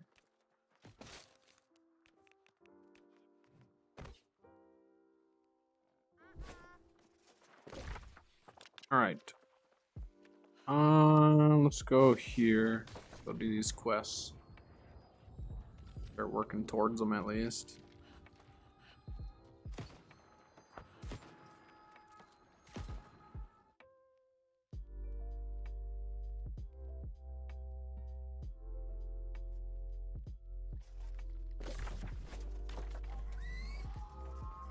I'll do this one first.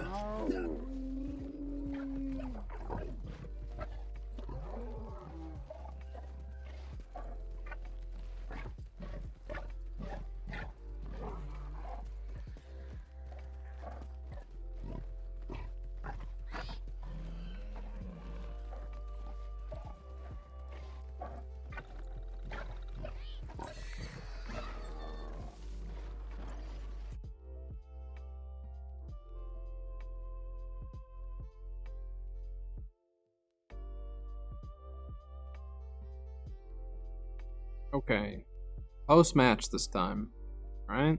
Like a last Baron type of close.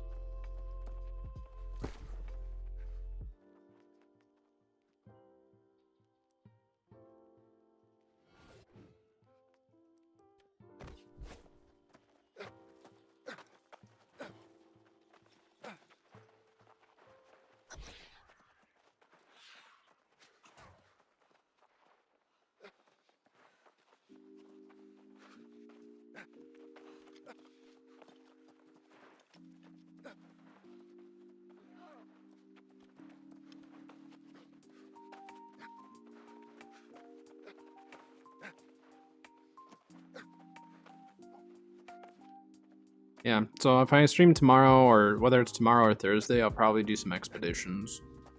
Or at least Savage Divide. Try to get the Mount Charm. I really do want that. I haven't gotten stuck behind the door too much today, which has been good. But I also haven't been running Pestilence. Seems like Pestilence is the big factor into the door issue for me.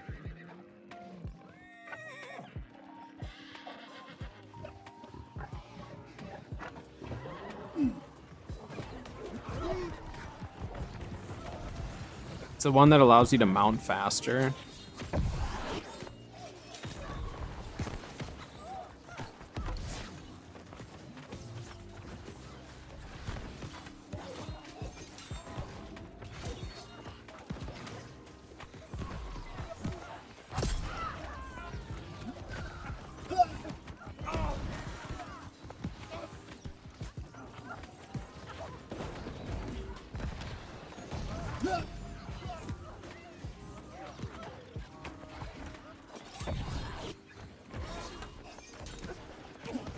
They're peeling for their healers.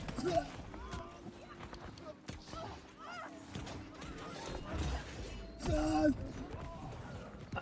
did I die through? Fire staff, bow, musket, all the above. Bolt caster, yeah. Yeah, the faster mounting is like really, really nice for this type of stuff. Oh, we're getting back capped right away. That was a close team fight at the start. And we're back capping them, that's good. They're losing the back cap. We just need to keep them at sun now.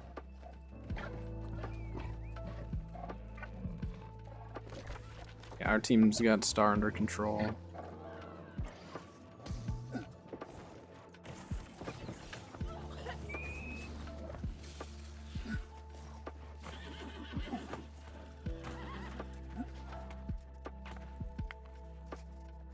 I just need to slow them down here.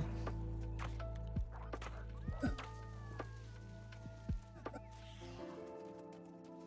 think they backed off. Do I have anyone with me for Sun? Yeah, we need to rotate around and start taking Sun right away, because then that'll force them to have to decide if they're going to continue pushing Star or fall back.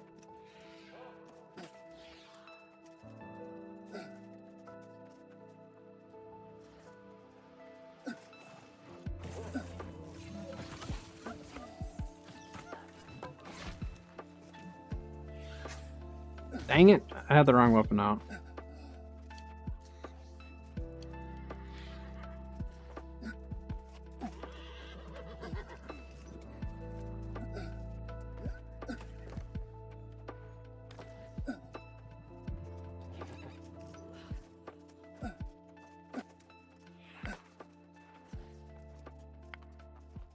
Yep, see, this is how you outplay them. They're going to take Star from us because they're just rolling through. We lost the first team fight, and they almost had us tripled. We just need to outplay them.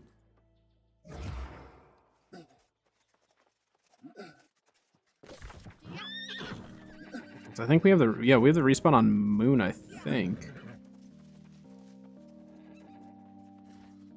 All right, ready for this one? Oh. One of these times, it's gonna happen.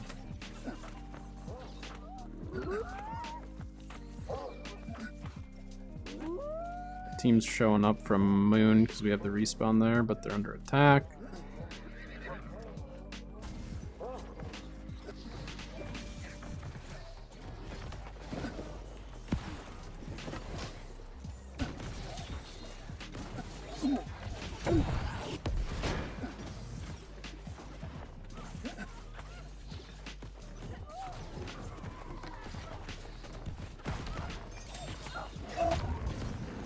So I need to figure that out. The whole cannon blasts when I javelin them.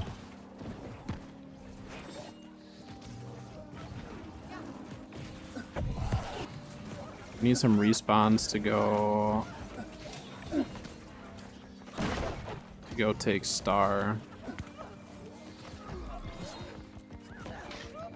Ah, the healer stopped the heal.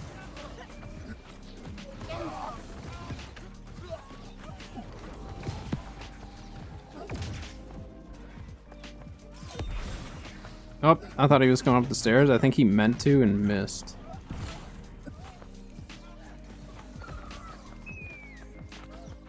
Alright, we have teammates taking Star. He dodged it.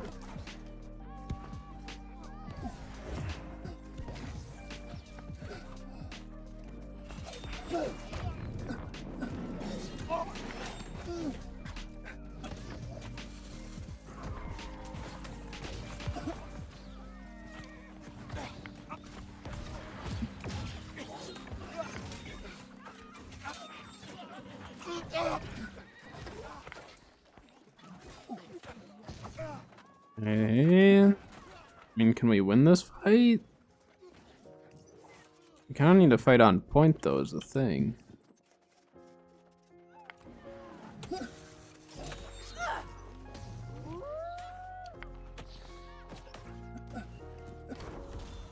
A team pushed on. We rotate back on here. They have a lot more, though. We don't have enough. Yeah, I don't know what happened to our back cap.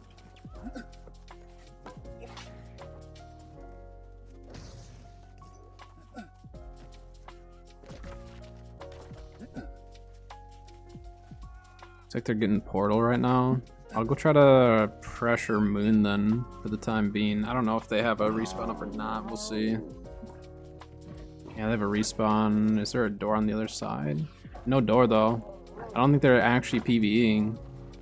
Or if they are, they're just not getting the door up immediately.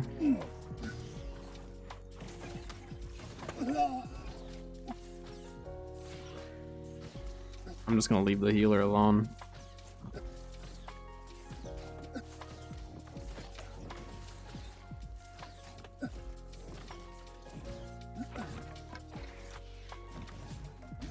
What? How did that... Wait, how did that not CC them?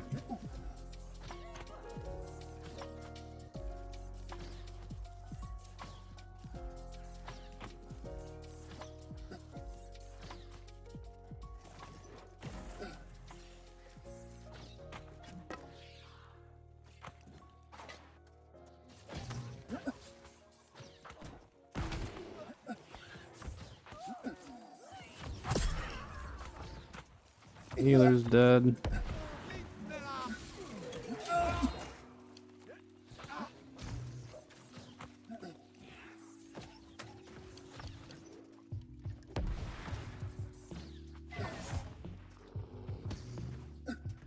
I just need to just keep capturing this.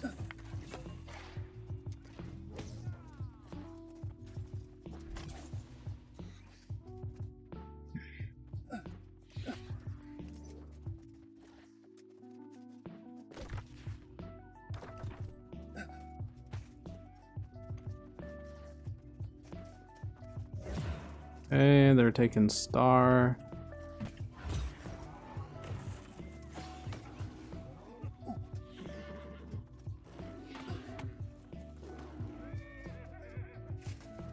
I don't have much for teammates here is the thing.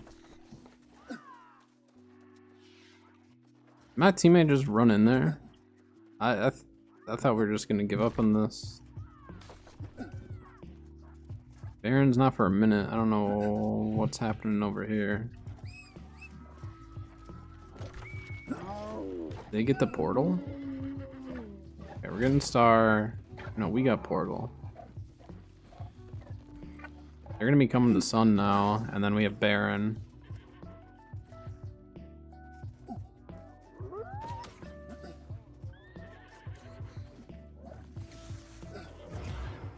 Yeah, I think they'll just go Baron, but I'm not sure.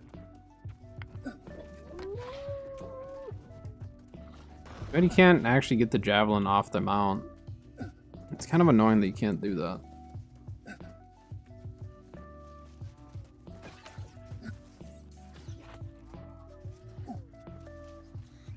Yeah, our team needs to go Baron. There's a lot of them going.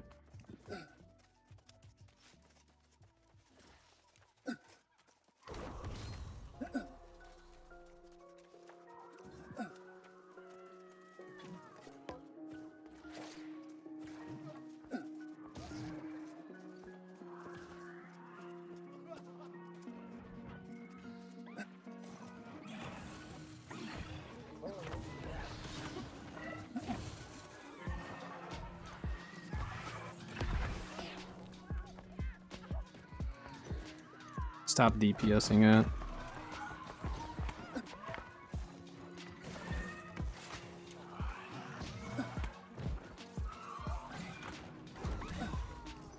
I'm gonna hide.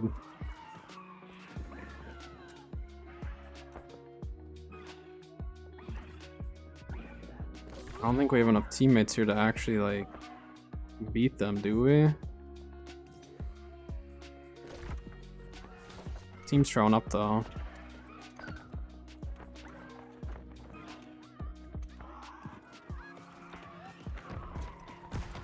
I used it too early. No, I messed that up. That was 100% on me. Gosh dang it. There's Chongo? I'm not sure. Possibly. If they're on US East, I'm sure I have. I thought they were going to burst down Baron a lot quicker. I'm usually too late on my shot, so I went early, and they didn't burst it as quickly as I was anticipating. See how many of them stop. Any of them? A few of them did. It's still chasing. Alright, back with the team. Yeah, I messed that up. I hit that way too early. I just am so used to hitting it too late that...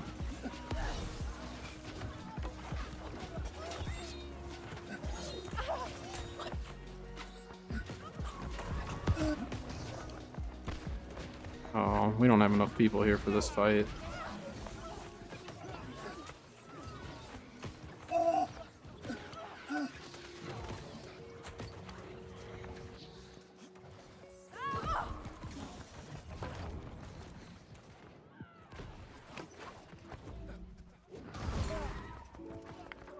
Okay. I mean, we have people at Portal. I think we just try to push Moon now.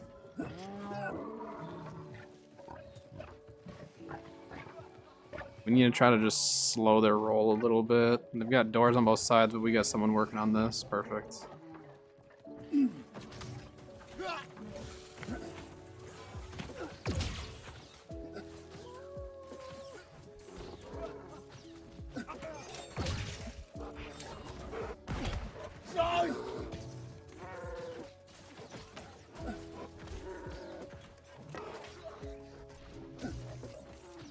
Wait, how did that just knock him down?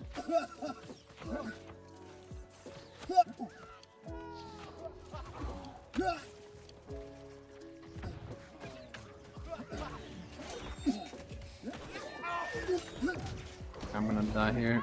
I needed a heal. That's right, our team's there. We got the door down. They need to get the respawn down. They should be able to capture it. I think there was enough there.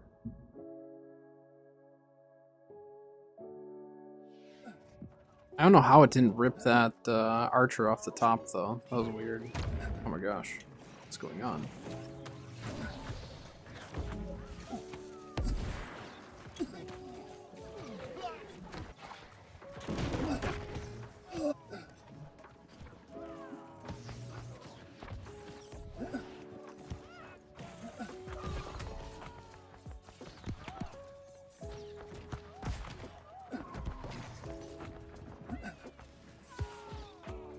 I need more help pressuring these healers. I've got too many of them for me to just pressure on my own.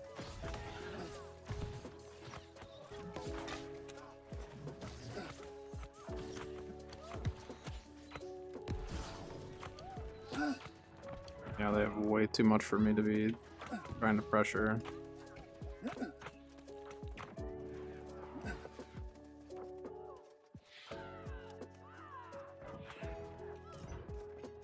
Let me through. Okay, nice. We're using oil vents. We have the 2 camp right now. This is really good. This is actually extremely good to just kind of waste their time right now.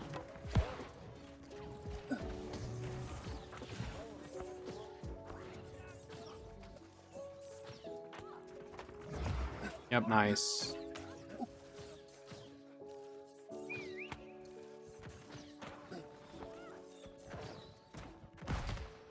Dang it.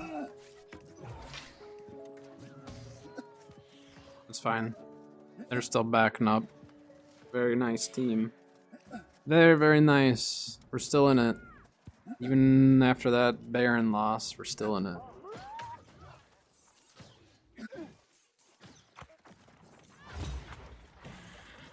We need to try to get Moon though. Either that or get Sun, but I think we try to get... Yeah, I think we try to go help with Moon. Get that and then come back for Sun once they leave. Stupid pylon.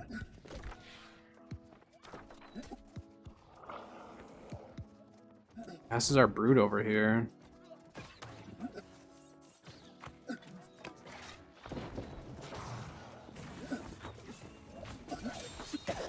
Okay, maybe not.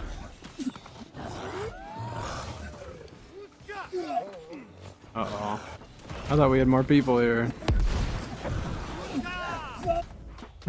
They have so many people there, though. Like, fighting that brute. We should be able to get Sun. I didn't think they had that many. Okay. So maybe we should have just stayed Sun. I didn't realize that we had a brute there. Alright, I'm coming, team. Maybe. I'm gonna retake my consumables here, at least some of them.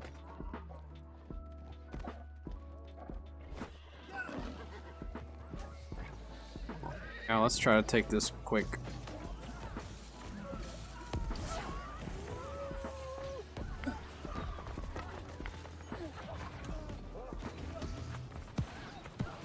I thought I timed that right on that proposed. Must have done just a split second too early.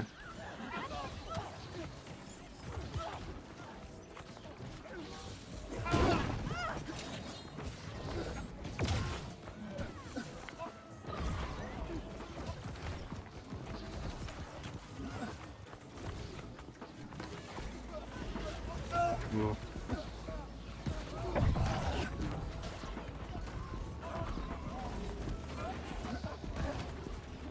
Ah, I tried to hit that healer up top with that.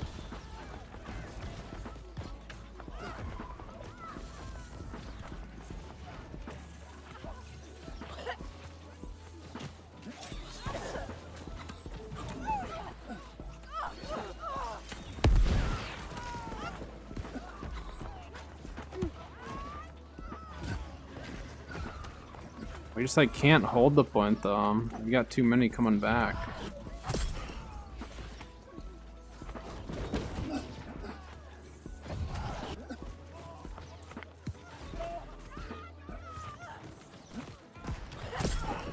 Nice. It's a healer dead.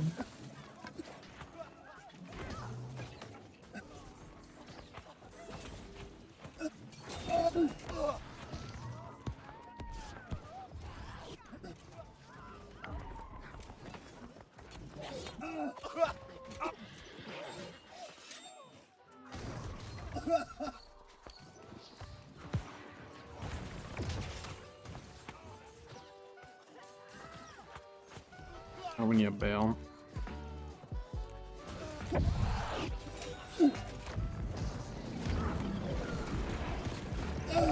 Yeah, I was out of pots. I think if we just keep going for the back cap and just try to make it so they can't own either side, then we're good, but this is gonna be a tough one. We're gonna need the next Baron. Next Baron's a very, very important one.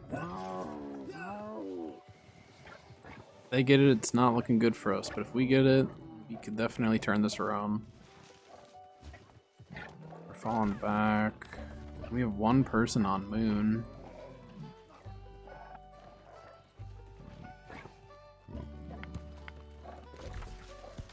Alright, we have a couple other people trying to go moon. I think that's the play though. We go moon, we let them push past sun a bit, and then we have people rotate back to sun. I'm wondering if one of these guys has brood.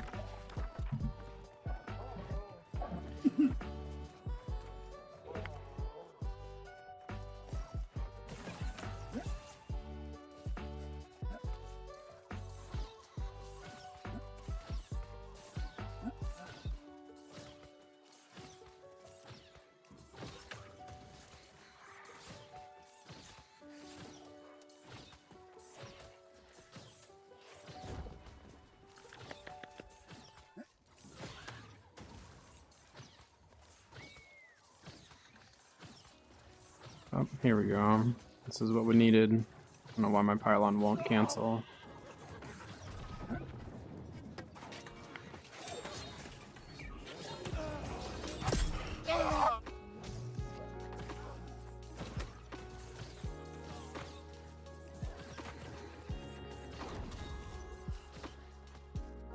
Alright, we need to take this, hope that they don't get star, and then we need a small group to go sun now. Stay on the point.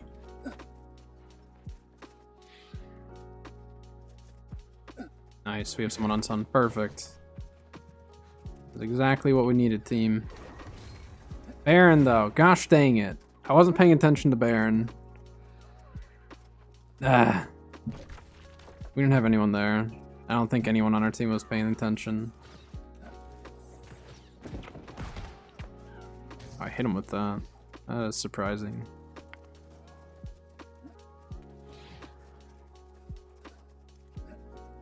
I mean, if we can hold the 2, maybe. This is gonna be a lot harder, though.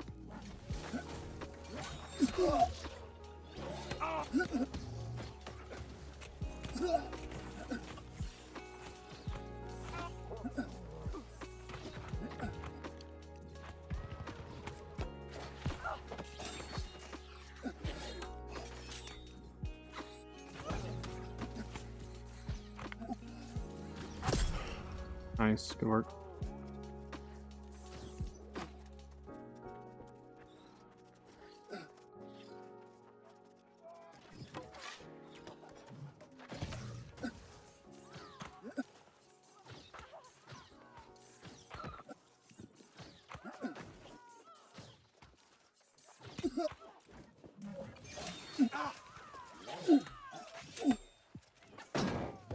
You guys not taking like any damage from me.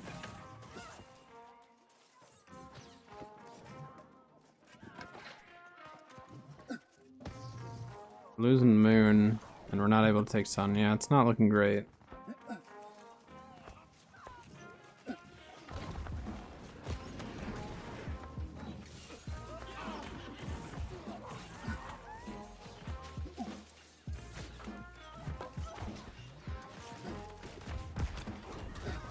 Nice.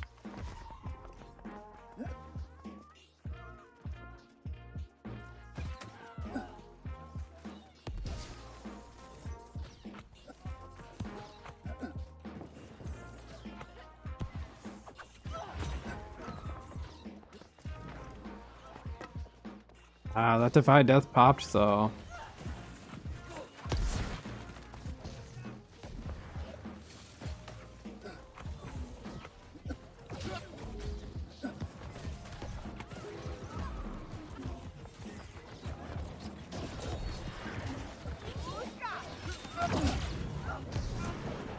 Ow.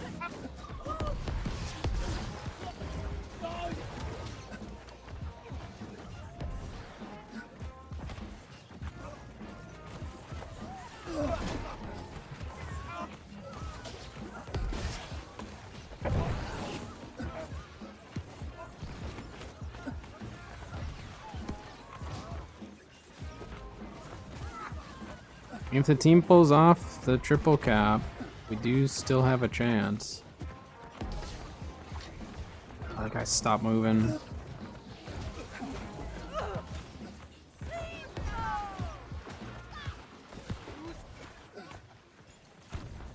Ghost build? Yeah, I can definitely show you. I'm gonna be putting together a build video for it as well.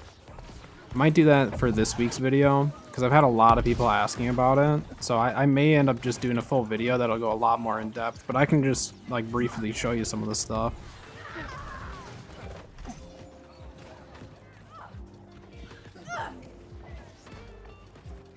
I've been getting a lot of people asking about it, so it's usually a good sign that a video must be done.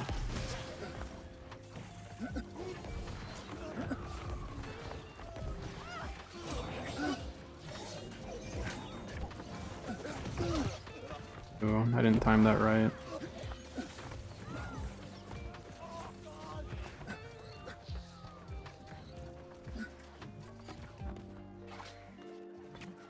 Got him.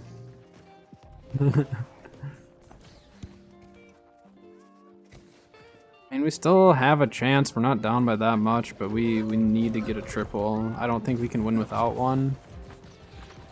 And I don't know if we'll necessarily see the next Baron.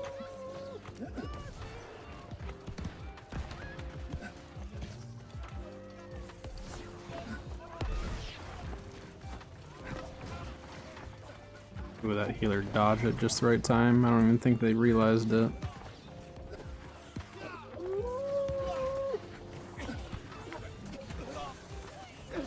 I don't know if we're gonna be able to get through that door.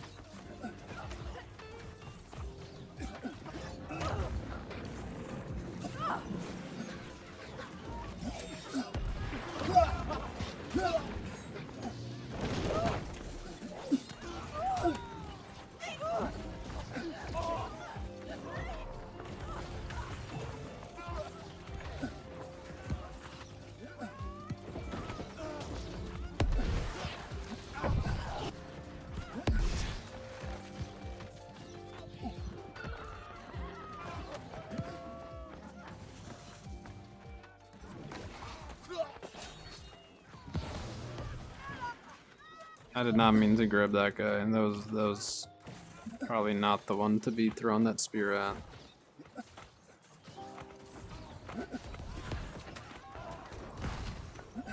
I missed that. That was a whiff.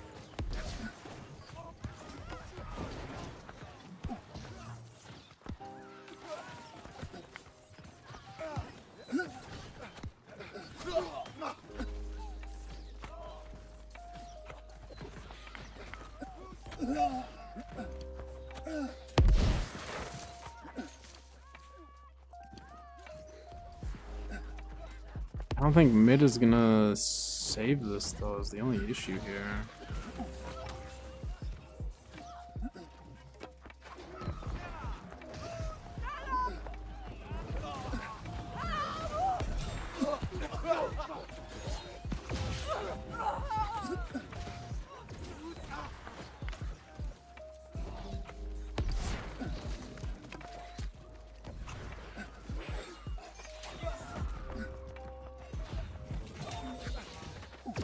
I was lagging and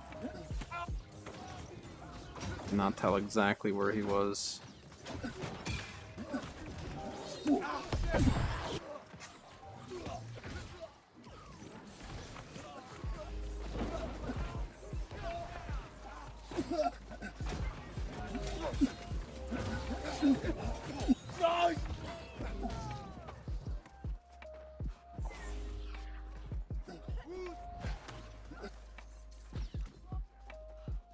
I mean, if we can prolong this to Baron, then we definitely have a chance. They don't have a respawn up, so that's actually really, really big for us. Alright, team, we got this. Evans, thanks for the follow. Welcome, welcome.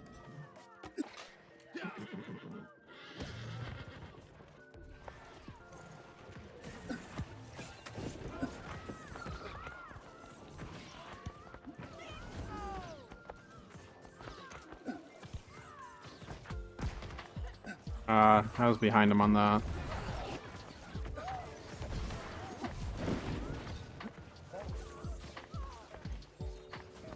Yeah, we just need to rush on the point and get this.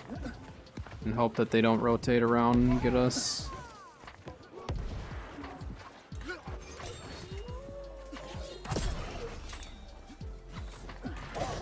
Yep, just get on point. This is actually huge.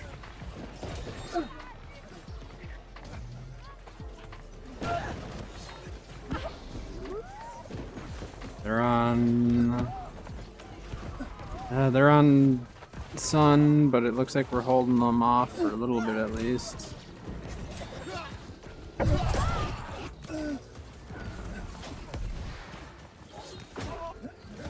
We just need bodies on point to capture it.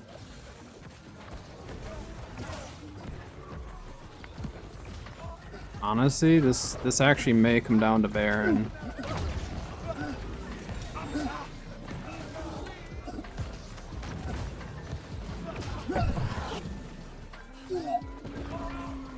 I don't think we have enough people here to actually take this. No, we don't. We need to go Baron.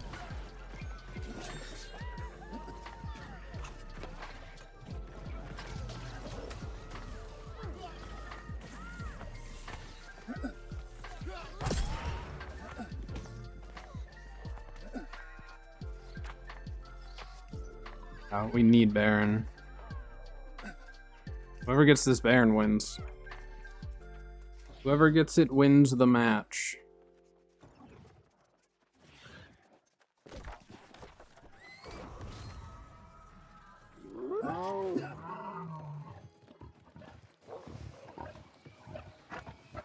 And I think we're gonna have to just DPS it down. I mean, we could probably win with the 2-cap, but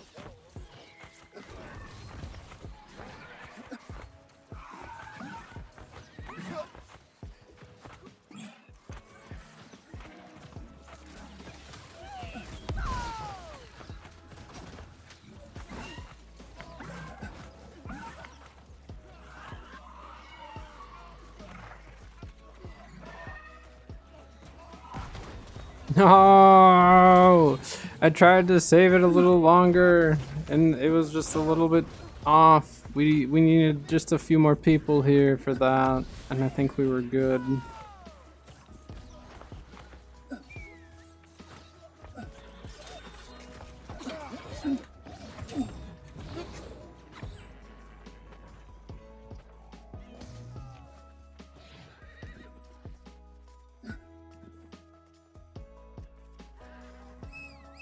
Yeah, I think we needed to separate off onto Baron a little faster and get all of our melees on the doors. That was like the only way. I can't do a whole lot. I mean, I can slow them down a little bit, but I can't do much outside of that.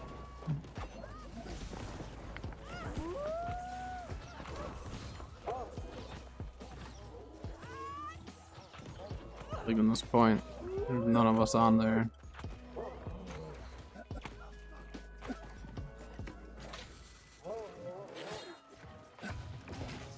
It's jumping over me.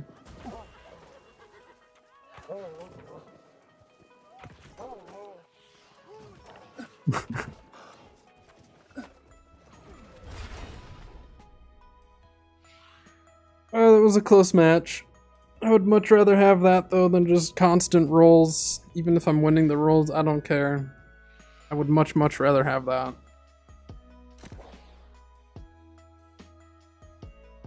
Close match.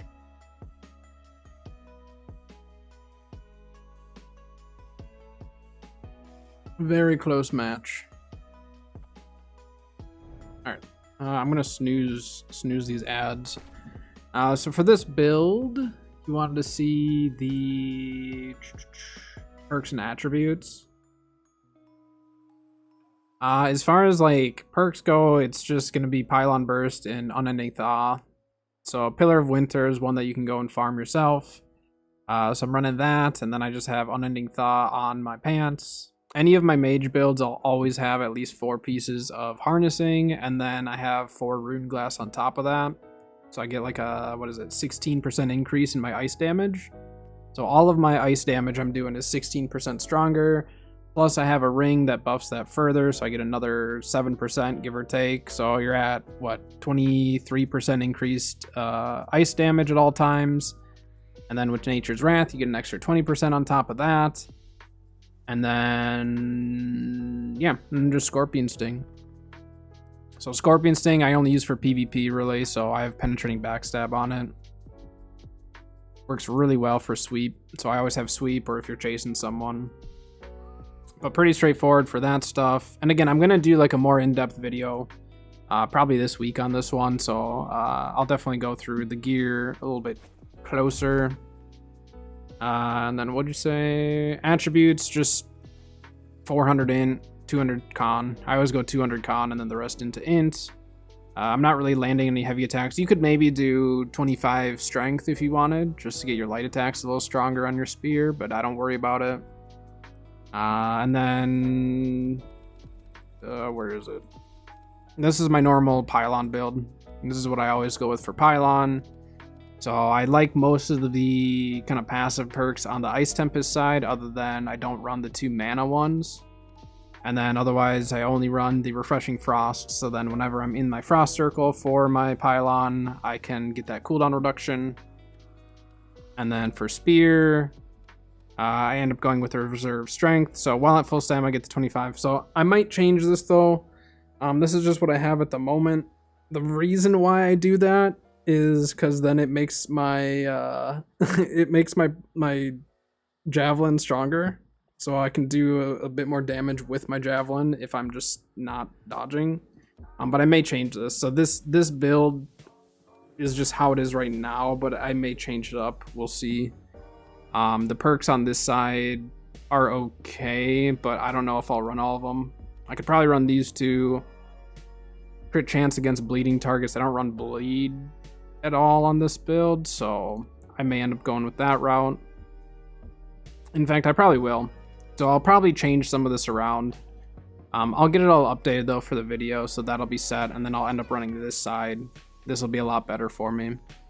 So this build I would not follow the way it is right now. This was revolved around getting my javelin to do more damage. That was the whole idea with that. But I will be changing this, so. But Ice Gauntlet, this is just my normal Ice Gauntlet build. So any of my pylon builds that you see, this is what it'll have. Witcher, thanks for the follow. Welcome, welcome. Appreciate it. Yeah, this is my go-to. Like I said though, I'll get a full video out for you guys probably this week. Honestly, I'll probably do that for this week because I've had enough people asking about it that then I can just kind of send you the link, the basics.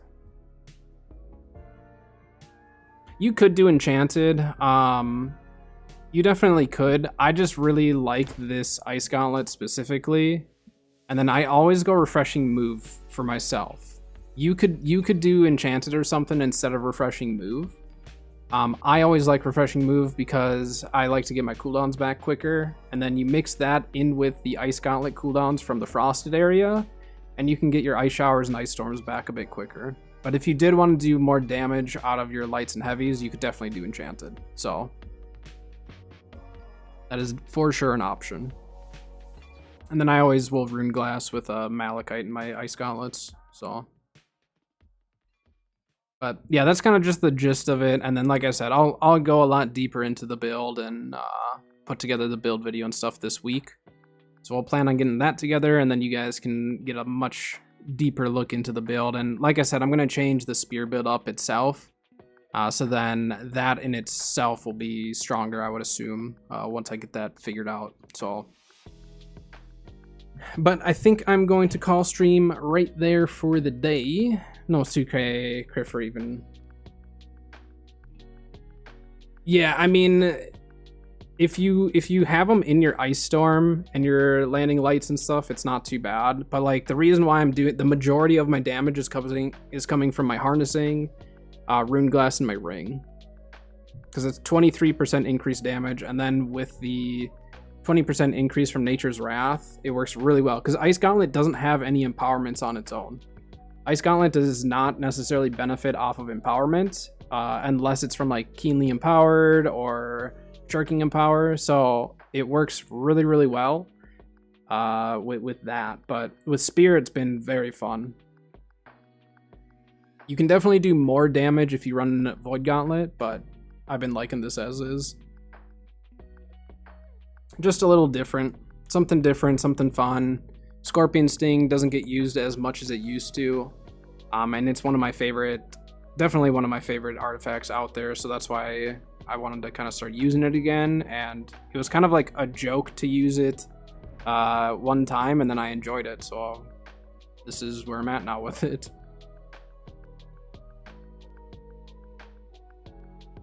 Yeah, so I've done a ton of Nature's Wrath builds. Nature's Wrath is my favorite.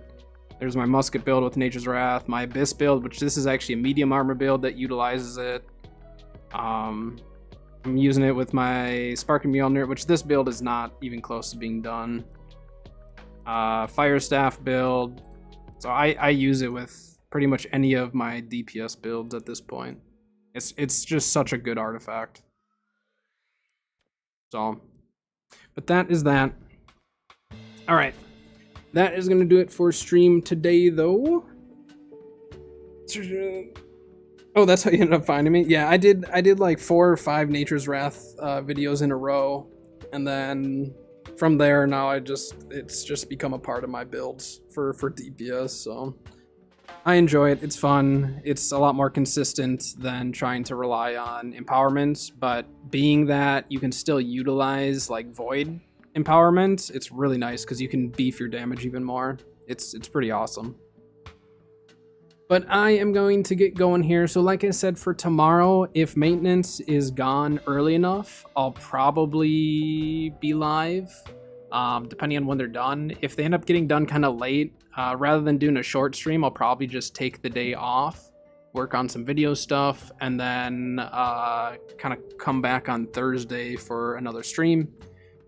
So if I don't see you guys tomorrow, then I should see you Thursday. And then Friday, I may or may not stream on Lilith, working on that character. We'll see. Kind of depends on how I'm feeling. I don't know if I'll want to do early game or not, but we'll play it by ear. So, all right. Well, thank you very, very much for all the follows, subs, and all that fun stuff, everyone. And I will see you all either tomorrow or Thursday. So have a good one. We'll see you later.